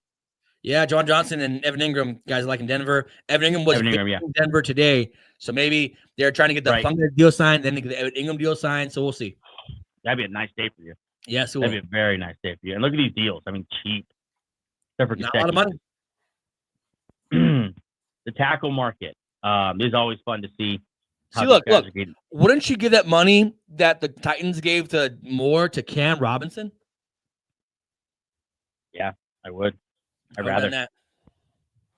I mean, this is really interesting. How they did they pay? I mean, Ronnie Stanley per year is about the same as Dan Moore. Crazy. Interesting. Yeah, Cam Robinson, Tyron Smith, even the interior offensive linemen. They get plenty of love on this show. Yeah, Ryan Kelly, Shelton Coleman Shelton, good centers there. Bozeman, obviously, Will Fries and Tevin Jenkins, and Kevin Zettler, and James Daniels, and Mekhi Becton and Brandon Sheriff. A lot of guards there that are the Fries. Will Fries and Tevin Jenkins are in their prime. So those are guys in their prime, not signed yet. Then you have Zettler and Sheriff, who are guards, who are veterans, but still starters. So Angel, you see down here is Aaron Banks. Obviously, this is not complete. He signed with the Green Bay Packers 4 years, $77 million. So, I mean, is it a massive overpay, or is he just who? Okay, so who do you pay more than Aaron Banks? Do you pay Brandon Sheriff? No. Becton? No. Daniels? I pay Zettler a good 1 year deal. I'd pay Tevin Jenkins more than Banks. I think his upside's big more than Banks. Will Fries probably gets around the same. Yeah, I'll pay Fries more than Banks. Bradley Bozeman, pretty solid, pretty durable starter anyway. Trey Smith's gonna get a monster deal. Yeah, he's gonna reset the guard market. Yeah, it's probably only 4 guys more than Banks. So he really blew the top off the market then. That's probably why everyone's probably trying to adjust now. Yeah. That's just a monster deal for Aaron Banks. Let's move on here. Edge defenders. Pretty quiet for the edge defenders as well. Although the top guys we see did get signed. Khalil Mack, Josh Sweat, Hassan Reddick. Malcolm Kuntz. I thought he would have a pretty fast market. Young pass rusher. Yep. Kuntz, obviously, Von Miller, old. Chase Young had a nice year. Joey Bosa, we think, is going to be the Niners. DeMarcus Lawrence, obviously, longtime Cowboy, still out there. Then you have good guys, Preston Smith, Judon. A lot of guys you just okay with. No real needle movers here left anymore. No, it's more of just rotational guys. And whatever you think of Chase. It's basically whatever you think of Chase Young, too. Yeah. Interior defensive line. Milton Williams on top with I'll say it again, the biggest contract in New England Patriots history. The Patriots have once rostered Tom Brady, Randy Moss, Wes Welker. They once had a 20-year run Yeah. We'll say a run that lasted 20 years. But yeah. Javon Hargrave out there still. BJ Hill signs a big deal with the Bengals because they signed Gesicki and BJ Hill today to both $30 million deals and still have not signed the other guys. Puna Ford, big deal with the Rams. Best available here. Deshaun Wharton is a name I thought we'd see. Yeah. Fly off the list pretty fast here, but yeah, Denver I deep with guess not. DJ Jones. I like that a lot. Yeah. This right here. Kinlaw, baby. Got the bag. I mean, what is the difference between Adam Butler and Javon Kinlaw? Not much. They're the same player. And yet, look at this. A lot of money. I just hate what the Commanders have done today, or what they've not done today. Yeah. I don't understand. I don't understand. Inside linebackers, you see names noticeably not on this list. Some of the bigger names: Nick Bolton, Zach Bond, and Ernest Jones. 3 years, $30 million for Ernest Jones. Jamin Sherwood also didn't make the list. So Greg Greenlaw still out there. Other than that, any for sure starters besides? I thought Tyrell Dotson, but I don't know. Yes. Yeah, it'd be Dotson and Greenlaw and Eric Kendricks. But besides that, a lot of rotational linebackers. I'm not going out of my way to go sign Devin White or Devin Bush. Once upon a time, those were 2 first-round linebackers. Now they're, rotational guys. Refreshing Twitter here real quick. Make sure we're good still. We'll be on for just a couple of more minutes. God, Odell Beckham. I'll just say it. We're 4 hours in. We can talk about it. Odell Beckham Jr. is going to jail. With Drewski. Sell your jerseys. Yeah, sell your OBJ jerseys. Yeah. Don't want to be repping that guy. First you had the JB thing. Now he's all right. The cornerbacks. DJ Reed signed 3 years, $48 million. Travarius Ward, Russell Douglas, and Byron Murphy. Byron Murphy is I don't get it. He's a tough corner who played. I don't get it. I don't know why he's not signed. Maybe he wants a lot of money. I don't get it. He's probably my second favorite corner on this whole list after DJ Reed. Then it goes Carlton Davis. I love Murphy. I mean, I'm looking at this list and I'm looking at starter or CB1, starter, CB1, starter. Yeah, starter. Starter, maybe CB1, starter. So old. Starter. I mean, if you're looking for a quarterback, this is good news for the Eagles, I guess. Yeah, there's a lot of options out here. Yeah, for teams who are like, who maybe they don't, the draft doesn't fall their way. Go sign Stephon Gilmore and Nate Hobbs late, or Christian Fulton. I would love late. Nate Hobbs. Yeah, there's a lot of it's really deep here. Last minute here on the live stream, coming up on 4 hours. Javon Holland, still the name out there, by far the best free agent available. Justin Reed. Still, Justin Reed out there as well. Old man Harris Smith. Your boy Justin Simmons still out there. Jeremy Chin. Might want to pay him, Commanders. Commanders, just let him walk. He's too young. We don't trust him. Wild. Those are the top free agents available. Let's check free agency just one more time. If you weren't born before if you're born after 98, get the fuck off my team.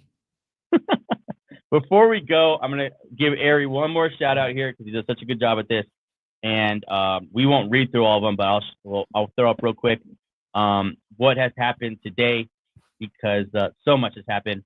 Angel, just point out the ones that kind of stand out to you. Chris Godwin, big one, going back to play with Baker. I'll do the highlight picks here. Godwin back to the Bucs is great. Carlton Davis to the Patriots is fantastic. Drew Dalman to the Bears, offensive line. Paulson Adebo, my favorite signing of the early part of the day. Giants, love that. Then it goes about starter. Spillane, I like it because of what it represents, a change at that defensive unit for the Patriots there. Elijah Mitchell, good value deal. Yeah, there's a couple guys here. The first run was good. The first one was good. The second one was kind of right here. This is the second run. I love this one. Josh Sweat, Cardinals. They need a pass rush, and they got one. Josh Sweat. Fields to the Jets. Curious to see how that ages in the media's mind, in the fan base's mind. And I want to see what they look next year, that run first offense. Hafunga to my Denver Broncos, love that. Kevin Byron to the Colts, love that. And then a couple guys that we like: P. Ryan, Brown, Murray, find homes somewhere. And then our guys Luke Farrell and Hunter Long finding long-term homes for the Long and Farrell family. Like those two. So sarcastic. Yeah, no, I think generational wealth, baby. I mean, I know there's a big question about top of your mind. I don't know. Let's try to do this. Free agency winners. Oh, the Bears. Bears killed it. Bears What they've done in the last week and a half. Patriots improved that defense that already wasn't as bad as people think. Improved the roster. Man, there's like single moves that I like the Jets getting Fields, like the Broncos getting a Funga, but they haven't done a lot. So probably the Bears and the Patriots, right? As far as I could tell. Yeah. Yeah. Let's last thing here. We should probably bring up the numbers because we've referenced it a lot. But Deebo Samuel, basically a 1-year, $20 million deal for the Commanders. They did re-sign John Bates, a good blocking tight end to go along with Zach Ertz, a good pass receiving tight end. Javon Kinlaw gets a big deal, which I just don't understand. It'll be we're steal the day, right? What's that? We're steal the day. Does that win? Besides the fictional Samaje Perine, yeah, probably. Yeah. Whatever. Bobby Wagner is going to get $10 million or $8 million guaranteed for 1 year. He led a pretty terrible run defense last year, but he's a great leader and he's a nice veteran. Yeah. And then Zane Gonzalez. They have so much money. Yeah, they have a lot of money. They spend it on what? Look at this list and tell me, yeah, this is what we're satisfied. I mean, that's what you did. Whoa! A trade. Holy shit! Hold on. Don't. I'm glad we stayed on. Listen, this is why we're staying on. We're staying on for you people. All right, this is why we do it. It is a massive trade reported by Adam Schefter. Pulling it up now, and here we go. I need to read this bell for the last time probably today. We have a massive trade right now for the Washington Commanders. We're just talking about them. The Texans are trading 5-time Pro Bowl offensive tackle Laramie Tunzel to the Washington Commanders for a package of picks. Laramie Tunzel leaves the Texans, goes to the Commanders. I see how you're reacting. Hot take. I don't think Laramie Tunzel's that good. I think a team that had bad offensive line play should not get rid of one of their better. I'm not saying he's great anymore. He had a very average year last year, but he's one of the better linemen that they have. Yes. So now you're just shipping the whole thing, and you didn't replace it with anybody. You didn't sign anybody. I like this Commanders move. I like this one more than any move they made all day. They saw a need, and they're going to fix the need. Even though he's not what he used to be, he's still a good tackle. So that's an upgrade. Texans, I don't like it. Don't like it. I don't like it because why do it? Like, do you need to trade Tunzel? Yeah, I mean, Texans. I mean, you better have a. Here are the. There you go. Yeah. Go ahead. Do it. Okay, full terms of the deal here. I actually pull it up so you can see it as well. Pull it up here. You can see it. Here it is. Ian Rappaport. This is the Laramie Tunzel trade to the Washington Commanders. A 2nd and 4th rounder going back to the Texans, plus a 3rd rounder this year. Holy shit. So those are holy crap. It's a good haul. And a 4th rounder, Laramie Tunzel. Let me tell you, I have never been a Laramie Tunzel guy because how are you that great of a tackle and you're constantly on the worst offensive line in the NFL? I don't think Laramie Tunzel is that good. I think he's overpaid. But he was one of the best they had. You're completely right on that. I'm not disagreeing with you. It's a very bad offensive line. But to pay a second, 3rd, and a 4th, that's almost what Christian McCaffrey went for. I like it for I like it for Commanders more than I like it for Houston for sure. I think we'll differ there. I think the offensive line got exposed by the Eagles. You upgrade that immediately. Look, it's an upgrade. I'm not saying he's not what he once was, but he's still like a good tackle. So, man, Houston, I don't look. He wasn't great, but he was better than what. The grass isn't always greener on the other side here, folks. Let's not imagine that there's a world where you can go find. Right. Where you can go find a tackle as good as Tunzel in the free agent market. Right. We have another signing here, but this is crazy. Tunzel to the Commanders is crazy. What the hell? I like the hole for the Texans. I like it. Second, third, and the fourth. I like it. Interesting trade. Wow. Well, as that's happening, as they're giving up a second, third, and a fourth for Laremy Tunzel, they are also going to be losing starting safety Jeremy Chin, signed a 2-year, $16 million deal with the Las Vegas Raiders to go play for Pete Carroll there in the new regime in silver and black. Jeremy Chin going to be a Raider. Commanders not keeping Jeremy Chin. They are still in the Javon Holland sweepstakes, so maybe this means that they're going to make a real run at him. But yeah, Jeremy Chin to the Raiders. Yeah. Pete Carroll likes him a big bodied safety. This fits the Pete Carroll system. Yeah, I like the fit here. Commanders couldn't afford 2-year, $16 for Jeremy Chin. That's all we got. That's unbelievable. That's unbelievable, Commanders.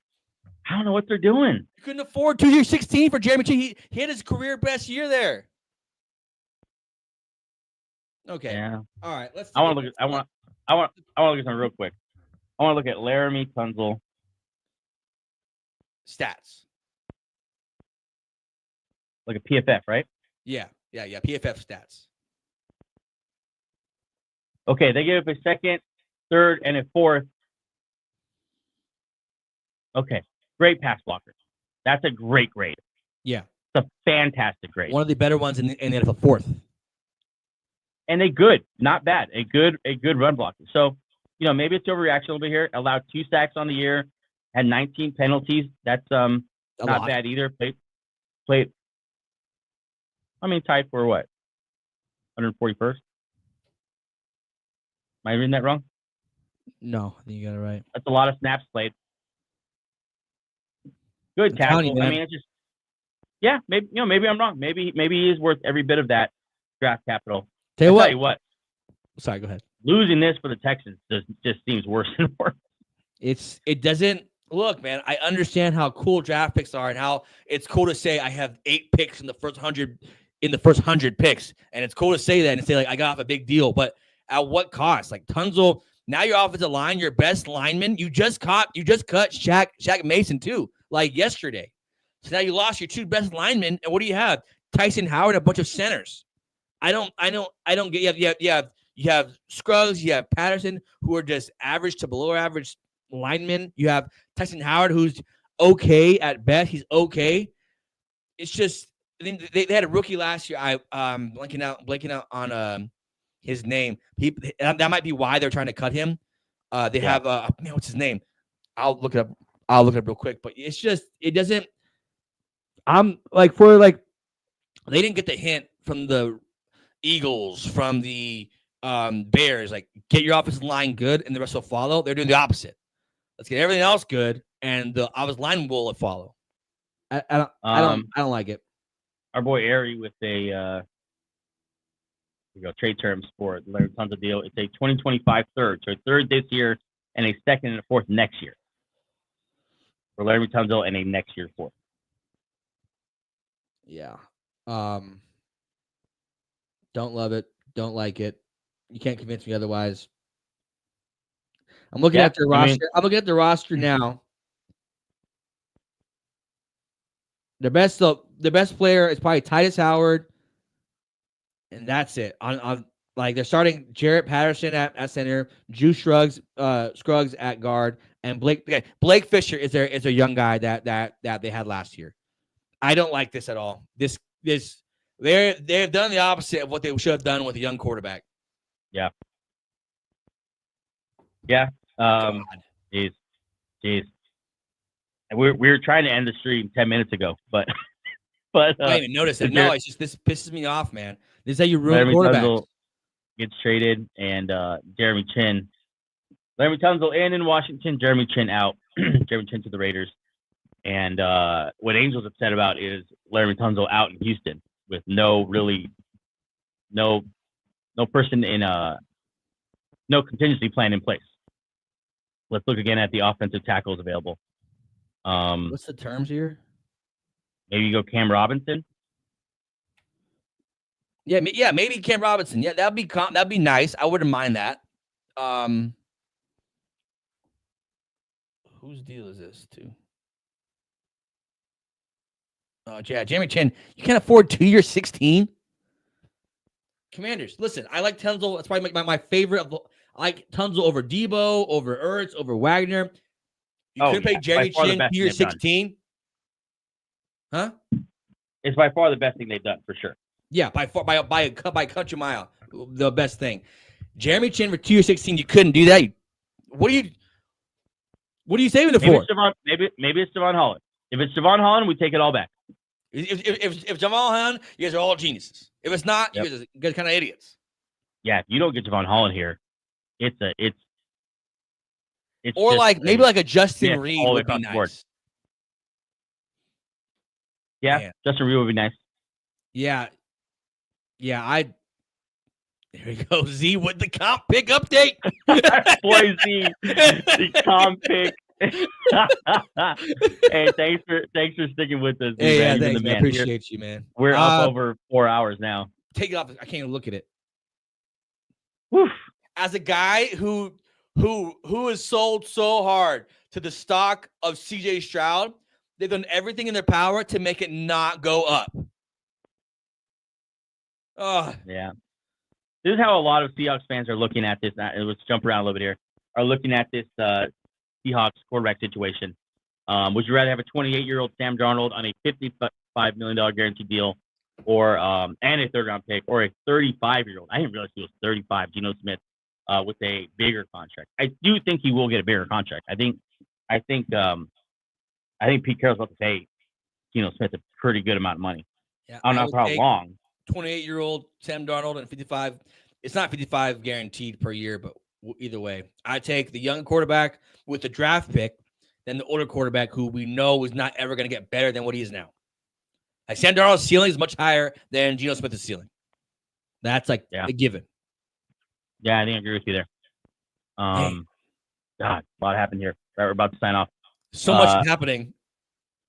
I'm trying to make sure, we're still good, right? Laremy Tunsil, remember, his career started with him in a gas mask smoking. And now,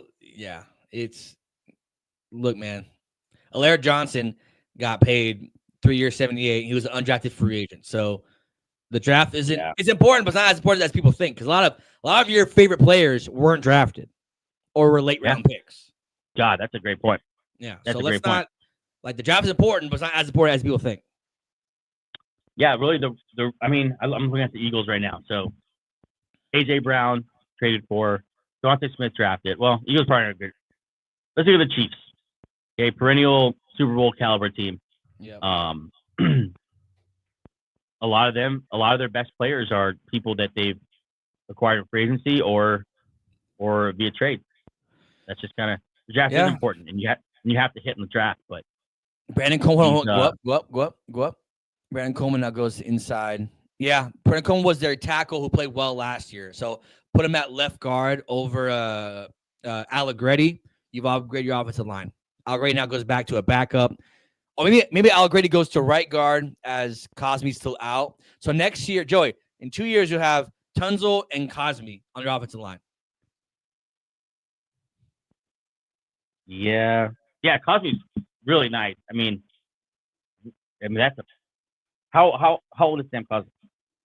He's so young. He's gonna miss 2 years. 26. He's young. Yeah. So you gotta imagine he's good. How old is Laremy Tunsil? He's probably around 30 right now. He's been in the league a while. He's 30. Yep, 30. 94. 94, baby. So up and down. Still young. Overall, I would grade the Commanders offseason so far like a B-. right? Not great. You're not in Commanders? love with No, every other thing. I'm giving them a C. I don't love. I wouldn't argue with that. I think Larry Tunsil is someone you need to get. So I think you did pay up for him, but I'm good with paying. I'd rather pay money than draft picks, but whatever. You got a left tackle. That's what's important here. But just you weren't in the running for so many huge free agents. Specifically, Angel, defensively. It was one of the worst defenses in the league last year. Man, yeah. And you haven't done anything. You just lost. You lost Jonathan Allen. Like at the moment, you lost Jonathan Allen and Jeremy Chin. At the moment, you were a much worse defense than you were last year, and you were awful last year. Yeah, you got burned in the playoffs. It's something it's a lot of trust in Dan Quinn and his ability to be able to coach guys to play better than what they were. But when you don't have to do it, then you don't have to do it. You could have paid Jeremy Chin. You could have gone hard after maybe, I don't know, one of the younger linebackers. Maybe sign Greenlaw. That's a little bit younger. Yeah. You could have, and then offensively, you could have, instead of signing Zach Ertz, hey, let's get in on the Evan Ingram trade. He's a little younger, and then let's go get a Chase Young and bring him back, or get Joey Bosa, help our pass rush. Let's not give away Jonathan Allen, who's still a free agent. Let's not give away him for nothing. If they go and trade for Trey Hendrickson, they're basically gonna have no draft picks left. Yeah, they're saying F them picks. They're just doing the Rams. Maybe they will, but there's so many holes in the defense. I don't know if I'd love that plan either. Yeah, I think they're just trying to outshoot everybody now. Just like we have a left tackle now. Let's just go balls to the wall. Unless you're trading for Trey Hendrickson, there's no other impact pass rushers left on the edge. Unless it's just an outlier that we just don't see here now. Yeah. The full terms for Tunsil is pretty interesting. Commanders get a 4th and Tunsil. Texans get a 2025 3rd and 7th, and 2026 2nd and 4th. A lot of picks there. At D tackle, you missed out on Milton Williams. I don't know if there's another D tackle that's very impactful. You signed Javon Kinlaw. I would have gotten at linebacker. Yeah. At linebacker, you have Bobby Wagner, so I'm not sure, and you have Frank Luvu, so this is probably one of the least positions in need. I think you needed to upgrade from Bobby Wagner, but what's done is done. Spillane would have been nice. I guess you could still bring in Dre Greenlaw. That'd be nice. Yeah. Cornerback. I hate when they have a cornerback. Marcus Lattimore to me is washed. I don't think he's very good anymore. Well, to be fair, there's still a lot of corners out here. They could definitely go sign in the corner. Yeah. You need to hit on someone here. You need to get a young guy. I'm talking about someone up here. Murphy. Not someone down here. Yeah. Murphy signs his team. That's a very good. Yeah, that's great. That'd be great. Yeah. That'd be great. Or Ward. Yeah, Ward. Even Asante Samuel Jr., who doesn't really fit their system, but still a younger guy. This is the guy you absolutely need to get right now. You absolutely need to go sign Joe Hall. Everything you have. You lost Jeremy Chin. Behind Jeremy Chin, I guess you could still get Justin Reed. But if you don't land one of these two, then we're looking at another downgrade at safety. Maybe Julian Blackman. Yeah, Blackman's still there, man. I love Blackman. Yeah, it's there. It's just you weren't in on any of the top guys. It's just the tons of things nice. It's fine. Patrick Jones signing with the Panthers 2-year deal. He had a really good season last year. Real needle mover. He was I think he had 10 sacks last year. Nice. For the Vikings. But yeah. Panthers active today. Yeah, Panthers. They got money to spend. Some money. Man. You know who it was kept their hands like under their butt for a little bit here? The Packers. Banks, and that's it. I would like to see the Packers being aggressive at wideout, but they're just sitting there. Yeah, that's typical Packer stuff. Commander GM Adam Peters has now moved picks over the last 6 months for Marshawn Lattimore, Deebo Samuel, Laramie Tunsil. I don't know. Let's think positively here about the teams who won. Like the Bears moves more, or the Patriots teams more, or the Patriots move more. God, I don't know. I think I'd go. I mean, let's pull it up. Let's here's what the Bears have done. I love what the Bears. I love what they did in their interior line. No nonsense. That's so good. But the Patriots, I mean, I'd probably go New England. New England's gonna have a top 5 defense next year. Like, I'm not sure what they are offensively still. They haven't done much offensively. But they're gonna have a top 5 defense with Milton Williams getting added to that, Harold Landry, Carlton Davis, you got a middle linebacker now. And Vrabel just calling the shots. And all under Vrabel, yeah. Yeah. All right, let's check Twitter one more time. And then we will sign off. We are approaching 4.5 hours now. So God. it's time to hop off. I'm gonna start saying racist shit if we keep staying on here. Hey, big thanks to everyone who has joined us at any point during this last 4 hours. Happy free agency day. I'm sure there's going to be more stuff dropping here, more trades. We are still waiting on Javon Holland. We're still waiting on Trey Hendrickson trade. We're still waiting on Cooper Kupp's trade. Any other big ones I'm missing? I mean, like the Justin Reed kind of realm. You're still waiting on like the Najee Harris. I haven't heard a word about Najee Harris. Not a rumor, not a tweet, nothing. Yeah. Here's Gabe before we go. Okay, I'm ready to hop on. That's We're signing off, Gabe. Go follow Gabe for a solo live stream. We will not be on. Shout out to everyone who jumped on the chat and on the stream here in the last couple hours. Hope you enjoyed it. We will post it to the page if you want to go and just throw it on some nice background stuff. Some of the greatest moments happened earlier in the episode if you're looking for that.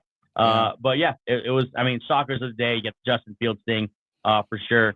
I mean, a lot. The Tunzel thing, big move as well. Yeah, that's it. You got anything else, Ainge? Nope. Broncos won the day. We got Funga. Road to Super Bowl. Whatever starts now. Yep. We'll see you all on Wednesday with a brand new episode. I believe episode 226. Recapping a lot of what happened in free agency today, and then of course any moves that are made in between then. Until then, we will see you. Goodbye.